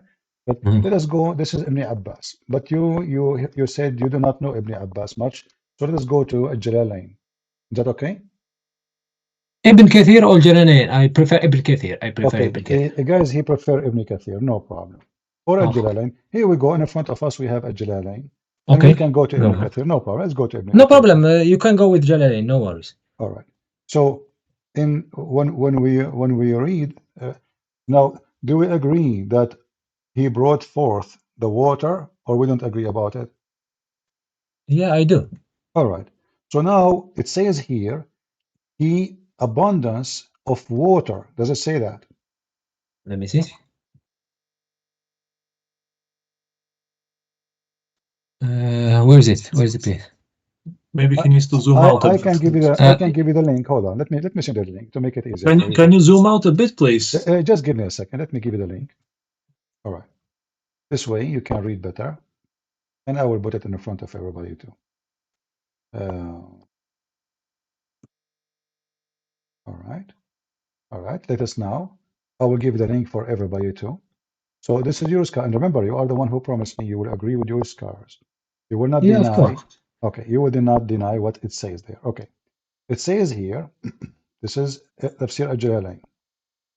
Yeah. All right. He blessed it with abundance of water, crops, stocks, ordained. One second, please. One second, please. Okay. He blessed it. Yeah. Okay. He blessed it with a lot of water. Is that the creation of God or not?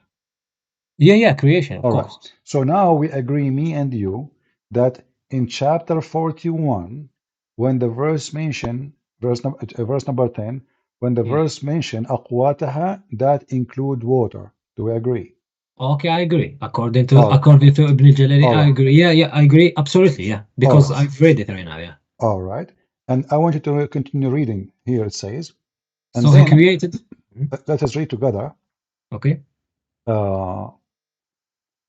He underlaid therein firm mountains rising above it, and blessed it with abundance of water and stock, and ordained, divided therein various means sustenance for human being and beast in 4 complete days.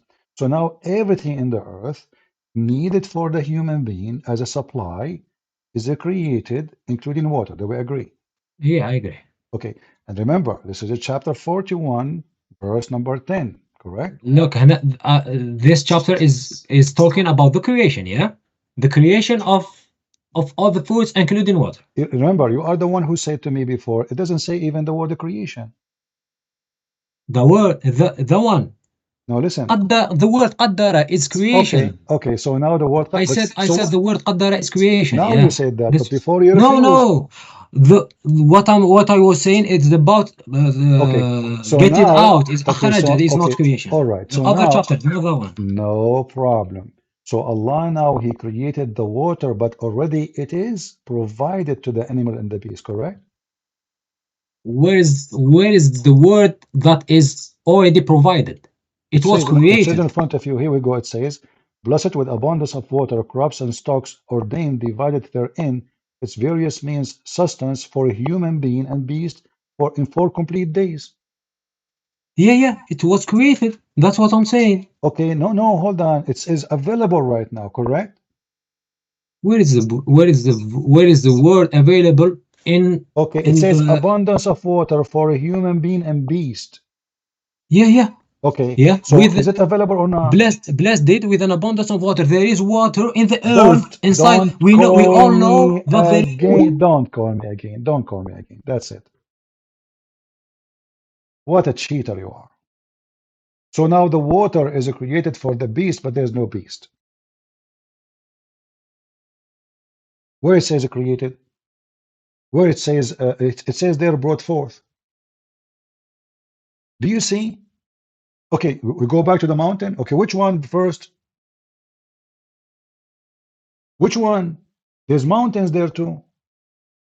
I mean, stupidity is amazing. Which one we take? It doesn't matter what you take, you don't see it.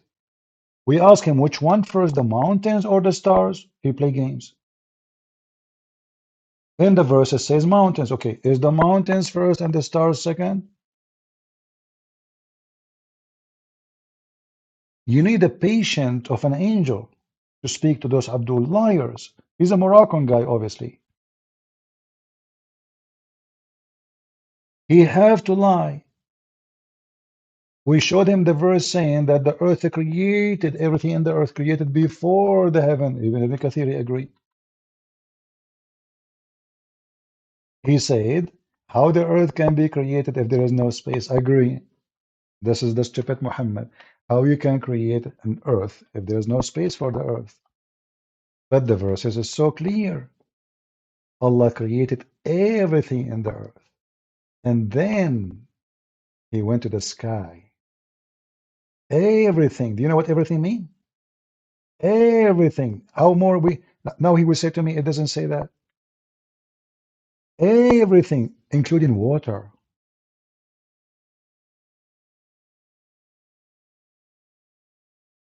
When the Quran says he created everything on earth, does that include water or no?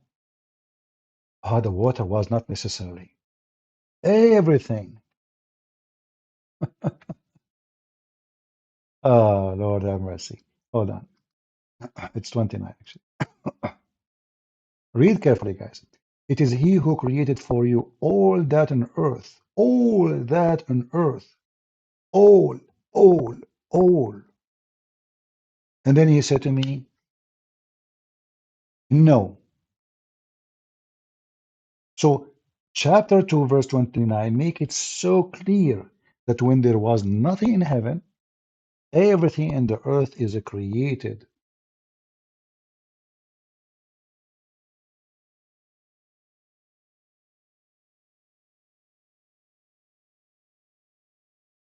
This is Jalalain.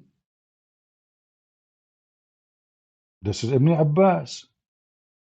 And we will show Ibn Kathir.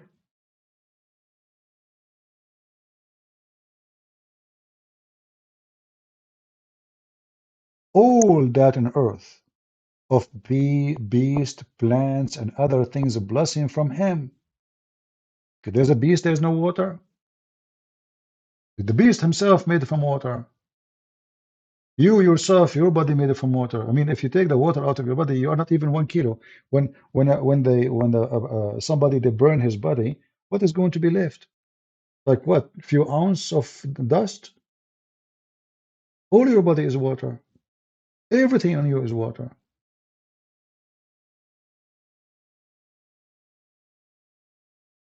He finished everything in earth. Then he turned his creation into the heaven, and then he made them 7 heaven, and then he made the stars. And then he came back to make the earth flat. He forgot Allah. Oh, I forgot, man. I did not make the earth flat. Let me go back. If we go to Ibn Kathir again, we will die laughing.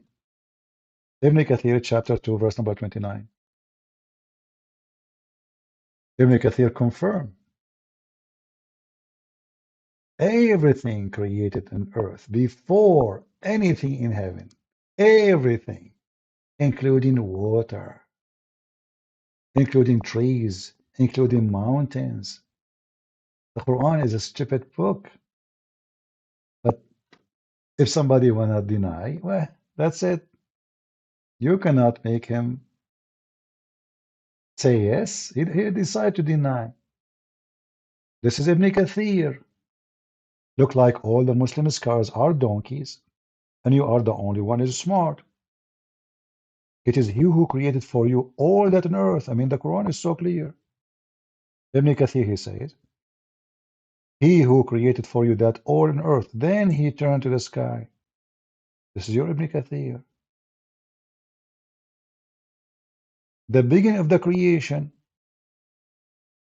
This ayah, chapter 22, verse 29, explain in details in Surah As-Sajdah, where Allah he said, and this is other chapter, by the way, speaking about the same thing. But let us see here what it says. Do you disbelieve in this who created for you the earth in 2 days? So he's explaining chapter 229 by quoting those verses here. And he is quoting verse number 41. Which one is created before? Read carefully. That Allah started the creation by creating the earth. Then he made the heavens 7. The earth first. And now he speak about the same verse we are arguing about. Took me forever to make him admit that this is the night and the day, this is the sun. I asked him what the word duha mean. Duha. He says, I said the prayer of the duha. He tried to play with it too. Said the prayer of duha is when the sun comes. This is the first light of the sun. So which one first?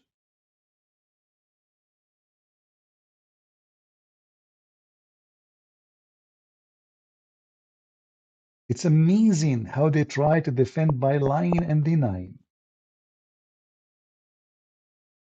And here Ibn Kathir continue. Allah created the earth before the heaven. And when he created the earth, smoke burst off it. We showed him that already, didn't we? Before the heaven. And the verse says, all that on earth. Do you see the word all? Oh no, he doesn't see it. He's blind.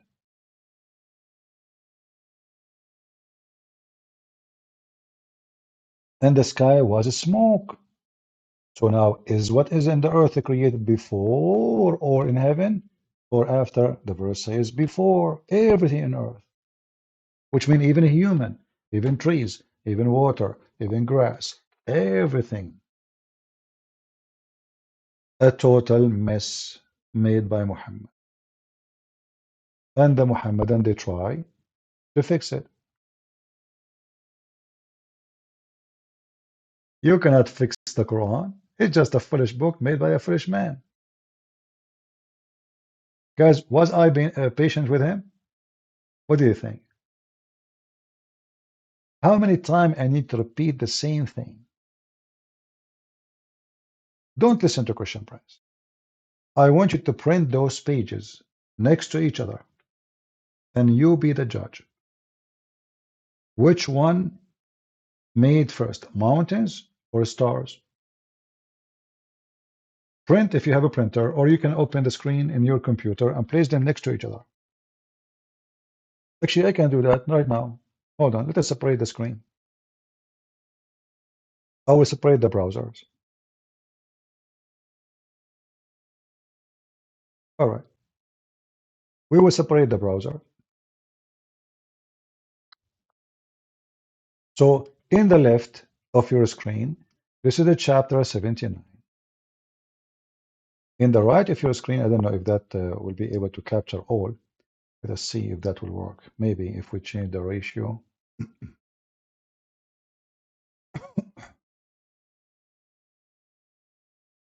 So read with me. Chapter 79, Allah created the sky. Okay. We go here.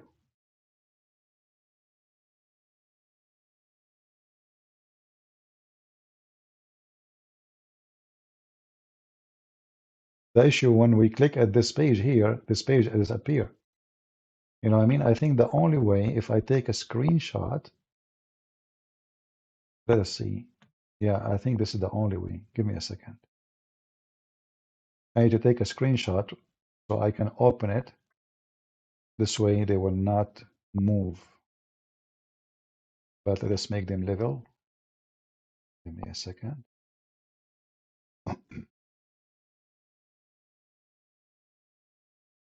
Lord have mercy.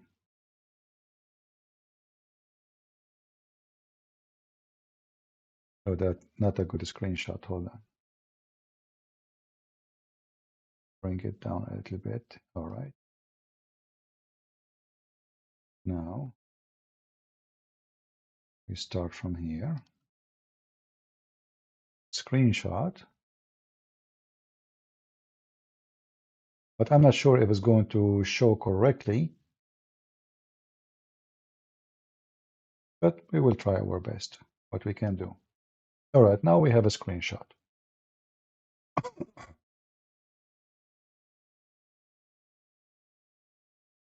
This way we can have both. Oh, this is the first one.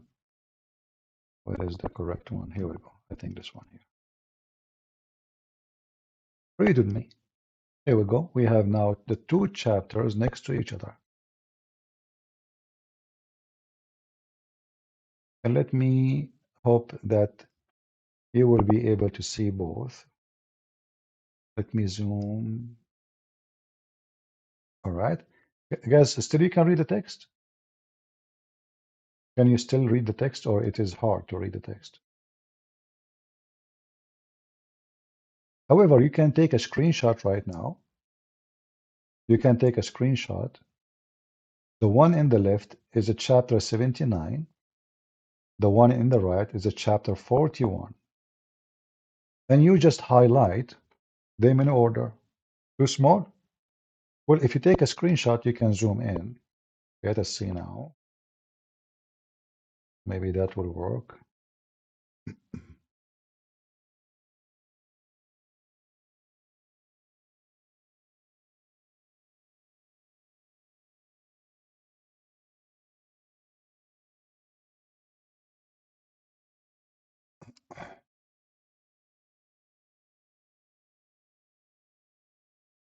Let us see here.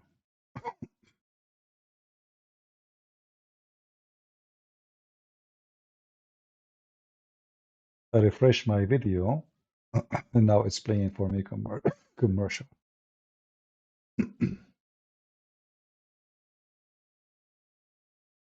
I think it's fine, right? So in the left it says Allah created the heaven, He constructed the heaven. Verse number 28, He raised its masses. Verse number 29, He doomed the night, He brought the day and light, and He agreed that this is about the sun. And then after that, He started working straight in the earth. And then He brought water. And then He made mountains. Let us go to the other side, the opposite. He created the earth in 4 days.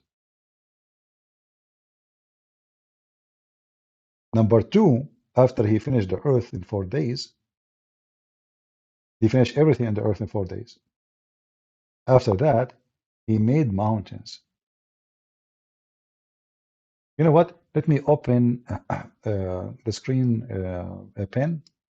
Give me a second. So I can draw. I'm losing my voice. All right, that will do better now. Let us zoom out. In.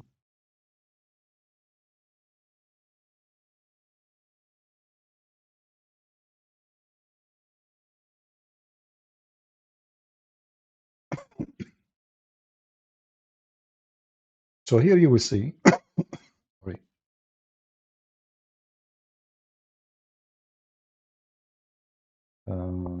Let's make a line. So here the heaven is created. Verse number 29. The night. This is chapter 79. Verse number 29. Allah, He made the light, the stars, the sun. Wonderful. So when He created the heaven, the order is the night, the day, which means the sun. And then after that, He starts working in the earth. And then after that, after He made the water and the pasture, He provided it. And then He put the mountains. So the last thing here He did is the mountains. The sky is finished. The sky is completed. We have stars. We have 7 heavens. The last thing in chapter 79 is the mountains. We go to chapter 41. He created the earth in 4 days. He completed everything in the top of the earth in 4 days, as you see in verse number 9. Let us use red color.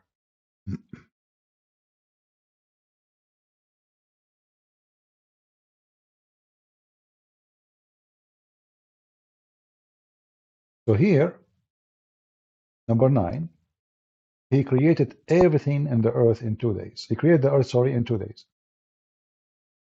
Then it took Him 4 days to bless the earth with all the measurement, everything. You read the interpretation, you will see water, grass, trees, everything, the substance of the earth, in 4 days.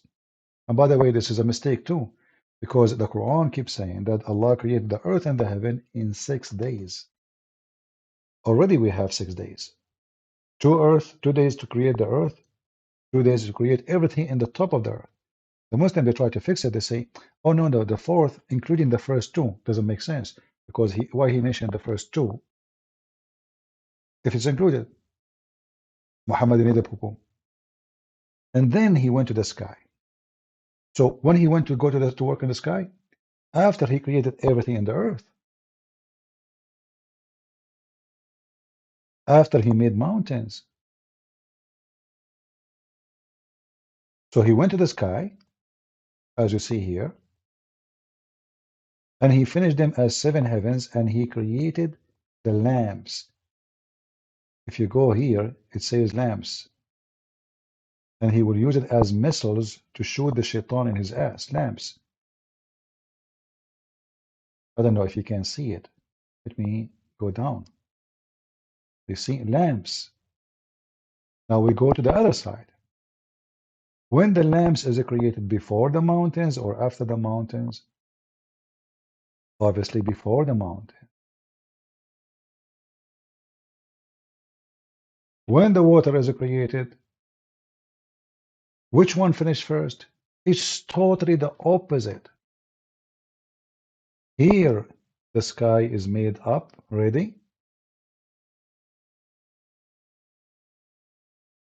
He made the day, he made the night, etc. And then he placed the mountains. And then he made the water before the mountains. And then he made the earth flat. So based on the verses in the left side, chapter 79,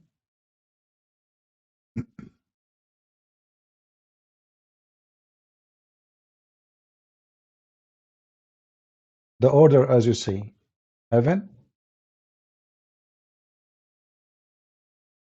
sky, lamps, earth, water, mountains. And the other one is the opposite.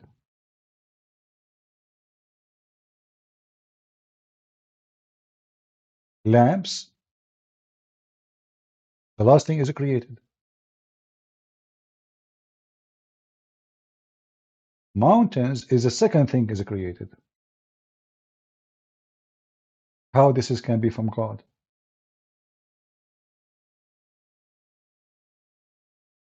Which one is created first? And then verse number 22 says clear, chapter 29, sorry, chapter 2, it says clearly, he created everything for you in the earth. You know, is this God knew how to speak Arabic? If he say everything, it means everything. He didn't say some of what is in the earth. So creating in what in the earth is already done. How that will work? What a messed up book.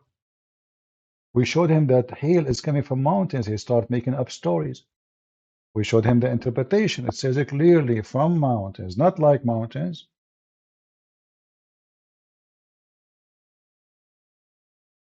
You cannot debate someone who don't want to be honest. So I'm asking this gentleman when he stay alone in his room, think carefully of what you heard and be honest, and you can call me back. But don't waste my time. Don't waste my time. You gave a very great example of how Muslims they play games. You are not honest.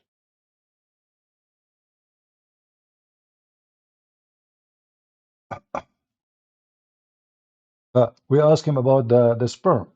Suddenly he do not know. Do the sperm become a dead blood? Suddenly he have no idea. He's not expert. Yeah, you can search in Google in 2 seconds.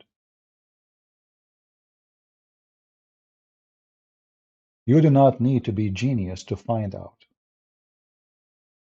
Again, guys, don't forget to inform everybody that Christian Prince, from now on, he will be in Rumble. YouTube is playing very dirty games with me, and I am not interested on them no more. It doesn't matter how big the channel you have, they can delete you in 2 seconds. In 2 seconds. So it's waste of time. Here we can build a better community. It might be confusing a little bit, like because different from YouTube. The chat is different, everything is different. But at least here, my video will stay. And the image is clear. Sometimes we lose voice, no problem. You know, I mean, if that happened a few seconds after of 6 hours talking, not an issue.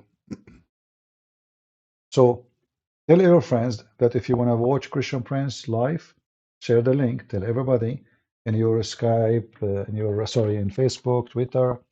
Tell everybody so we can get more people. And you know, at the end of the day, I'm glad that we are in Rumble. I'm not going to delete my videos no more. Those videos will stay. Isn't it time? I mean, I cannot keep one video in my channel. I have empty channel after all those years. Why? Because I cannot keep a video. YouTube will give me a strike. They target me because I heard Islam bad. Do you think they target me because I'm nobody? Do you think they target me because I'm just Christian Prince, they don't like him? No. It hurt.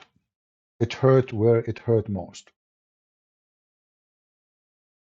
And in fact, the view and ramble, I mean, I post a video in my other account in YouTube, just short video, the same video, and ramble in here. There I have 500, here I have 1,000. Doesn't make sense. How in the world you have 150,000 subscribers there, and then you don't even have the half number in the same amount of time of what is a ramble? It doesn't. We have 150 something, 56, 50,000. How in the world that can happen? They reduce the number. So invite your friends, tell everybody, and invite Muslims to call us, even if they are liars like this guy. Sadly, I have to say he's a liar. All the reference in front of him, he can sit and check carefully. You know, especially the Quran is so clear. It says, then, you see the word then? There's no question, then. Then after that. And he speaks Arabic very well. No? The last thing Allah created in chapter 41 is the lamps. And look how funny the Quran is. Why he created the lamps? So he can shoot the shaitan if they try to spy at him. Must be true story.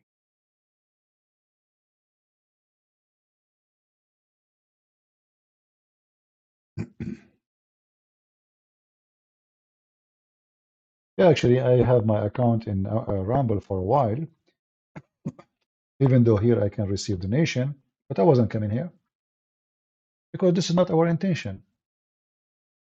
In YouTube, I can receive zero donation. Still, I was going in YouTube every day. There's many people, if you stop them from receiving donation, they will stop coming to YouTube because this is the motivation for them, money. I will go live. I receive donation. I don't receive donation. People support. Even if there is one person when I listen, I will come online. As long I'm healthy, I'm able to talk. As long my back can support me to stay for many hours, I will come online and I will teach. YouTube took all, let us say, the privilege anyone can have in YouTube. So if you have 2,000 people, you can monetize your channel. I have 156,000. And then they offer me, by the way, they offer me to activate the monetization in my YouTube. I reject, I don't want it. Because the second you are doing that, you will be afraid of their strike. And then what you do? Because now you are a slave of the money, you have to be careful. There's things you can say, and there's things you cannot say. And this is the whole point of the money thing. The one who pay you is the one in control of your mouth. Do we agree? The one who worked for CNN, he speak as CNN want him to say. The one who worked for Fox News, he speak as Fox News want him to say. It's not his mind. You see this Tucker Carlson, he was working for Fox News all these years. He never say a word of his mind. They have to approve it before he go live. All of them. They are not even allowed. They have the word for them in the screen. They have to read a script. They can get out of it with one word, two words, but they cannot get out of it. Otherwise, they will fire you. And actually, this is why Tucker Carlson, he was fired. Because he started saying things he should not say, which is not really, I mean, it's not even smart. It's just stupid things. And cost Fox News a lot of money.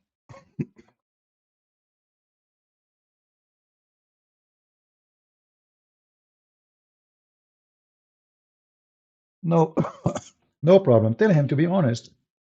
Tell him before he read my books first, let him read those chapters I showed him and be honest. That's all. He speak Arabic, he have no excuse. And not only that, he can print all the interpretation in Arabic. It's a shame to go in denial in something is so clear. You know, I don't hate Muslims and I will never hate anyone.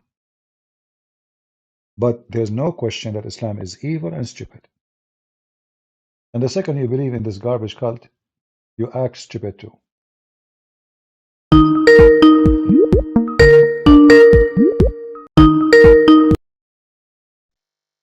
Hello? Oh, hello, my friend. I'm the Christian guy. Okay. Well, yeah. After you hang up, basically he started saying that you didn't want to respond to his questions because he wanted to explain something, and then you were we are talking changing about from the topic same. to topic. We are talking about the same topic for the last 2 hours. And Yeah, now I you wanna understood explain? it. I understood it, and none of you could agree on the things. So he is saying now he have a question for me. Sorry. Well, no. Now we're going to sleep because we're in the UK. It's 12 o'clock here. Do you have a question? Oh, it's getting late. Oh, okay. Yeah. All right. Okay. No I need to problem. wake up early.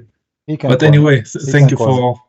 thank you for everything. And the thing is that I gave him this book, The Deception of Allah. I read it first, and he told me he would read it. He said that he'd only read a few pages. And for example, I said, well, let's just discuss one chapter, and I'm here in page 171, Sexuality in Islam. And there is one book, Book of Nuka, Book of the F Word, what Imam al-Qurtubi said. And then in summary, the preceding text says that it is lawful to have sex with your family members in heaven, except with your mother and daughter. And he said that he will research that thing. No problem. Anything he see, he should. Anyone if he say something to you, don't take it blindly. It doesn't matter if he's an author. Doesn't matter. Always we have to check reference and see Of if course, it's true yeah. or not. So it's not only about me. I always never trust. Check. Never trust. Check. This is the problem of all mankind. You know, the risk can happen to us when we trust. We trust without a check. Like you trust a person to be the cable guy. He go inside your house. He's a thief. He tell you, I'm a cable guy. He's wearing a uniform. You have an ID. I'm the cable guy. But oh, my cable is working fine. Oh no, we are from the company. They send me to do this. You trust the uniform. Now he is inside your bedroom, and God knows what he will take. You trust without verifying. So never trust before verifying. You verify first. Absolutely. Second. Yeah. So this is what we do here. I never mention anything. Do you think I will write a book and I will put a book name and page number and they are not exist? That would be funny. Well, we will have to call Dr. Zakir Naik to. Yeah, it is them actually who say things is not exist. I know. The thing is that I gave him your book. It was October, I think. So it's been like 3-4 months now.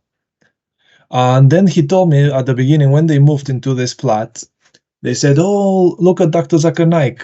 And then I started speaking like him, and they started laughing. And I said, "You can open any video about Zakir Naik, and I will explain everything. And we can read just a chapter, and you will see that it has nothing to do with what he says." And then they started.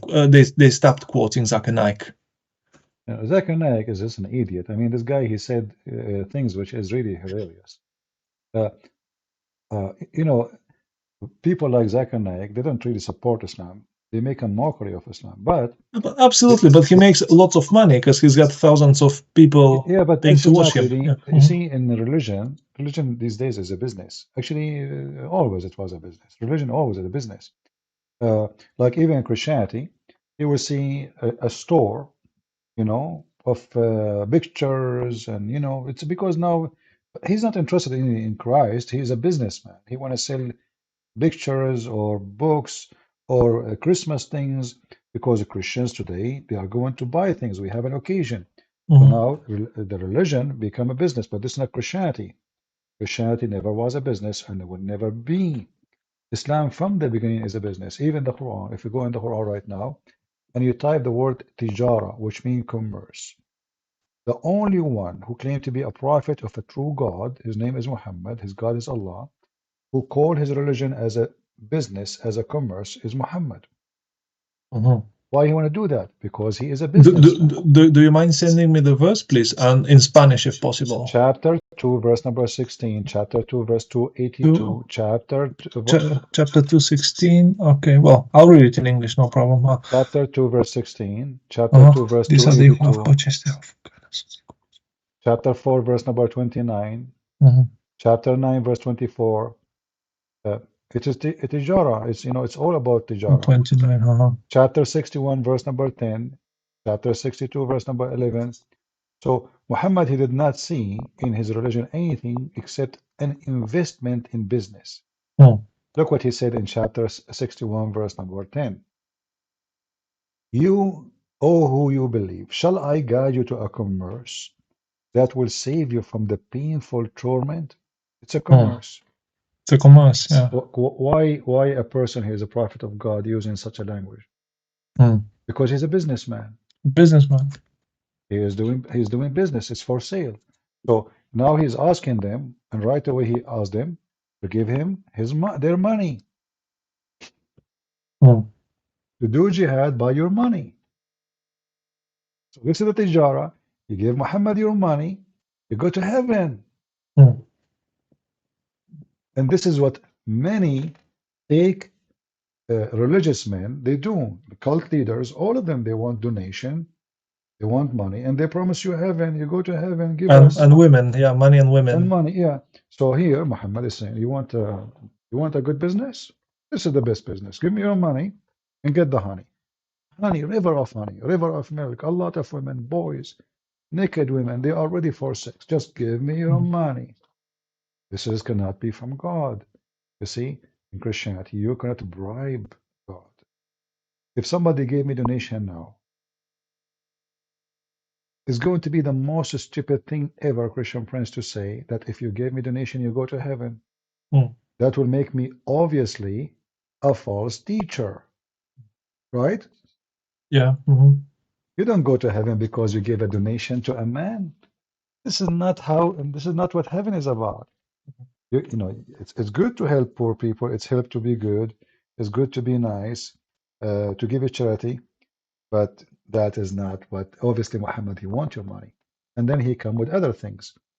If the prophet eyes fall into a woman, her husband must divorce her so the prophet can F her.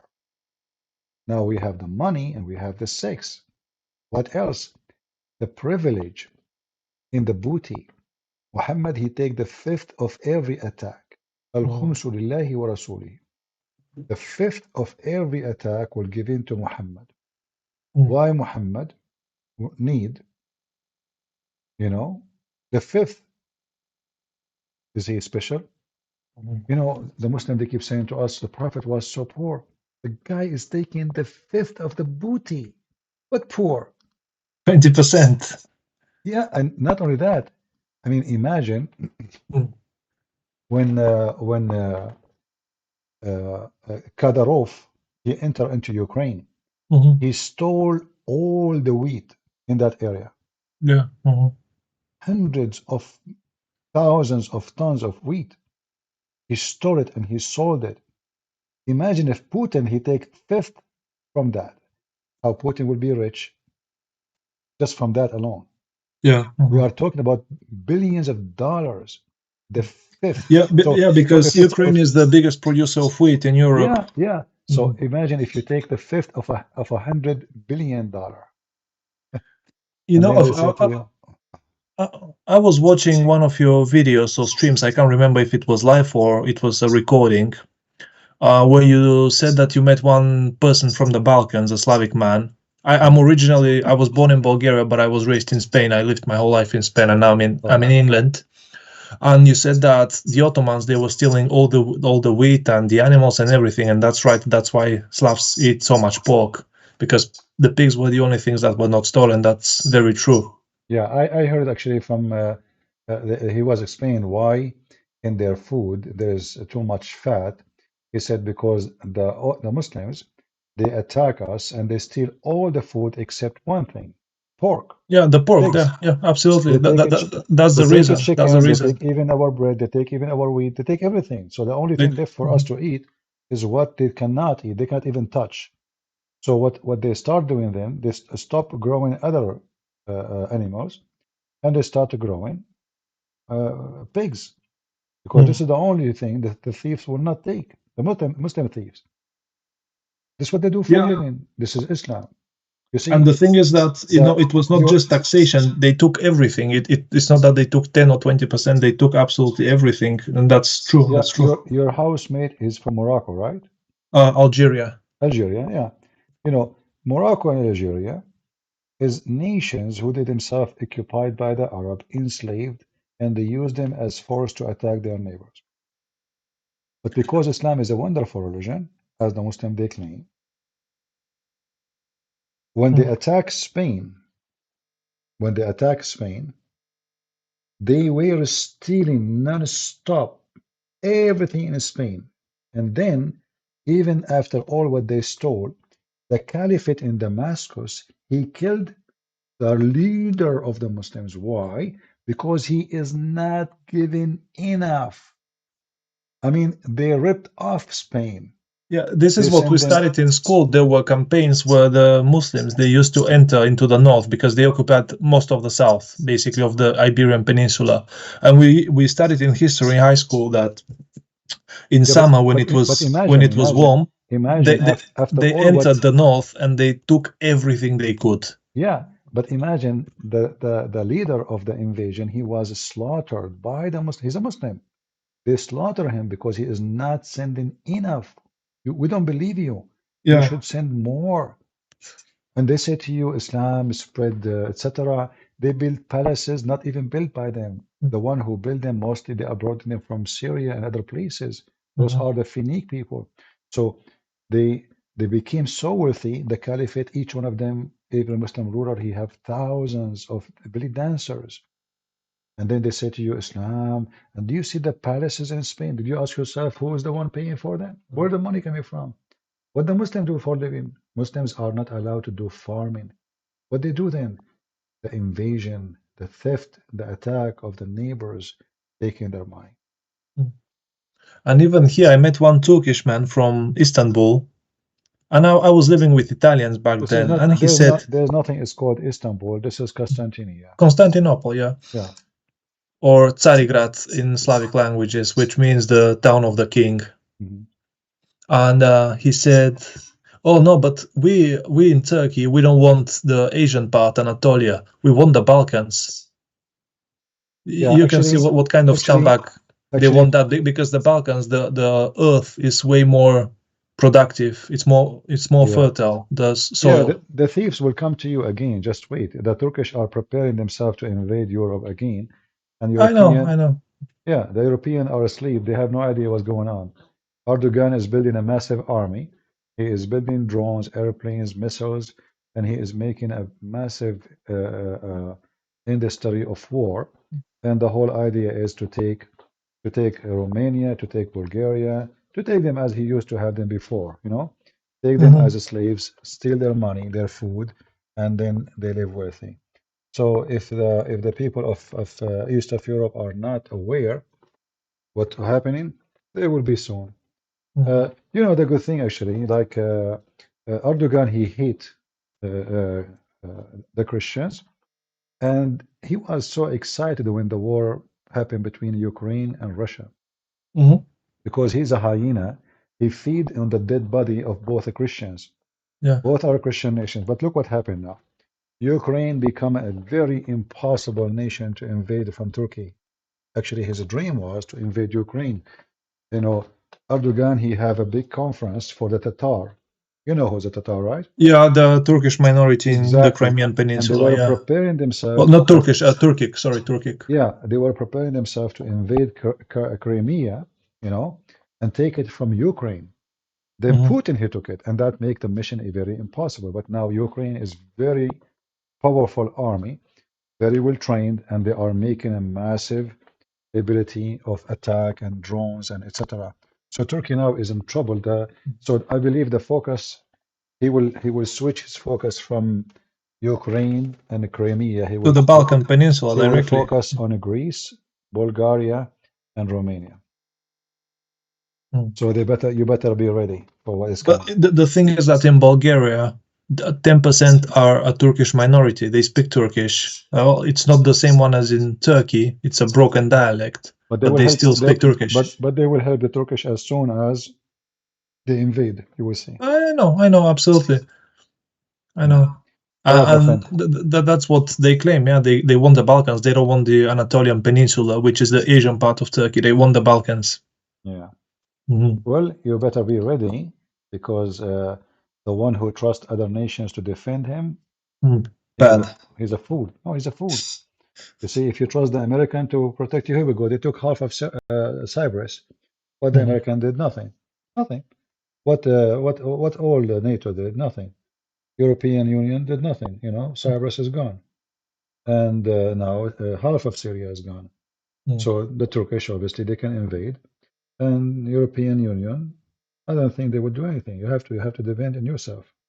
Mhm. This is why always, like you know, in my city we have police, but do I trust the police to protect me from a criminal? No. No. By the time the police arrive, the criminal will be he killed me, he took a picture of me, selfie, and he go. The police they come and they take another picture of you. They says, okay, this guy he found him in the floor. He have a bullet in the head, a bullet in the chest, and they put your name in a file and they put you in the shelf. Thank you. This is what the police do. Mhm. So Yeah, yeah. you don't trust your security and safety on the hand of somebody else. Only people who they are foolish, they will do that. Mhm.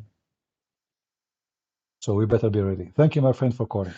By the way, one last thing before I go to sleep, just very quickly, during the New Year's period, you were taking calls from non-Muslims, basically Christians. Yeah. And I was thinking about calling you, but I just didn't know what to say. Now I would like to thank you, for everything that you're doing, and that you've made my faith stronger, way stronger. I really appreciate that. And many times when I pray, you are in my prayers.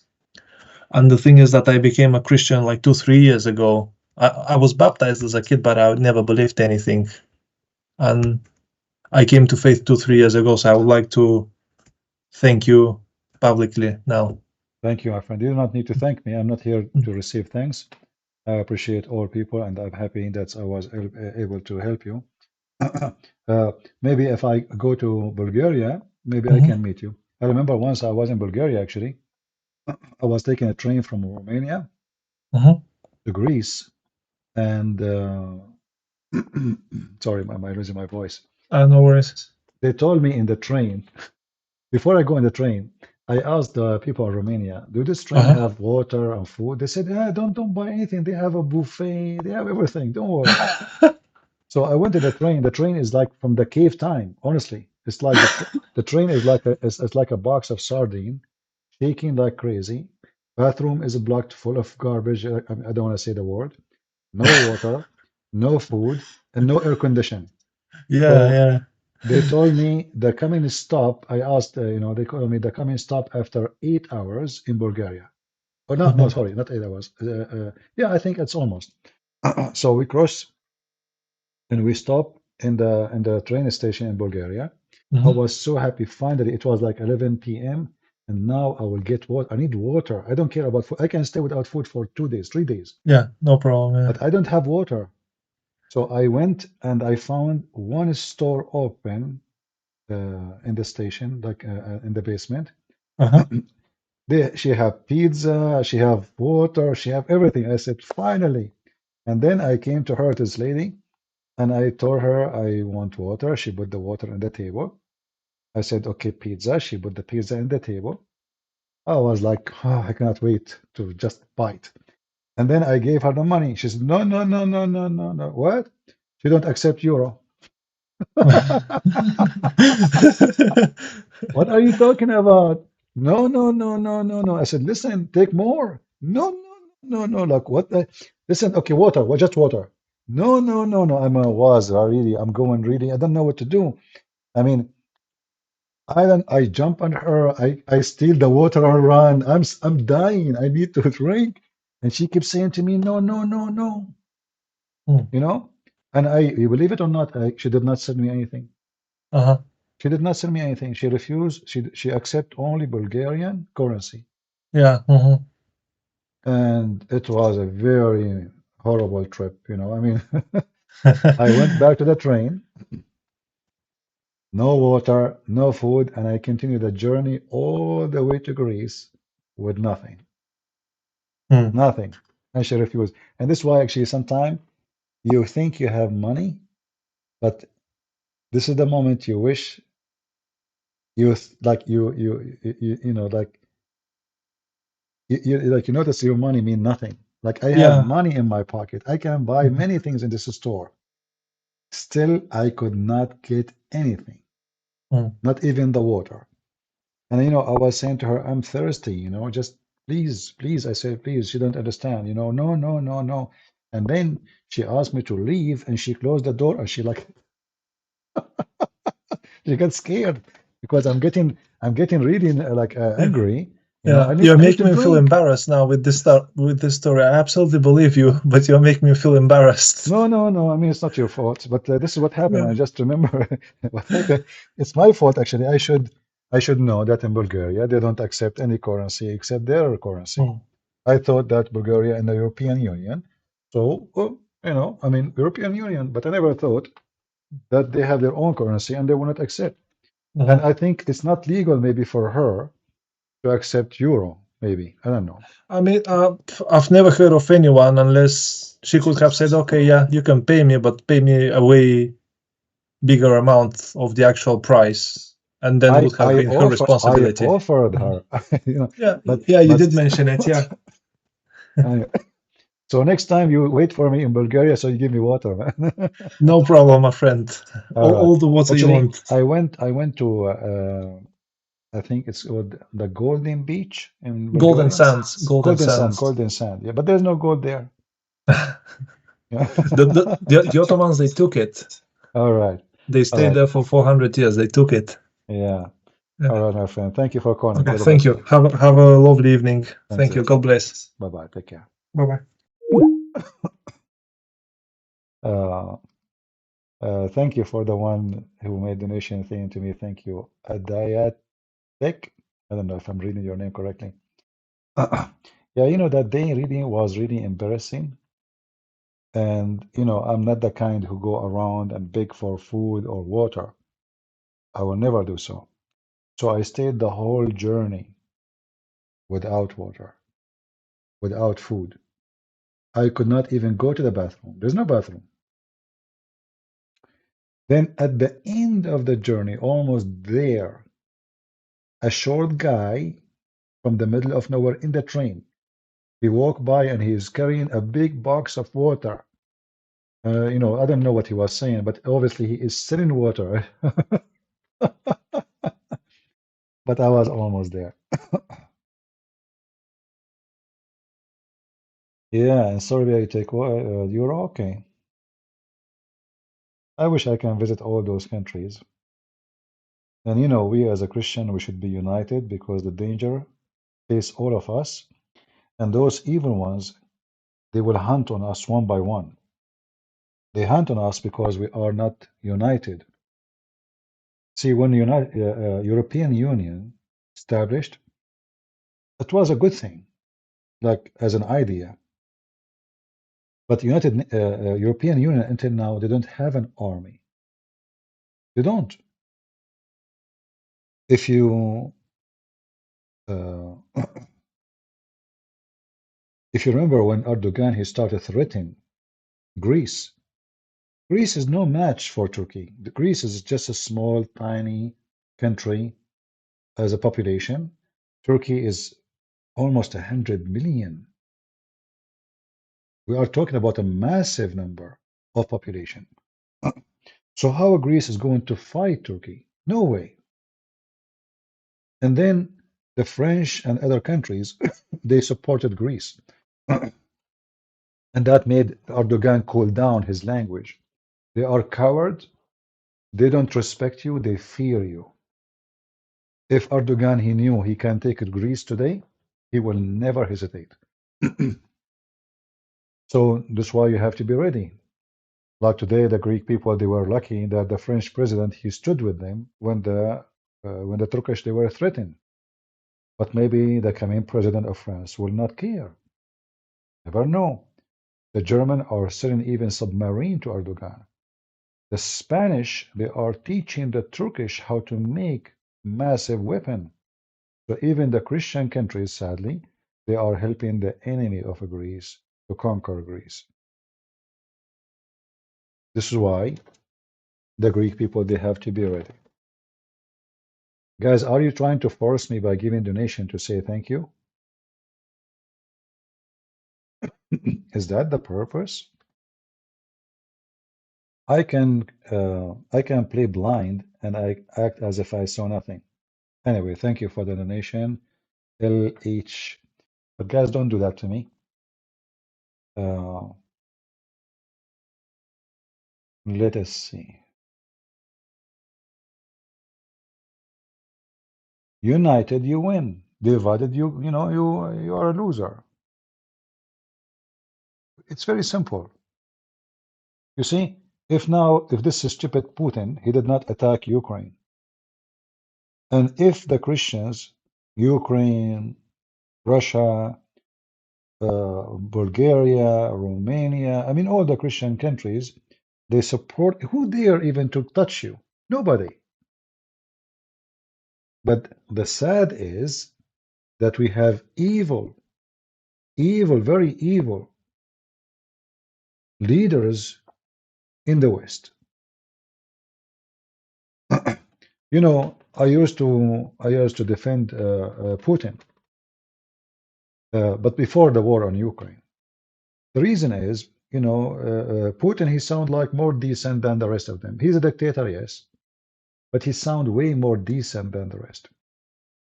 But then even this man, who we thought he is a good guy, he could not stop his greed. Russia is the biggest country in this earth.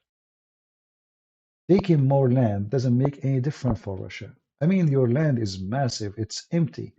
Why you want to go for war and kill many Christians, and now those people will hate you forever? What was the benefit? What is the accomplishment of after 2 years of war? Nothing. Totally nothing. We as a Christian, we should learn from this war. That war between us is nothing but a shame. It is a shame.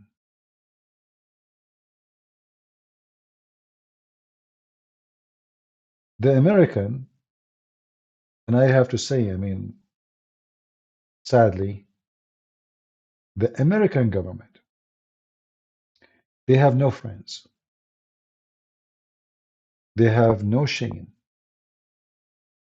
They go only for business. And this is why today they are your friends, tomorrow they will dump you. They have no friends. Look what they are doing with Israel. Israel is their first assistant in the Middle East. Anything happening in the Middle East is the first one to ask for help is Israel. Now they are dumping Israel. They want to isolate Israel. They want to punish Israel. They want to stop selling weapons to Israel. If they do that to Israel, what they would do to you or any country? Very evil. You see, I don't, you see, I don't like to take a side for just to take a side. I take side what is right against what is wrong. So when you say about Russia defending itself against the NATO, I find this is very funny and silly. Why? Because you know that nobody dare to attack Russia. I mean, if you dare really, like if the Russian now they want to finish Ukraine, they can finish Ukraine in 2 seconds. If they decide to use nukes. So who's going to attack Russia? It's a joke. What NATO? All is an excuse. All big countries, the powerful ones, they use excuses. So the NATO is getting close. Okay, Well, here we go. Finland get into the NATO. Sweden get in. Why you don't attack them? How close it is? I mean, who is more close? Do you know how far it is, Finland and Sweden from Moscow? Why he did not attack them? It is an excuse. And did Putin push the NATO far? No, he make it more close. So now those countries who refused before to be in the NATO, they are in the NATO. They are the NATO now. So it was a stupid decision. It was a big failure. It was a mad, stupid mistake. You know who really controlled the world? Satan. Okay, no problem. But you see, we are Christian, right? And we should stand against Satan. We don't just agree with somebody just because. This is what I don't like about people, you know? They take a side. Doesn't matter if you are wrong or right. That's not good. It's not us as a Christian. I serve in the USA Army. Just 2 weeks ago, the American, they threatened the Serbian for celebrating their national day. What's wrong with you? Who are you? They are practicing terrorism against the Serbian. This is their land. This is their home. This is their country. And the American, they want to tell them they cannot celebrate their own day. What a shame. Imagine the Serbian, they send airplanes to tell the American you cannot celebrate the 4th of July. Do you see when you are a beast and proud and powerful, what do? You don't see how evil what you are doing because you can't do it. And who can stop you? But the American in front of Erdogan, they are chicken. Literally chickens. When they attack Saddam Hussein, Erdogan, he says, I'm not going to let you use my land. What they did? Did they kick him out from the NATO? No. He took Cyprus. What they did? Nothing. He invaded Syria. What they did? Nothing. He have good relationship with Russia. He bought a weapon. He exchanged weapon with them. What they did? Nothing. So the heroes of America, they are heroes in front of the little ones. Serbia. They are chicken in front of Turkey. Why? Because we need Turkey. I mean, who care about Serbia? This is why I lost my respect to so-called American government. It doesn't matter who is in the office. Democrat, Republic is the same garbage. It is the conclusion is, one coin, two faces. They have no friends. Do you think a president will change the US behavior? But maybe. But a president in America, he cannot do nothing. It's a mafia. You see the way the system is made, supported for democracy purpose. So Congress, senators, president. So in order to change everything, you have to change everything. If you have one of them, the rest they can do nothing. And that is impossible.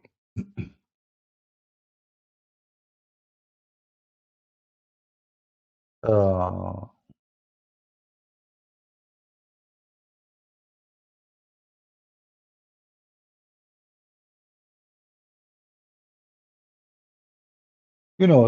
just today, yesterday, the Iranian, they capture an American tank. What Biden, he did nothing. I mean, they took it literally. If a real president is in the office, he will make the Iranian have poop between their legs. But the Iranian, they knew this guy is going for election. The same as Trump. When Trump, he killed this guy, Soleimani, the Iranian, they start shooting. They even destroy one of our massive drones. Trump, he did nothing. They start shooting at our bases in Iraq. Trump, he did not, he acted as if nothing, He said, if they killed one of our soldiers, I will respond. Potato. All what they care for is election. They don't care if your son die. They don't care. They use you. They abuse you. You die for them. They laugh at you. I voted for Trump. And if the coming election happen and Trump will go for election, I will vote for him because I have no choice. But not because Trump is good. I believe Trump is the biggest coward ever. When January 6th happened, a week after Trump was playing golf and your kids were captured one after one. He washed his hand from them. He claimed he did not tell them anything. He have nothing to do with them, and he is the good guy and they are the bad guys. This is what happened.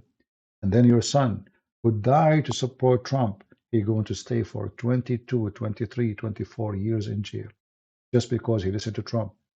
Trump and his family, they go vacation. They go to South America with big jet, bodyguard, Secret Service, enjoying their life, and your kids go to jail.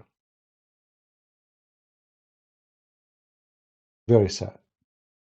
This is why we should not be driven by somebody. We should be smart. Are you justifying the action of Serbian? Nobody ever bothered them, but they massacred all their neighbors. How can you justify because you don't like American involvement? First of all, I can justify nothing. I'm not justifying. The land is the land of the Serb. And what happened? That when the Soviet Union collapsed, the West start biting the cake. They want to take those lands to their land. They don't care about you. So what they did? Yugoslavia was not in the West, it was not in the East. It was from the group, it's called, don't take a side. I don't know what they call it in English. So now the Russians are weak. The Serbian is alone. So it's a great opportunity to destroy Serbia, to slice it pieces, and make those people hate each other, divide and conquer. So now they created issues between them, so they can go in civil war, and that will make them divided forever. And immediately, they said to Croatia, you can join European Union. They want Albosnia too, you know? But Albosnia, like Kosovo, is the heart of Serbia. The first king of Serbian is there, is born there. So my friend, it's not about them justifying. It's you, how you can justify what you did. How the American, they bomb a country. It's independent. Let us say there's a war. There's a war. Croatian, they are Christians, right? Serbian, they are Christians. Albanian, they are Muslims, most of them. How the Americans justify their involvement? They want to stop massacre, but did you see what the Muslims did to the Christians too? How come you don't bomb the people of Kosovo? How come you don't bomb the others? The whole idea is how to make Serbia is close to Russia. That is the whole story. Russia is the target. Same they did in Ukraine. Russia is the target. They made the Ukrainian enemy to the Russian so they can kill each other, and the war will suck the blood of both of them. They will be in debt. The Russian will be weak. Ukrainian will be weak, will be in debt to America forever, and the Russian, they lose their power. All is about being evil, not about being good. You know, if you remember, the American, they start doing the same in Georgia. Georgia is a Christian country. They told the Georgian democracy, we are here, we will support you, we will make you join European Union, blah, blah, blah, blah.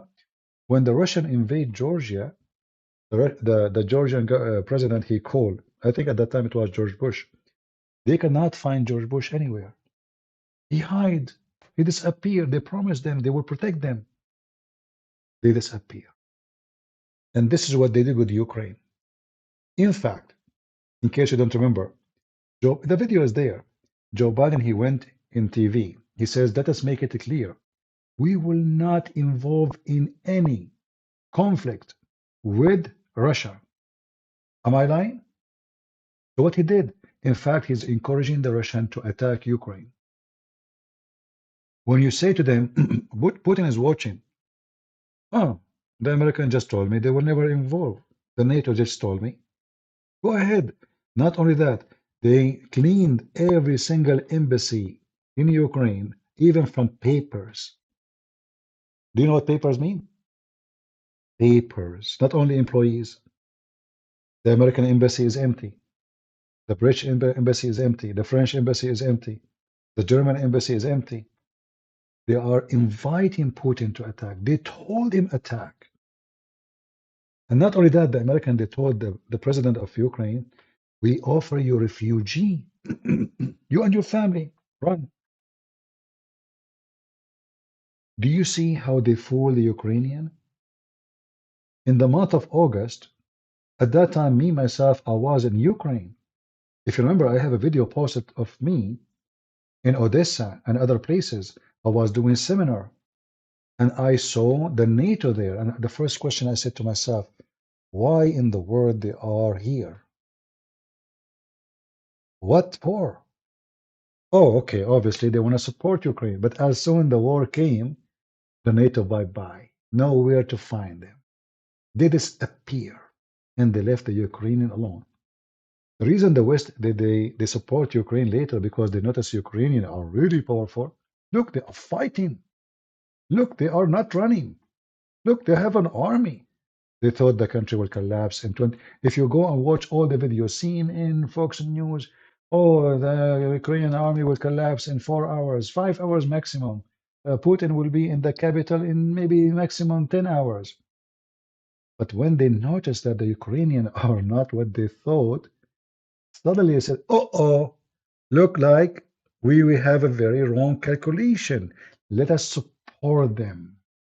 That's what happened.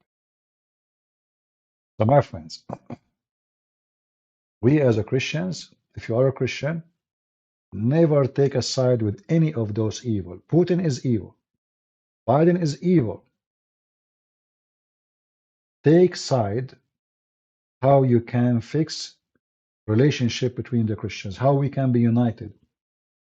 I don't want to see you as a Serbian hating someone he is a Christian from Croatia or even from Albania. I don't want to see Ukrainian hate someone from Russia. Putin is not Russia. Joe Biden is not America. We as a Christian should be united and we should teach our children that there is evil ones that try to divide us and the purpose is unity. The Messiah should unite us.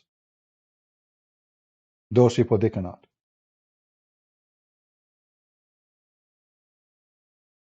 Do you understand me? When something wrong happened to a Christian nation, it's happening to you. This is how I feel.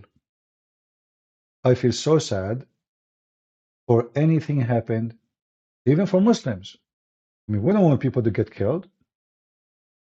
Peace is what God for. War can happen only when you have no other solution. An evil person coming to kill you, what do you do? So we don't promote war, and we don't want war.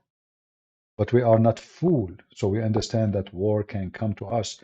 And the best way to stop war is to be ready for it. Do we agree? You cannot stop war by saying there's no need for weapon. You're a fool. Your enemy will attack you as soon as he notices that you are asleep and you have no weapon with you. Your enemy will be in peace with you always, as much he think that you can destroy him if he attack. That is the truth.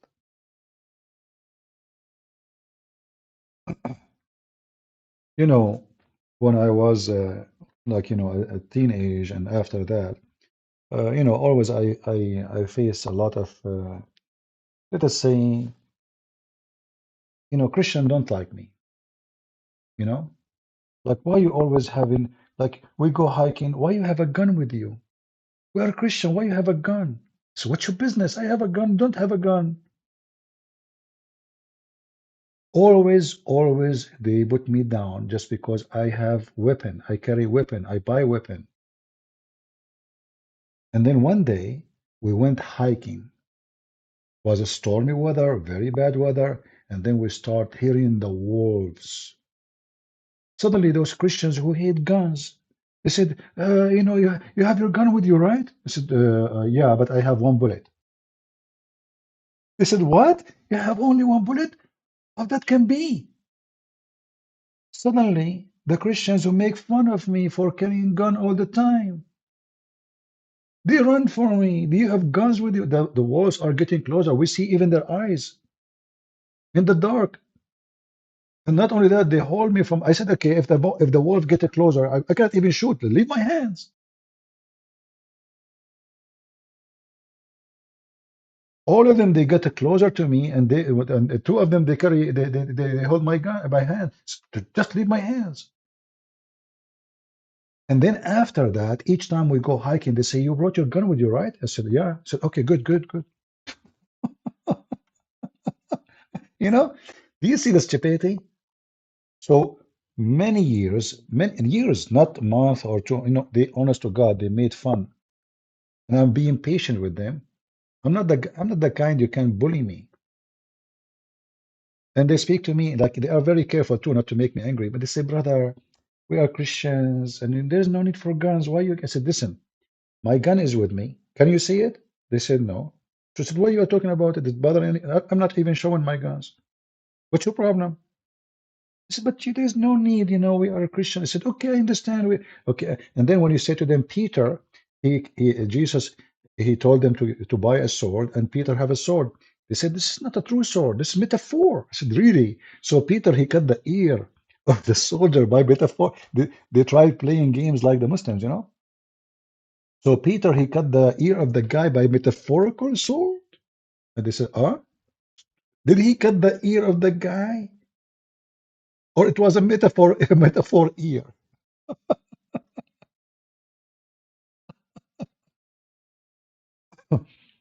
So teach your children to be brave, to love their family, and to love their own people. And teach them how to be loyal, so that at the point they can give their life to protect the one they love. A coward son is not even your son.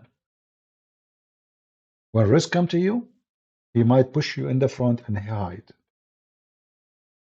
A brave son, he will be willing to die for anyone in the family. He will be loyal. He will be willing to do whatever he can. Don't teach your kids to be potatoes, cowards. Teach your daughters to be females, respecting their family. Know how to grow kids, how to teach them. They are the first teachers. Teach them how to be wise, a wise mother. She is the future mother. Teach your son how to become a man, not how to put makeup in his eyes and eyelashes and the stupid things we see today. When you see your son start acting weird, trying to follow some idiot in the West, tell him this is not how men can be respected. It's not by a fashion here of a style. When a thief, he come to you and he have a knife in his hand, in fact, he will target you more because of your fashion. He will look at you down. He will not see you scary, intimidating, and then you will be intimidated. And if you don't believe that evil ones are exist, just go out. Turn your TV if you don't believe me. Rapists, thieves, criminals, kidnappers, all child molesters. The world is full of them. You have to tell your son, your family, teach them, educate them how to stand for themselves. Like in the other day, one of you, he asked me about, he have a brother, younger brother, and they bully him. Do you know why they bully somebody? Why somebody bullies somebody? Because that person, his family did not teach him to stand to defend for himself. He's always afraid. And there is somebody is a bully. He noticed that this person is weak. Oh, we got our chicken. We got our victim. Let us go and bully him. They can bully only the one who accepted to be bullied. When you stand for your rights, nobody can bully you. Nobody can take advantage of you. And can happen even inside the house. A man who is not confident, a man who is weak in character, his wife can bully him. Even the wife can bully the husband. Same, the opposite. A woman, she is, very submissive and she don't have a character. She don't speak for her mind and what is right, what's wrong. A husband who is a fool, he can bully her. A brother, he can bully his own brother. Inside the family. So the real reason for bullying, and this is even goes for countries, like the American now, they are bullying many just because they are massive and powerful. The Iranian, they are bullying all the Arab countries around them because they are very powerful compared to them. So when you start seeing that you have muscles, the first thing as an arrogant person you do, you bully the one who is weaker than you. Because your justice, your ethic is zero. So you bully everybody. So as an example, in America, we have the right to do things other nations don't have. We can police people. We can tell them what to do. We can tell them how to vote. We can tell them what democracy, but nobody can tell us. You know, we can put sanctions in somebody, but if you put sanctions on us, we go crazy. So that is a form of a bully. Someone he considers himself higher than others, so he starts bullying everyone, and they look down at them.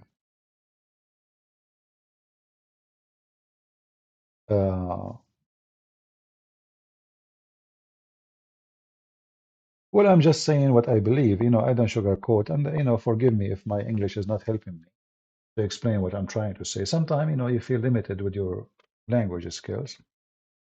Sometimes even you use the wrong words. But I think the meaning is clear. So in life, we have to be connected to our ethic, and our ethic is coming from the teaching of Christ, and anything else is not ethic. It's not. You see, the word marriage is a Christian word, is godly word. The word decency. I mean, why I want to be decent anyway? If I can make more money from not being decent. Simply because I'm a believer and I believe decency is the right thing, not because I'm being forced to. Loyalty. Why the wife, she will be loyal to her husband and the husband will be loyal to his wife? Because you are Christian. And family cannot be built, a kingdom cannot be built if there is no loyalty. Imagine the king, he don't trust his God. Just imagine. And your wife is your guardian angel, actually. She can kill you when you're asleep. She can put for you a drop of rat poison in your food and you're dead. She is your guardian, and the same for you. The woman, her husband is her guardian. He is her bodyguard, who protect her when she need him, who provide her. So in Christianity, all the value come together. The family, the country, the children's, all values will make us the people of God. Without it, we are not even people. The word people is what? It's about a group of people living together. If all of us, we hate each other, we cannot even live together. Can we? We cannot. Imagine we live in one building and everyone, every door, he hate the one in front of him or the one up him or the one downstairs of him. And this is what happened in this earth.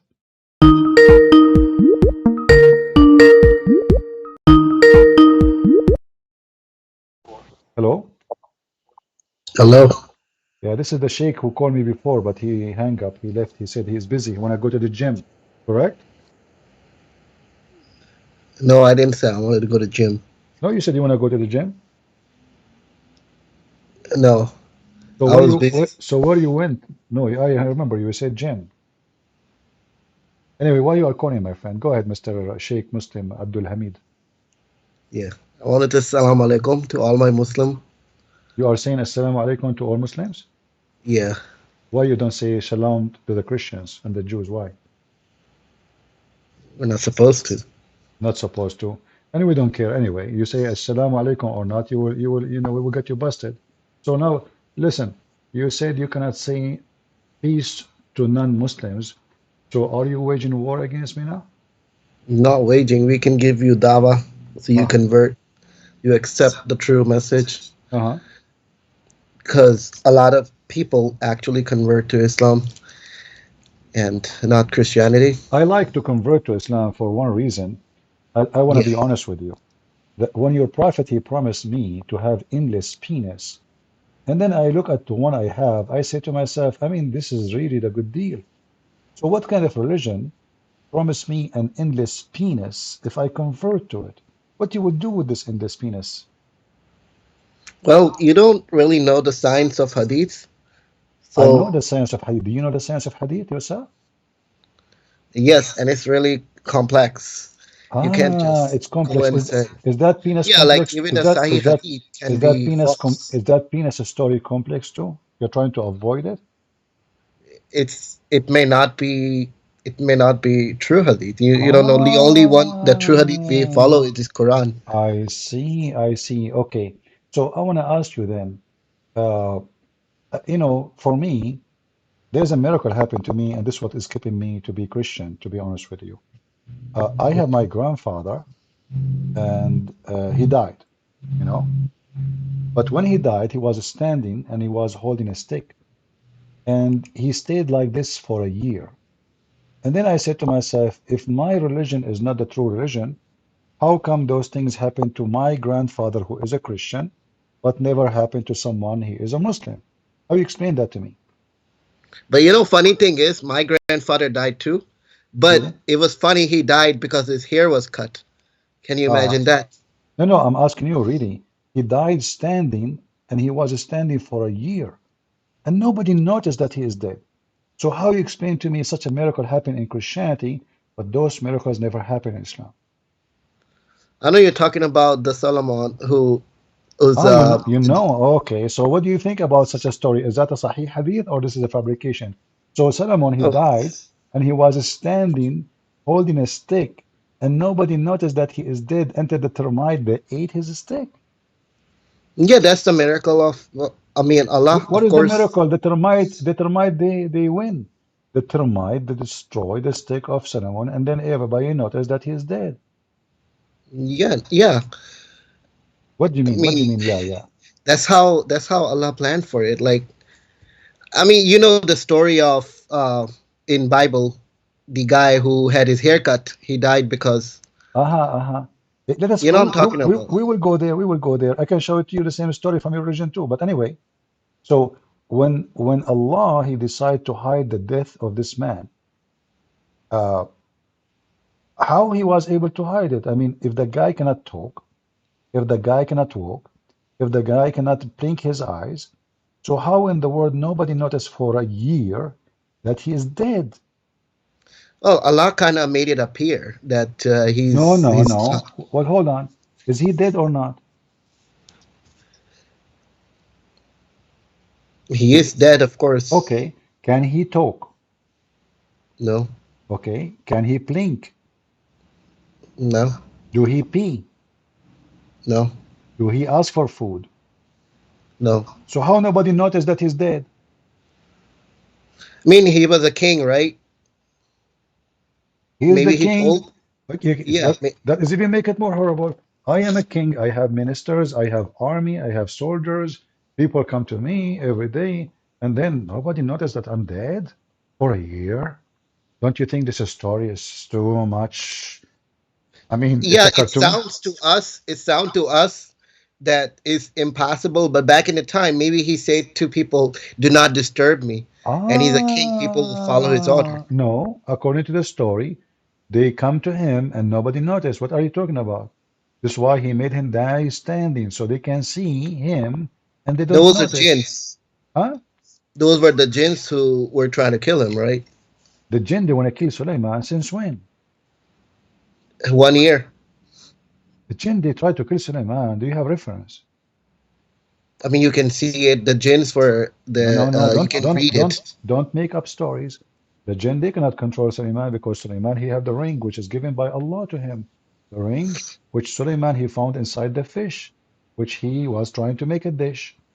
So Suleiman, if you remember, Suleiman, he had this ring given to him by Allah. It's like Yeah. the Lord of the Ring movie. He went to his bathroom, and it's haram. It's haram to take the ring with you to the bathroom, correct? Yeah.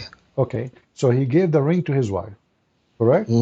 Okay. Yeah. And they slept with his wife, the jinns. Then Shaitan, he come to his wife, and her name is Jarada.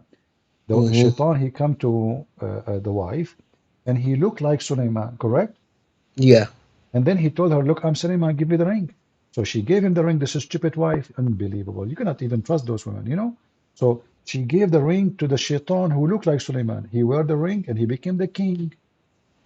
And then when Suleiman came out from the bathroom, the wife, she looked like, what the heck? We have two Suleiman now. He told her this is a fake Suleiman, and they throw him out of the palace. Is that correct? Yeah. All right. So now Shaitan, he took the ring, he became the king.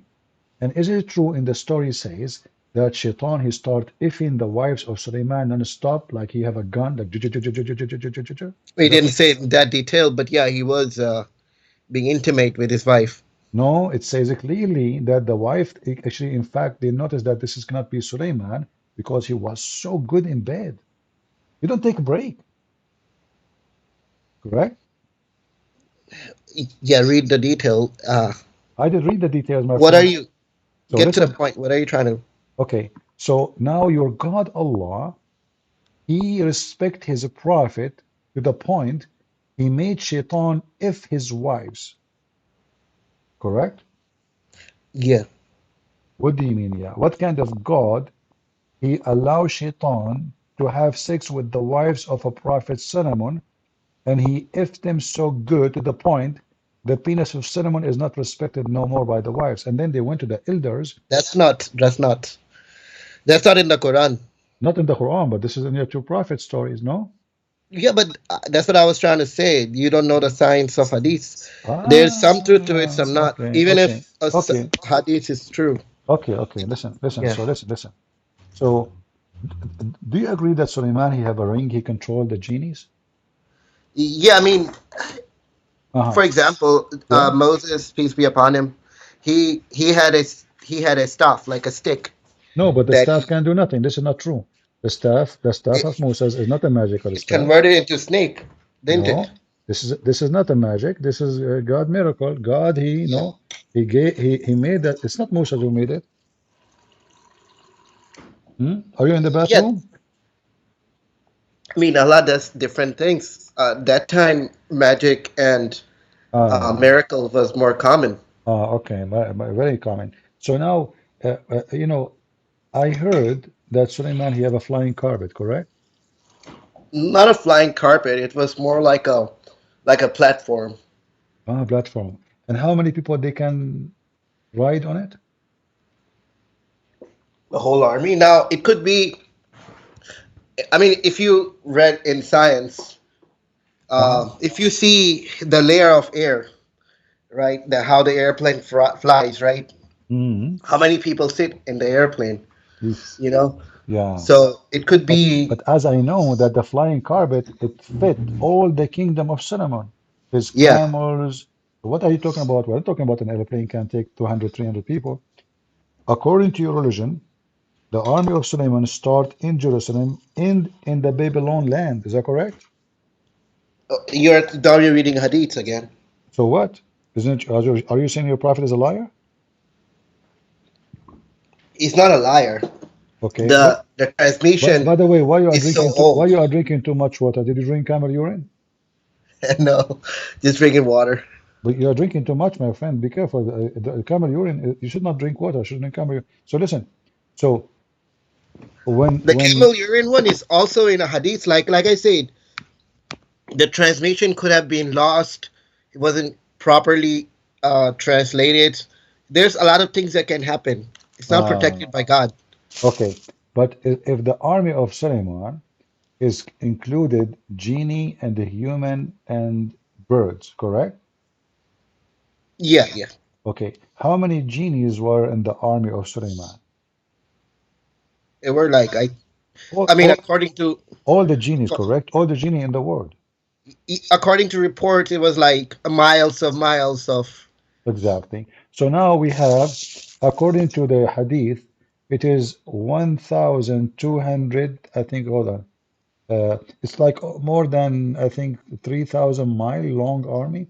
All of those are in the top of the flying carpet? Like I said, hadiths are not accurate. Like it could have been maybe 100 meters, and they just exaggerated the number. Just like Ah, Hazrat Aisha's age, right? I It's see, I debated. see. It's Okay, like hadith report. She was uh, 9 years old, but it could have been 19. okay, I want to ask you something very important. Yeah. Is having statues in Islam is lawful or against Islam? Uh, I know there was one story. Forgot who it was who ordered. I think it was Solomon who ordered his people make his statue. Forgot Ah, who. so how you Muslim you claim that Solomon is a Muslim? Well, he was, but you know that you believe in like covenants, right? Like back in the days during the Judaism, Hazrat Musa alayhi No, salam. since the time, the beginning, the Bible says that God He made it clear that don't make image for what is up in heaven or down on earth. Is that correct, Christians? So why do you make Jesus's like cross? This is not no. This is not the teaching of Christianity. There's nowhere in the Bible it says that. Well, Christians do make it. Like in the church, you will No see problem. Jesus's figure. This is their tradition, and this is not Christianity. But you now we have Quran, and we have a Yeah. prophet of Allah.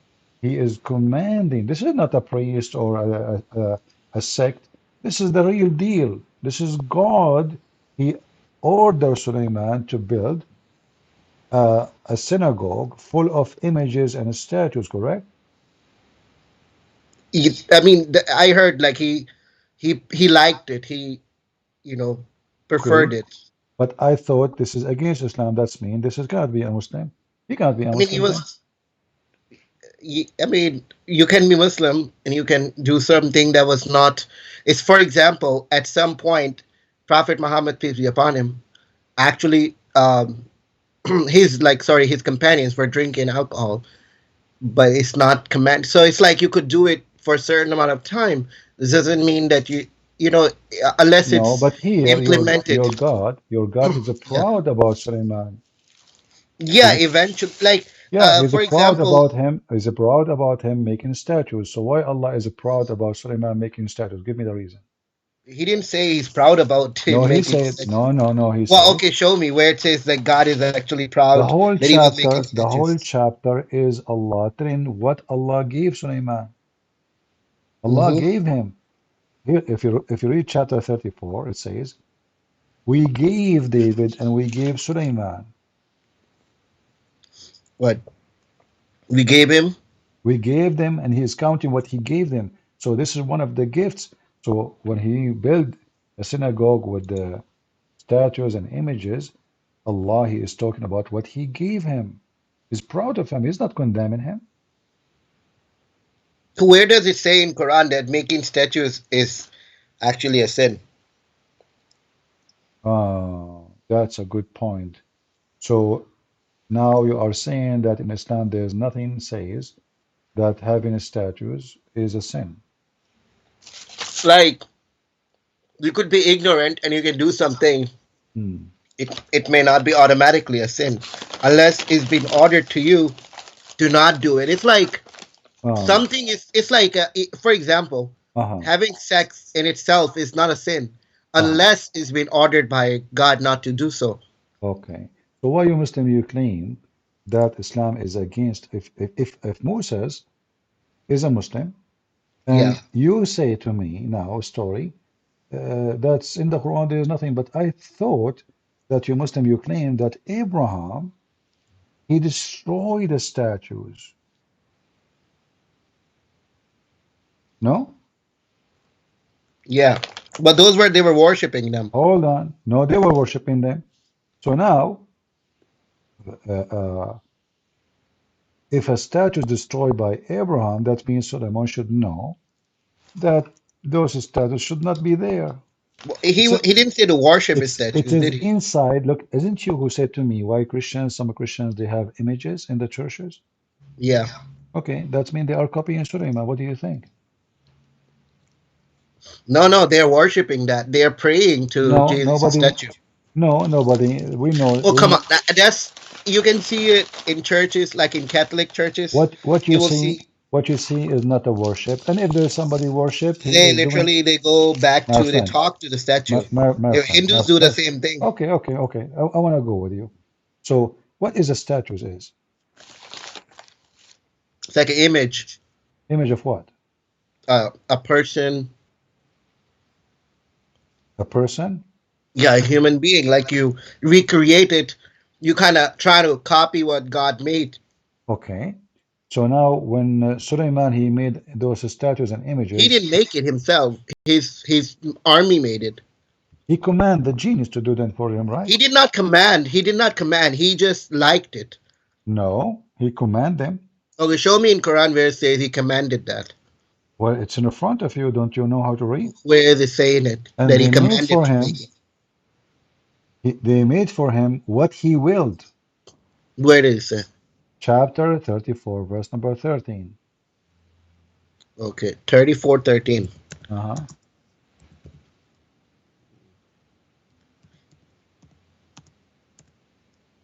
Like I said, I teach to children Islam. You don't teach anything, my friend. You know nothing about Islam.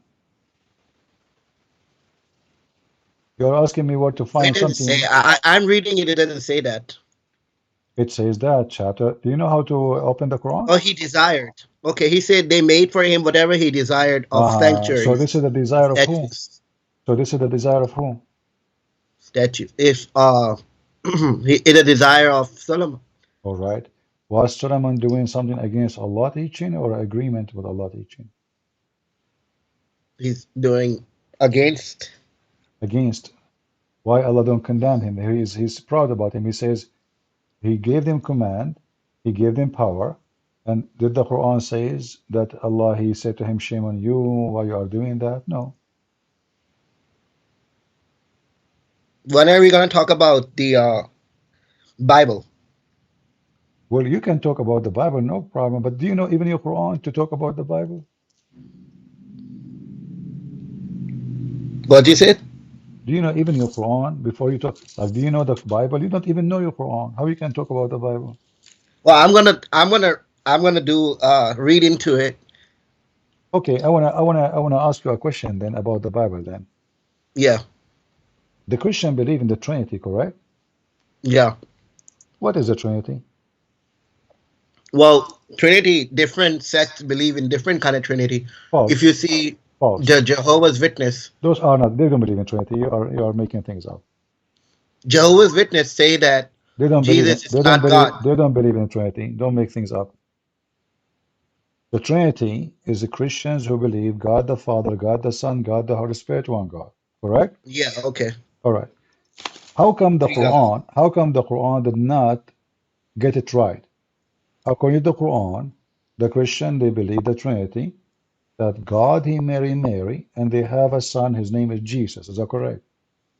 And I mean, back in the days, there were some sects that believed in that kind of There's stuff. no back in the day any sect believed that God married Mary because the Christian believe that Mary is virgin. It doesn't say God married, but they No, it worship says no. How? Okay. If so, who is the one who made Mary have a son according to Islam? God. All right. Let me show you a verse in the Quran, and you tell me what does that mean. What you said? There's a verse in the Quran. Yeah. It says, how can Allah have a son if you don't have a girlfriend? We talked about this, and I said God was He was mocking. He was joking? He was mocking the people who make Okay, hold such on. claims. But isn't it, this is the refutation for the Christian that they have believed that God have a son?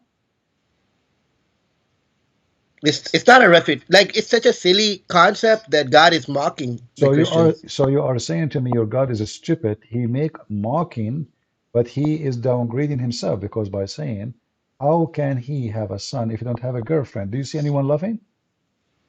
I'm laughing. That's a funny, Well, joke. I'm laughing too because your God is stupid.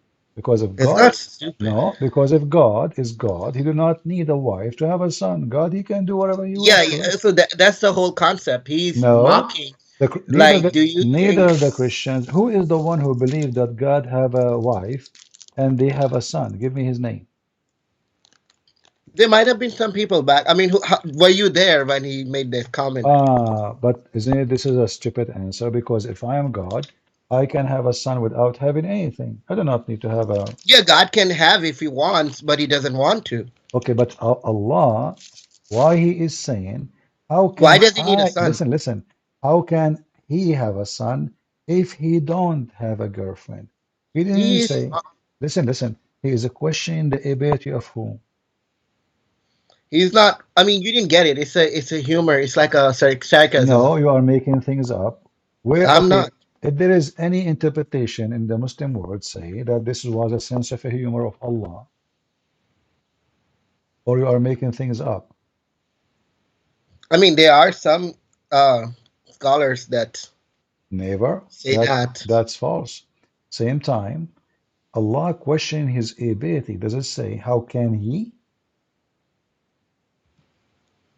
He's not. He's not really questioning himself. Is Why that would he question himself? he did? How can he have a child who is the one questioning the ability? Is that a mockery of us or mockery of himself? Because if God, your Muslim God, uh, he questioned, how can he?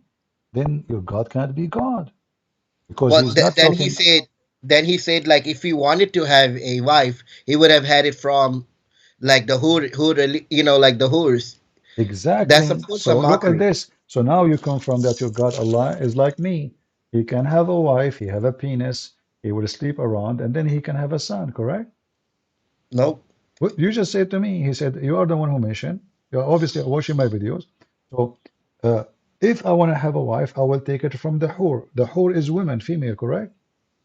Yeah, I didn't watch your video, but I read this. All right. So the whore, are they a female human or not? They're not humans, but they are considered females. Yes. So you Muslims are going to have sex with beast in heaven? No. They're special. They're not like So let me humans repeat the like in question on Earth. again. Are they human or not? You will have sex with animals? No, no. So what are they? They're like angels. Like angels, not their You are angels, going but to have they're sex with different. angels?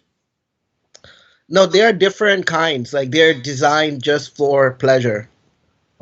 I mean, I don't Designed want to for go in detail pleasure. because that's more like uh, um, metaphysical stuff that we don't really know about. Why? Hmm? Why? Well, your I mean, prophet is because we will. your prophet he described them as a human.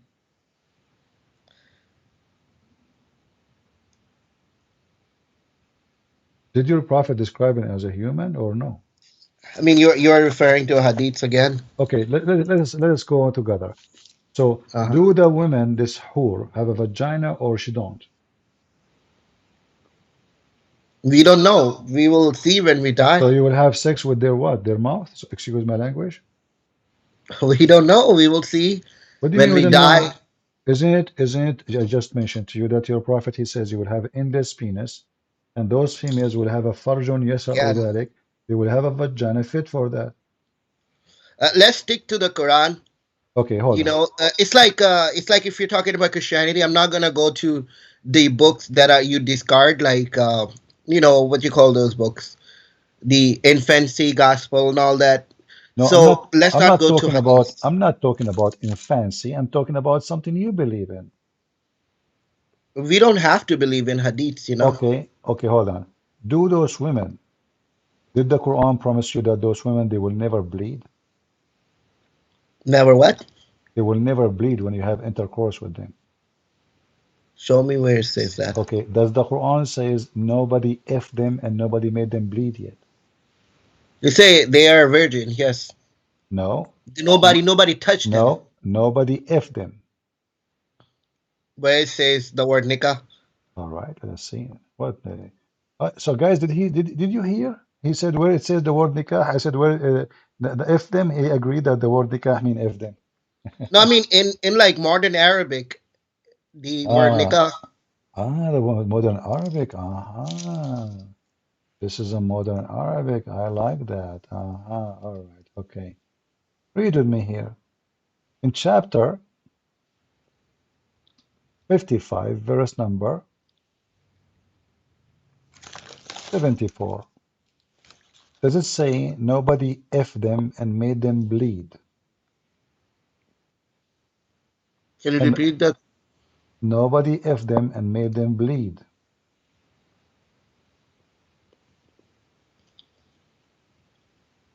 You go say nobody touched them. That's false translation. Go to Arabic. You don't know Arabic, do you? I mean, I know a little bit. Don't tell me go to Arabic if you don't know Arabic. I say a little bit. You do not know Arabic. Don't lie. Do you know Arabic or not?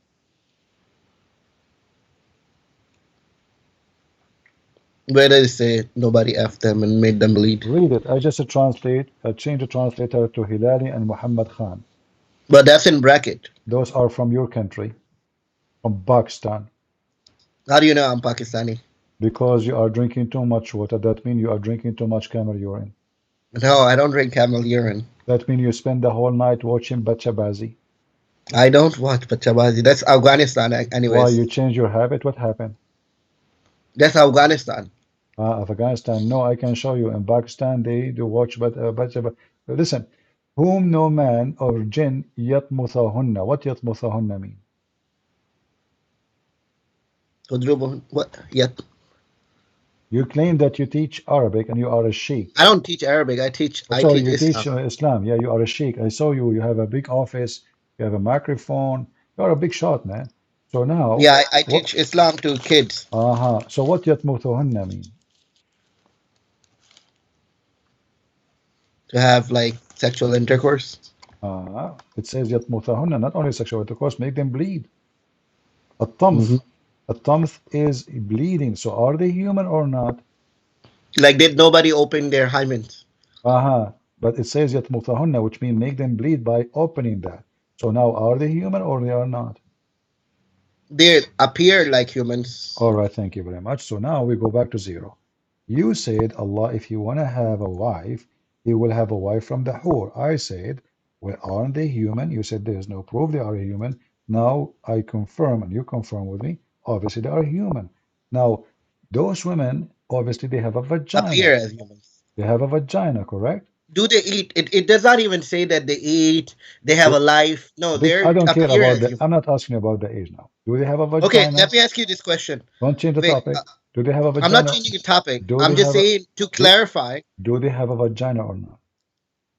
They do, of course. That's All why right. they have hype. Okay, stop here. So now Allah, He said, you said to me, you are the one who mentioned it. If Allah want to take a wife, He will take it from those, correct?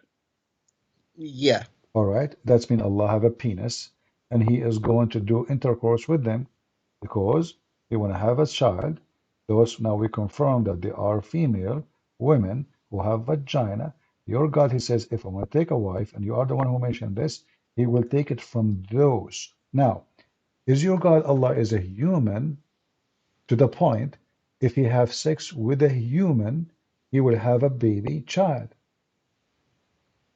I mentioned it from the start that this is just mockery to making people who things claim up. such No. things. What? Okay, was it a mockery? He says when he says, "If I want to take a wife, I will take it from us." Yeah, that's a mockery. It's like me saying if I wanted to become a child, I Allah making mockery of himself then because he's talking about himself. If I say, and I am God, if I want to have a wife, I will F those, excuse my language. That means I'm making mockery of myself, not of them. Because none of them, by the way, believe that God have a son from a woman. He have sex with her. So this mockery of the stupidity of your prophet. They try to run away from the stupidity of the Quran. And when Allah, He says, if I want to have a son, I will have a wife from us. Who's us? It turned to be the us is a human. So Allah is a human too. Because you cannot call them us unless they are from the same kind. When I say we chosen one of us to be a president, that means one of us is our kind, our ethnic, our country, or us.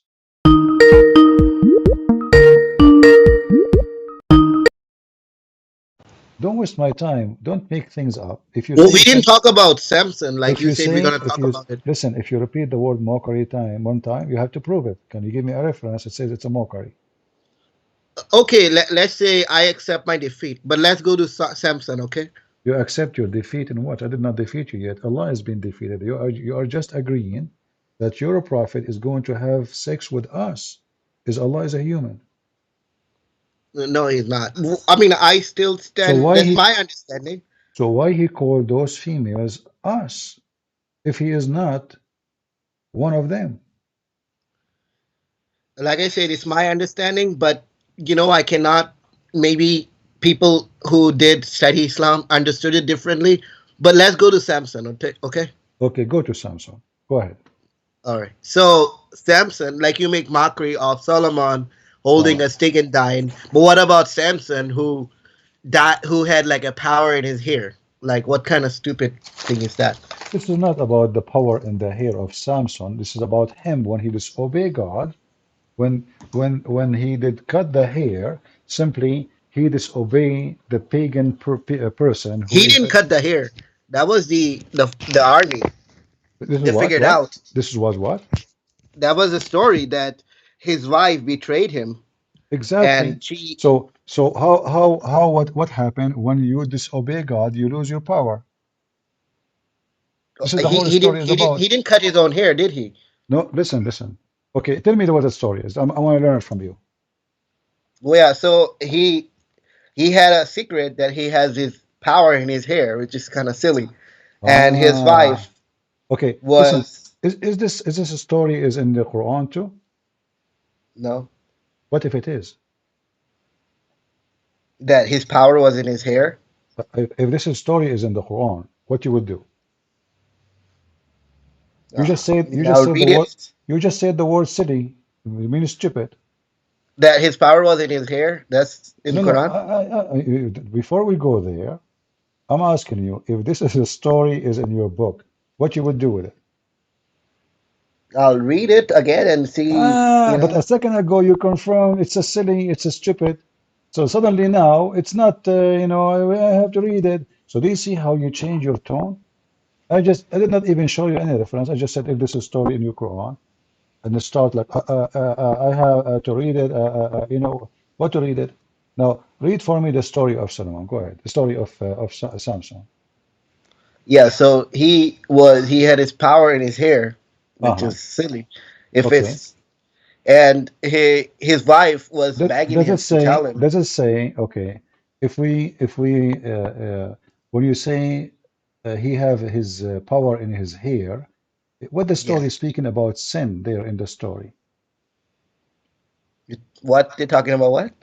Sin. What talking about sin? There is a sin involved in the weakness of Samson or just a hair? It's just hair. Like his hair is like hold some Uh, kind of magic power. does it say that Samson he went to a woman, she is a fornicator, etc., or there's nothing there? He did go to a brothel. Okay. So can you quote for us the reference of what you are saying so we can laugh together? And by the way, In the and by the Bible. way, and by the way, do you know that the story says that the people of Gaza are a bunch of hookers? Yes. Thank you very much. Do you agree? I mean, back in the days, it could have been. How do you know? Back in the days, it's very funny. that Samson, he destroyed the temple of the people of Gaza, and the people of Israel today, they are doing the same as Samson again. But go Yeah. ahead, tell me about Samson. Go ahead. So he had a power in his hair, and he Uh-huh. was really powerful. He was destroying. He killed a lot of people, Okay, and is that really because he have a power of his? Read for me the verses. Go ahead.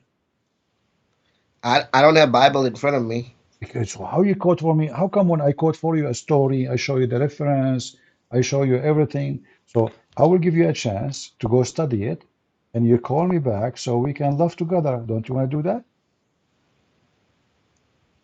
Okay, but All if right. I say No, my but don't. grandpa, No, but hold on. We are not done yet with the story of Samson because you don't have reference, right? But I am asking you now, if this story is exist in your books, what you do? show me first, then I will tell you. Okay, I'm asking you, are you okay? If it is in your books, what you will do?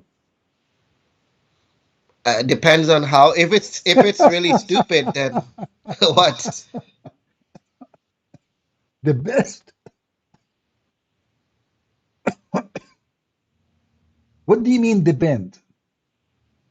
I mean, if it makes sense, then I will read it. Ah, so if it makes sense, if it makes sense, guys. So, but do you agree? You are the one who said it's silly. Everybody heard you. Do you agree it's a silly story? Because I can show you the same story from somewhere will hurt you very much. So I'm asking The you again. details are are I'm are, asking are, you for are the stupid. last time. Is it a silly story or it's not? The details are now. Are those details also in Quran? I don't believe so. So listen, the story is silly or not. The details are, yes. The The story details, itself isn't. It's okay, not. if the same details are in your books, what you will do? You will leave Islam? If the same details, for example, him making like the fire, like fox or whatever, Listen. like If burning. you are a person who focus about the hair. Yeah, Okay. If the story of the hair is exist in your books, do you leave Islam? I won't leave Islam, but I will say, okay, maybe it You happened. know how stupid you are. A second ago, it was stupid. It is silly. It doesn't make sense. Ah, ha, ha, ha. Let us talk about I mean, it. it's still stupid. And Yes, now, if I it's a say, stupid okay, event. so now if I show you that this is exist in your books, it's not silly. It's not stupid no more. It might make sense. I need to read it. So now you are trying to bite your tongue, and what you just said, you don't want to take it because either it is silly for everybody, and for you, it doesn't matter who mentioned the story, or it is not silly. Don't you think that you are being hypocrite now? A little bit, yes. Okay. A little bit, what does that mean? Meaning that I understand this, yeah, because I was thinking in a sense of reading the whole context. It is silly, but Ah, I if it's see. a true event, then it's not silly. Uh-huh. Let me ask you to be honest, be honest with me. You were not Yeah. expected that such a thing can be exist in your books. Be honest with me. No, like be honest with you, there are certain things like magical, Uh-huh. for example, the story of the cave and all that. So there could be such events happening. I would just what my point was that you were criticizing the story of Solomon that he died holding a stick. I was comparing that. Well, such things can happen. Even in Hmm. Bible, this mentioned. Ah, okay.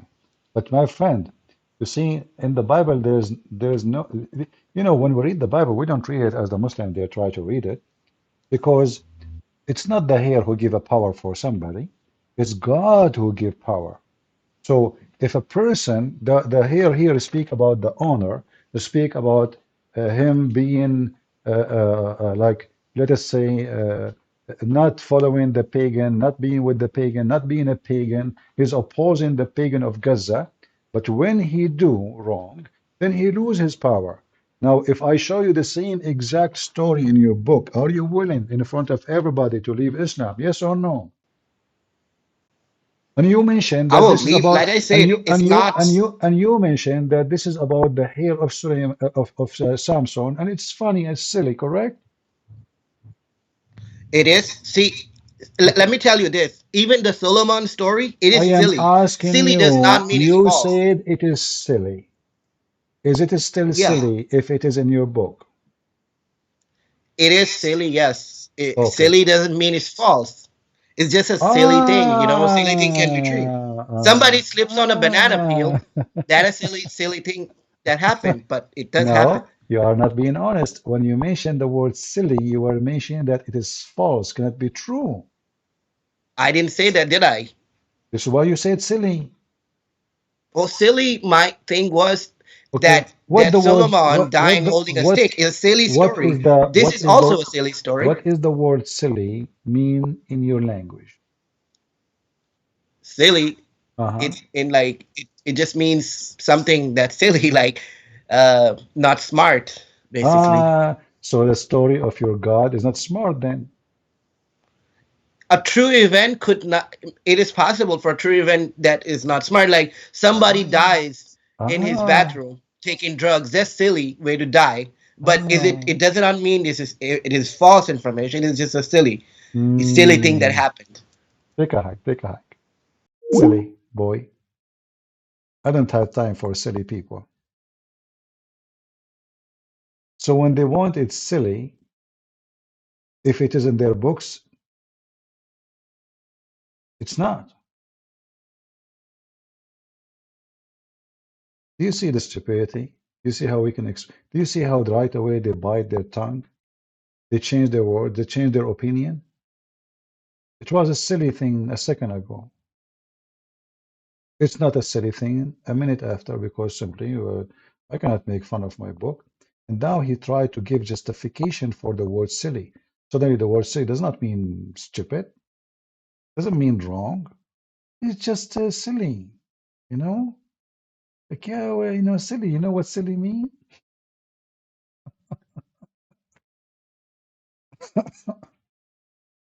There's many stories in the Bible. Uh, if you take them in a very literate way, then you are just a fool. Uh, but for us, we don't. There is time when you can take things literally, and there is time when you don't. So, like as an example, when Jesus he said, "There is no other sign will given to you other than the sign of Jonah." But is Jesus talking really about being inside the whale? No, you know, the sign of Jonah is about being inside the whale. The whale he swallowed Jonah. So here is a metaphorical of Jesus' death. But in the story of Jonah, it's a real story about him being swallowed by the whale. We don't say, oh, we don't, this is metaphorical whale. We don't fabricate meaning. But the whole Bible is about that you lose the power of God. God, he sponsor Samson. God, he sponsor Israel. God, he sponsor his prophet. It's not prophets who have power in their hair or in their nails or in their fingers. When you do wrong, you lose your power. When you obey pagans or you fornicate with pagans, then you lose the support of God. So the silly you understand as you wish. But we understand different story. Silly boy.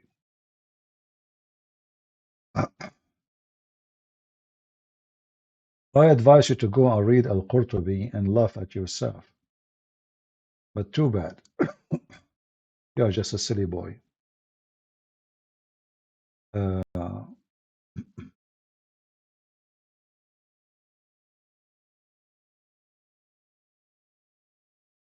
let us see here. Second.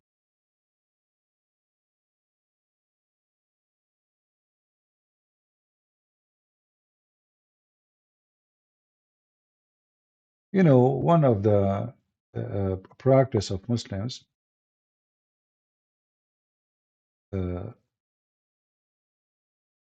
they make fun of you in your book as long what the story is he's making fun of is not in his book. The second you prove to them that it's in their book, suddenly the story is respected. Suddenly the story is a good story. There's nothing even wrong with the story. You know, if we say to the Muslims,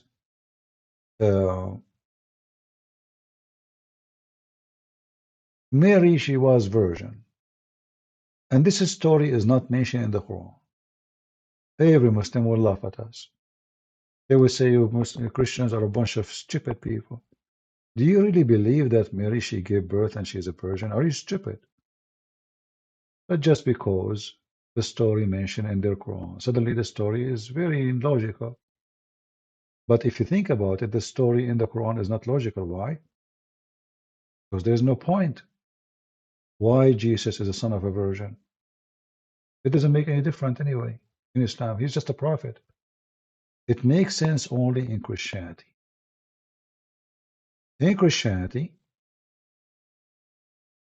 Jesus is the Son of God. He's the son of no man. He's born of a virgin, of a prophecy speaking of him, that the virgin, the young virgin, will give birth.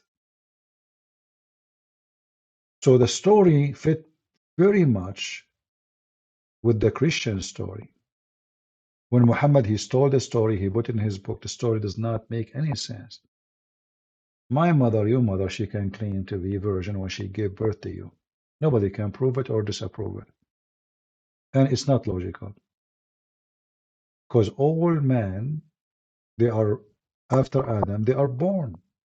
They are born from sexual intercourse.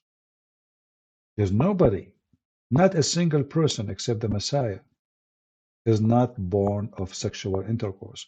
So why only the Messiah? That's something the Muhammadan cannot explain. Muhammad, he took it, he stole it from the Bible, he put it in his book, and now we are laughing at what he say.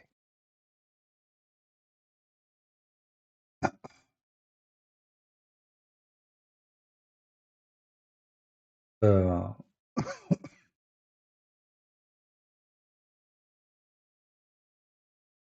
I find it very funny that he agreed that the women of Gaza, they were very well known of being prostitution.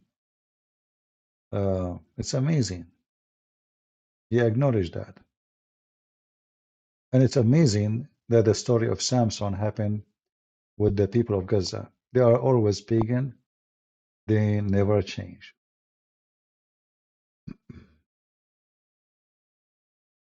Do we have any Muhammadan? How many hours I'm here? And this guy, he claimed to be a sheikh. All right, guys, I'm losing my voice. So I apologize. I better keep going. I want to say thank you. I better say those few words before I lose totally my voice. I want to say thank you for being with us. I hope we have a good time. Please tell your friends that we are in Ramble. We will stay in Ramble. And YouTube is not our place no more. Yeah, I will make some tea. We will see. But my thought is right. So as you see, remember always, they fear you, they tremble when you have knowledge. When you have no knowledge, they make fun of you, they bully you. Every Muslim will bully a Christian only when the Christian do not know. Only when the Christian have no idea.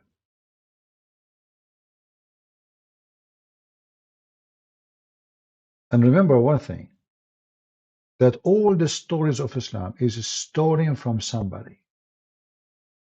I believe even the character of Muhammad is not real. The character of Muhammad is stolen from a guy, his name Prophet Mani.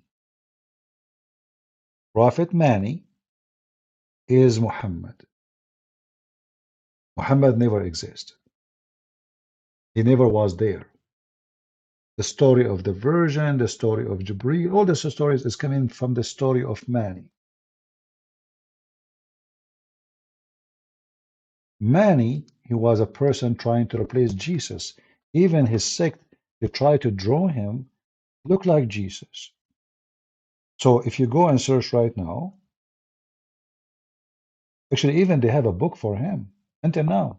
And there's a groups in America, they follow him. Prophet Mani. So if you go to the story of Mani, you will see how much similarity between, look at this, how much similarity between the story of Muhammad and Mani. Mani is a person who was trying to replace Jesus and trying to copy Jesus. Look at this. This is a prophet Mani.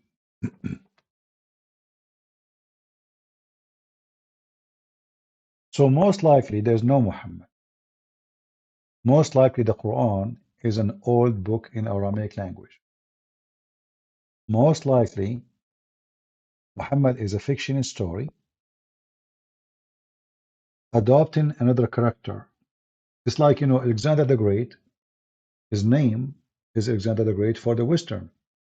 His name is Dhul Qarnayn, the man with the two horn, for the Middle Eastern. Because the Roman, they come wearing a hat, have two horn. But it's the same person. The same person. And Muhammad, he does not exist. Whoever fabricated this cult, he took Mani and he put him in the place of a person, his name is Muhammad, and vice versa. So Muhammad became Mani and Mani became Muhammad. And then when you check the details about this person, you will find a lot of surprises. A lot of surprises about things happen to Muhammad happen exactly to Mani. So I hope next time we will have more Muslims who they are not silly and they are willing to call us and defeat us as usual. Did we have a good time? Did we learn something new every day? I think so. I was planning actually to go for a short. I better go. I was planning to go for a short video, but you know, the thing. Anyway, guys, I want to say God bless you all, and I will try to go live tomorrow if I can, but if I cannot, maybe I should rest my voice for some time. Please share the link with everybody. Tell everybody you want to fight the Christian Prince. This is where you can find him. And we showed you that we have a code. You can scan it and you can find me. If you go to Patreon, you can find the code. Thank you all for being here. May the Lord bless you. God is good. So is Jesus. And this is why Muhammad, even though he is the satanic prophet, he could not deny who is Jesus. Remember when Satan he came to Jesus, he said to him, if you are the son of the holy God, if you are the son of God, throw yourself. Satan he knew. When the demon inside the man, they said to him, Jesus, the son of the Holy One, the Great One, what do you want from us? Even demon, they knew and they recognized who is Jesus. So Muhammad is nothing but a satanic spirit, satanic person. He recognized Jesus. He could not deny who is Jesus, but he wanted to deceive as many as he can from those who believe in Jesus and those who don't believe in Jesus. We know that Muhammad is false. Very simple, very easy. From their fruits you shall know them. And I can open for you actually the code. Somebody is asking. Actually, you know what? I'm going to post the code right now in Patreon after I finish. So you guys, you can copy an image better than video. Copy it and share it with your friends. Just give me a few minutes and I will post it in Patreon. Thank you all for being here. Otherwise, we will never finish. God is good. So is Jesus. See you soon. Bye-bye.